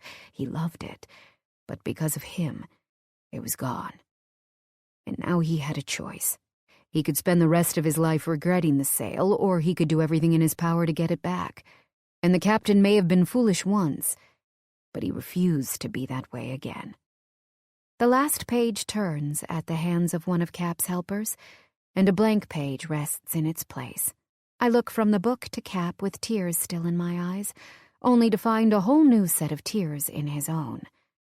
"How does it end?" I ask, forcing the words through my immobile lips. He shrugs just one shoulder, and my soul comes back to life, back to me, back to here, back to the possibility of something in life I didn't think was possible. Love. That's up to you, Ruby. I couldn't finish the story, because the ending this time is up to you.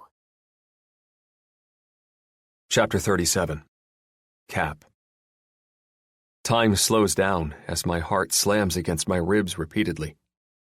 I've never in my life felt this exposed, this vulnerable, this exhilarated.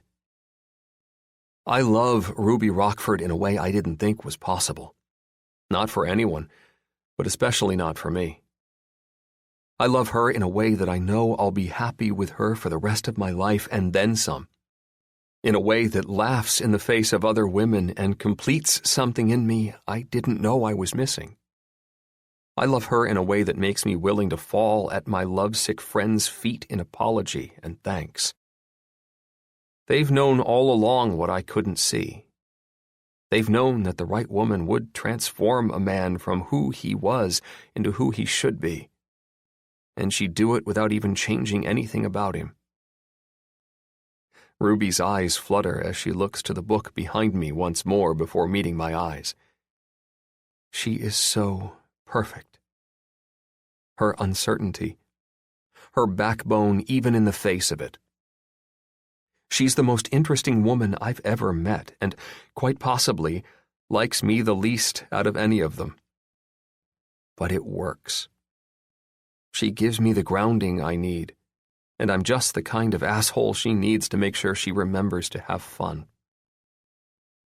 I can no longer imagine my life without her, and I hope to God she's willing to give me a chance to give her a reason to spend it with me.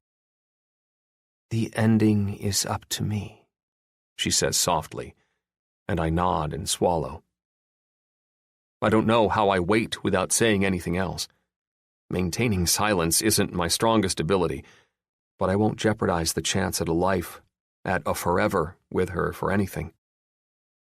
Well, I guess I just have one question then, she murmurs. And what's that? If the captain gets the ruby back, what does he intend to do with it? I reach out and take her hand in mine because I can't fucking help it anymore. By some miracle, she doesn't pull away. Treasure it. Forever. She raises an eyebrow, and I nod. Ruby, I love you. And I can promise you with absolute certainty, if the captain gets his ruby back, he's never letting it go. I place my hands on the sides of her face, wrapping them around the delicate lines of her cheeks and lifting her mouth to mine. Our lips touch softly, and time stands still. I wait, impatiently, but finally, her body sways toward mine. Everything in my world falls precisely into place. Caplin fucking Hawkins, she says softly with a shake of her head. I can't believe I'm saying this, but for some insane reason, I hold my breath. I love you too. Epilogue. Ruby. Cap's arms are around me tightly, his lips skimming across the skin of my neck intimately, and the feeling is surreal. We've essentially gone from no physical contact to the exact opposite in the last hour and a half, and out of the two of us, Cap is definitely the more affectionate. It's genuine in a way I've never seen from him before, and plentiful in a way that is downright effusive. This man wrote me a freaking book and read it aloud for everyone to hear. He put it all out there, on the line, for me. If that isn't the biggest, most romantic, Cap-style kind of profession of love, I don't know what is. The captain and his Ruby. God damn, he's good. And mine. He's definitely mine. I snuggle deeper into his arms as the people around us talk and laugh. There are so many unfamiliar faces, yet not a single one is unfriendly. Cap's friends are a riot, and the ladies they've chosen to share their lives with, the ladies from the elevator I once felt oddly displaced from, are nothing short of amazing. There are 6 couples: Klein and Georgie, Thatch and Cassie, Wes and Winnie, Quince and Emery, Milo and Maybe, and Trent and Greer, and one single guy named Harrison, along with Kevin and Julie, who seem to be having no trouble fitting right in. All but one guy from the book club is here, as he's apparently away getting one of his nightclubs up and running. Lifestyles of the rich and famous, am I right? This is just like Hope Floats. Thatcher Kelly, one of the biggest human beings I've ever come into contact with, says as he sways his strikingly attractive, cleavage-bearing wife in front of him. She scoffs and yanks from his arms to turn around and give him the evil eye. This isn't like Hope Floats at all, Teabag. You're just going through a Sandra Bullock phase. It is like Hope Floats, he argues immediately, his back going straighter. Ruby was all closed off before, just like Sandra. Cap's a mediocre Harry Connick Jr., but the basic themes are there. Ruby wasn't closed off, per se. Julie jumps in, trying valiantly to defend me. I feel the corners of my lips turn up into a smile as Kevin snickers. Cassie shakes her head as the group breaks out in smiles, and Cap's lips run from my neck up to my ear in an exhilarating jog to whisper, "Ruby, Ruby, Ruby." He sighs. "I love you." My heart jumps in my chest, and I wrap his arms tighter around me. I never imagined an embrace could feel this right, this complete. "Where's the little girl with the glasses then, huh?" Cassie demands, winding up into a tirade. Julie's comment ignored. Georgie pulls Julie to the side and whispers to her, and I think it's in an effort to tell her not to take their self-absorption personally. They do this to everyone. I think I see her mouth as Cassie continues. Ruby's not a single mother going through a divorce from an asshat. She's a badass lawyer in training. This is way more like Legally Blonde than Hope Floats. Thatch actually takes a step back from the group in affront. Legally Blonde? You're joking me, right? That movie is way more bushy than our girl Ruby. And Cap would have to seriously improve as a human to even come close to my boy Emmett. What's bushy mean? Cap whispers in my ear, just as the blonde I now know as Winnie asks the exact same question aloud to the group. Everyone ignores her, though, too busy either arguing or observing the argument to answer. And she starts to panic. "Hello? Bushy? Anyone? Woman with a teenage daughter here. Someone help me out." I smile. I think it just means sort of high maintenance in a tacky-ish way. She breathes a sigh of relief and smacks Georgie on the shoulder. "Thank God, and thank God for Ruby since no one else is paying attention to me." Georgie rubs at her shoulder as Klein scoots her away subtly, protecting his woman. They are freaking adorable. I stand up straight, which pulls my body slightly away from the heat of Cap's, and he immediately sucks me back in with tightening arms. "My Ruby," he says adorably, and I have to shake my head. "You're going to have to let me go at some point, you know." I tell him quietly. My bladder's not made of steel, and eventually, with all of this champagne, I'm going to have to pee. "Me too," he says cheekily, waggling his eyebrows. "We can do it together." I laugh out loud and shake my head. No, we cannot. We're not there yet, doll. He smiles at my use of his word and turns me around to face him. He slides his hands in at the sides of my jaw, all the way until his fingers are tangled in my hair, and he angles my head to kiss him. His lips flirt with mine, tiny, light kisses that make my belly drop and flip over on itself. He's just getting to the good part, the serious contact and addition of his tongue, when a frazzled voice calls out from the door and makes us both pull back. "Did I miss it?" Cap's sister Lena asks breathlessly, and a whole band of people behind us breaks out in laughs. Cap. "Aw, sweetheart," Harrison says, stepping away from the group. "You missed it by a mile." Lena's face falls. Harrison steps forward, and for the first time since Ruby agreed not to hate me forever, I step far enough away to lose the heat of her body. But the separation is necessary if I don't want to put her in the line of fire. "Step back, sister chaser!" I shout, putting a hand to Harrison's chest to keep him from coming any closer. "Cap!" Ruby says behind me, a hint of surprise coloring her seriously sexy voice. The band of misfits in the back just laughs. I turn around to look Ruby in the eye, now that I'm considerate and loving like that. "It's okay, Del. He's a menace. I'm just doing a service to society." She shakes her head, and Lena steps around me deliberately. I can tell by the especially evil sparkle in her eye that she's fucking with me on purpose. "What did you say your name was?" she asks Harrison, and I roll my eyes at her attempt at flirting. "His name is Harrison, and he knows not to fuck with you." "Cap!" Lena shrieks. "Why do you have to be such an ass?" "Only way I know how to be, honey," I say to her before turning around to my downright fucking gorgeous lady love. "Except with you, Rube." She laughs and shakes her head. "Life with you is going to be interesting, isn't it?"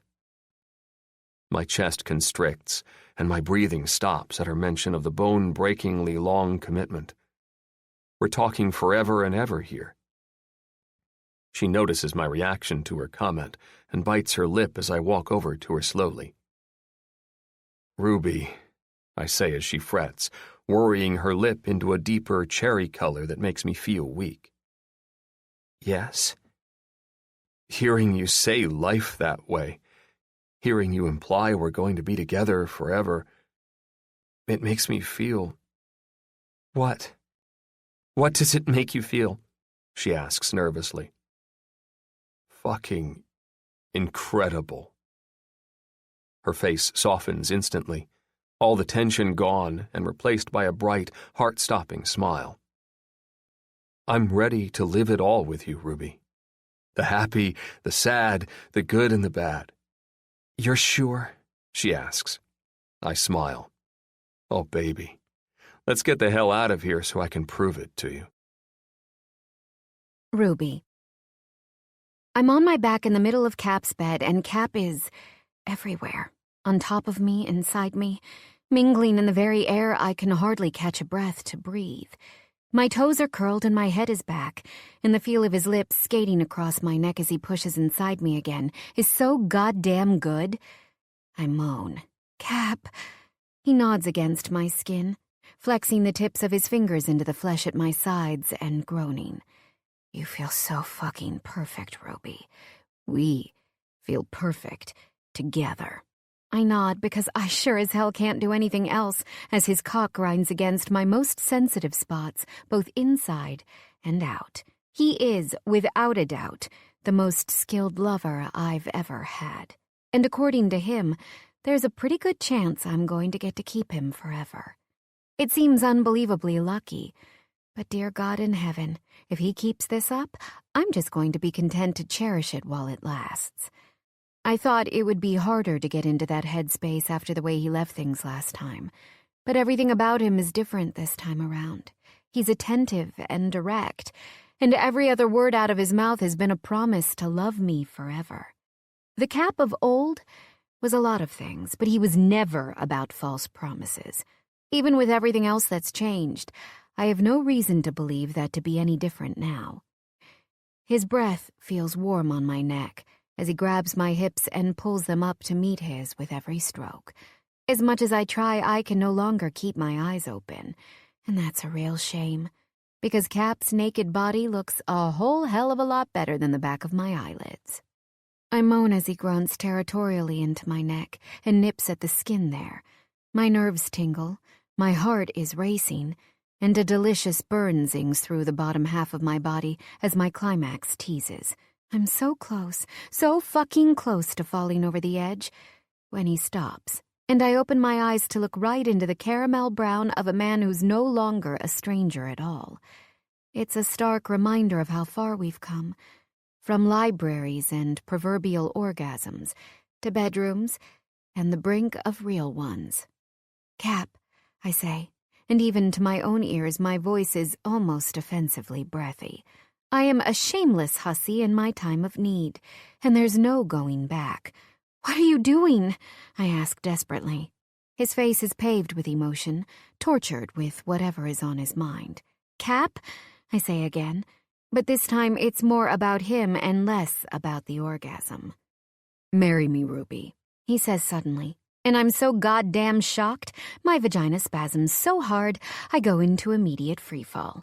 My head falls back, my spine arches, and I'm riding a wave of euphoria never before experienced by humans. I'm sure of it. Cap's raspy, amused chuckle vibrates against me, and through me and into the deepest parts of my body I never even knew existed. We are, in that moment, as physically and spiritually one as I imagine any two people can ever be. When I finally flutter my eyes open, I'm not even sure whether the last 30 seconds of my life really happened or not. Marry me, Cap says again without hesitation, but this time he's holding an obnoxiously huge oval diamond on a white gold band in front of me. Cap, I whisper, my voice shaky. He nods. I've never been more certain of anything in my life, and I'm certain about a whole hell of a lot of shit, Ruby. You're everything I never knew I wanted and beyond. The thought of living one fucking day without you from this point forward is completely unimaginable, and I want every single person we come into contact with to know it. I want to be yours. Forever. Tears pool in the corners of my eyes before spilling over one by one. Until the world stops turning, and we as a civilization choke out everything good and sustaining on this planet. Cap! I snort through a wet laugh. I need this. I need to know I can count on an us. I need to know that I have something to fight for every goddamn day. I need to know that you know you're the only thing in my life that's irreplaceable, and I want you to know it now. The rationality in me, unfortunately, won't let me have this without questioning it. But, Cap, this is fast and so opposite from the life you've always known. What if you change your mind? I won't. I roll my eyes. Cap. Ruby, I love you. I know I came at this from all the wrong angles, but I swear I'm going to spend the rest of my life proving just how good of a partner I can be, because you and me? I raise my eyebrows and he doesn't hesitate to continue. We're like the stuff in every last one of your books. We're meant to be. I shake my head as my brain fills with every single possibility of distrust and hurt. And then, in a sudden rush of clarity, I empty it. I love him. I love him enough that none of the rest of that matters. Yes. What was that? Cap asks teasingly, curving a hand around his ear. Yes, I say louder. He shakes his head. Is that all you got? Yes, I yell and he scoffs. Annoyed, I shove him back and follow him down, my body on top of his now. Yes, yes, yes. Okay, you idiot? Yes, I'll marry you. His smile is overwhelming as he laughs. Now that's the kind of finish my neighbors are used to. Extended epilogue. Cap. It's only been a few months since I proposed to Ruby, but time feels like it's going too fucking slow. I want her to be my wife. Fucking yesterday. This is the first time I can say my bastard friends were right. When you finally find the woman you want to spend the rest of your life with, You know, without a doubt, she's the only thing that matters. Life before her suddenly doesn't count, and life with her, well, you want it to start right now. Thankfully, with the wedding plans in full swing, we're smack dab in the middle of the first official step toward Ruby saying I do, our engagement party. My eyes find her across the room, and she looks like every dream I've never been lucky enough to have. Her hair is pulled half up at the top of her head, and wild, loose curls cascade down and around her shoulders. A cream-colored sweater dips down and off a tan shoulder, and the fabric of her dark denim jeans hugs her ass perfectly. I smile to myself, thinking about how I had that bare ass in my hands just this morning, as she laughs at something Kevin says. It's weird being okay with my woman having someone who undoubtedly wanted to fuck her at one time as her best friend. But I've been around him enough in the last couple months to know he's a good guy. In fact, he was rooting for my success behind the scenes all along. Who knew? I'm just about to admire the thigh-high brown suede boots my woman is wearing in a concerted effort to give me a raging boner when Ruby's dad walks up next to me and stops. I smile. When it comes to Mark Rockford, you really never know what might come out of his mouth, and I seriously love that about him. Well, son, I met your folks. I nod. It is our engagement party, so some mingling of the parents was inevitable. Still, I can't wait to hear how it went. And? Jared's good people. Maybe a little bit of a pushover, but I like him. I laugh to myself at Mark's candid description of my dad. He really doesn't give a shit about being facetiously polite at all. Your mom's a real shrew, though. The wicked stepsister to my Connie. Mark shakes his head. It's perfect. I jerk my head back at his unexpected assessment, and I laugh. Perfect? Oh, yeah. Connie's so preoccupied with trying to decode Vicky that she's forgotten to keep tabs on me and Ruby. Speaking of my beautiful bride-to-be, she looks across the room, smiles, and gives me a little wave. The corner of her mouth curls into her cheek, and her eyelashes flutter as she rolls her eyes at something her mom is saying across from her. I'm fucking done mingling. All I want is my woman. Sorry, Mark, but I start to excuse myself. He laughs and interrupts. No worries, son. I can see the look on your face. It's a lot like the one I had the night we made Ruby. I bark a laugh and slap him on the shoulder before stepping away and heading straight for my little red jewel. I grab her by the hand and pull her away without saying anything to the women she's now standing with. She balks, but seeing as I'm not letting go of her hand and it's attached to her body, she comes with me anyway. I pull us to the front of the large, inviting space. One of the caterers passes me a microphone, and Ruby shakes her head and rolls her pretty little eyes. Everyone else laughs. Good afternoon, everyone, I say into the mic, and the crowd murmurs its sentiments in return. I scan the faces to find almost everyone we love looking back at us, with the exception of my sister, Lena, now that she's off to Milan, and my buddy Theo, who is busy globe-trotting in the name of opening new cruise nightclubs across the world. Ruby and I want to thank you all for coming out to celebrate our engagement. Truth is, I never thought I'd be a guy who said something like that, but it feels good. Ruby sways toward me and leans her head into my shoulder. I grin. I can't help it. Really good, actually. The women in the group collectively coo. We hope you'll hang around for a while. Drink, eat, mingle. And when you're done, don't forget to take a favor. I glance to Ruby as she draws her eyebrows together, and the doors open behind me on cue. Barks sound, and puppies yip as dozens of dogs from the local shelter fill the room. A titter starts up in the crowd, some of the women bending down to scratch little puppy ears while Vicky climbs up onto a chair, horrified. I put the mic back to my mouth and look directly into Ruby's beautiful blue eyes. See, my girl here, she loves dogs. Loves them. So she's going to pick one out, and we're going to take it home. Ruby's face melts, tears springing to her eyes and running down her cheeks immediately. A crying woman used to terrify me, but I can tell at this point in our relationship, these are the good kind of tears. I wrap her in my arms and breathe her in for a minute, and when I release her, she runs out into the middle of the room and starts chasing dogs one by one. I put the mic back to my mouth. And the rest of you guys are going to take one home, too. The women shriek in excitement, but the guys, my guys, they glare. And all is right with the world. My Ruby is happy. The women love me. And the fellas, well, they just wish they'd thought of it first, obviously. This concludes The Billionaire Book Club by Max Monroe. Narrated by C.J. Bloom and Eric Michael Summerer. Copyright 2019 by Max Monroe.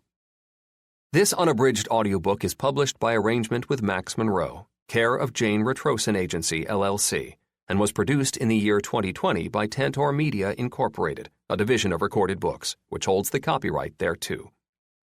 Please visit Tantor.com for more information on our growing library of unabridged audiobooks.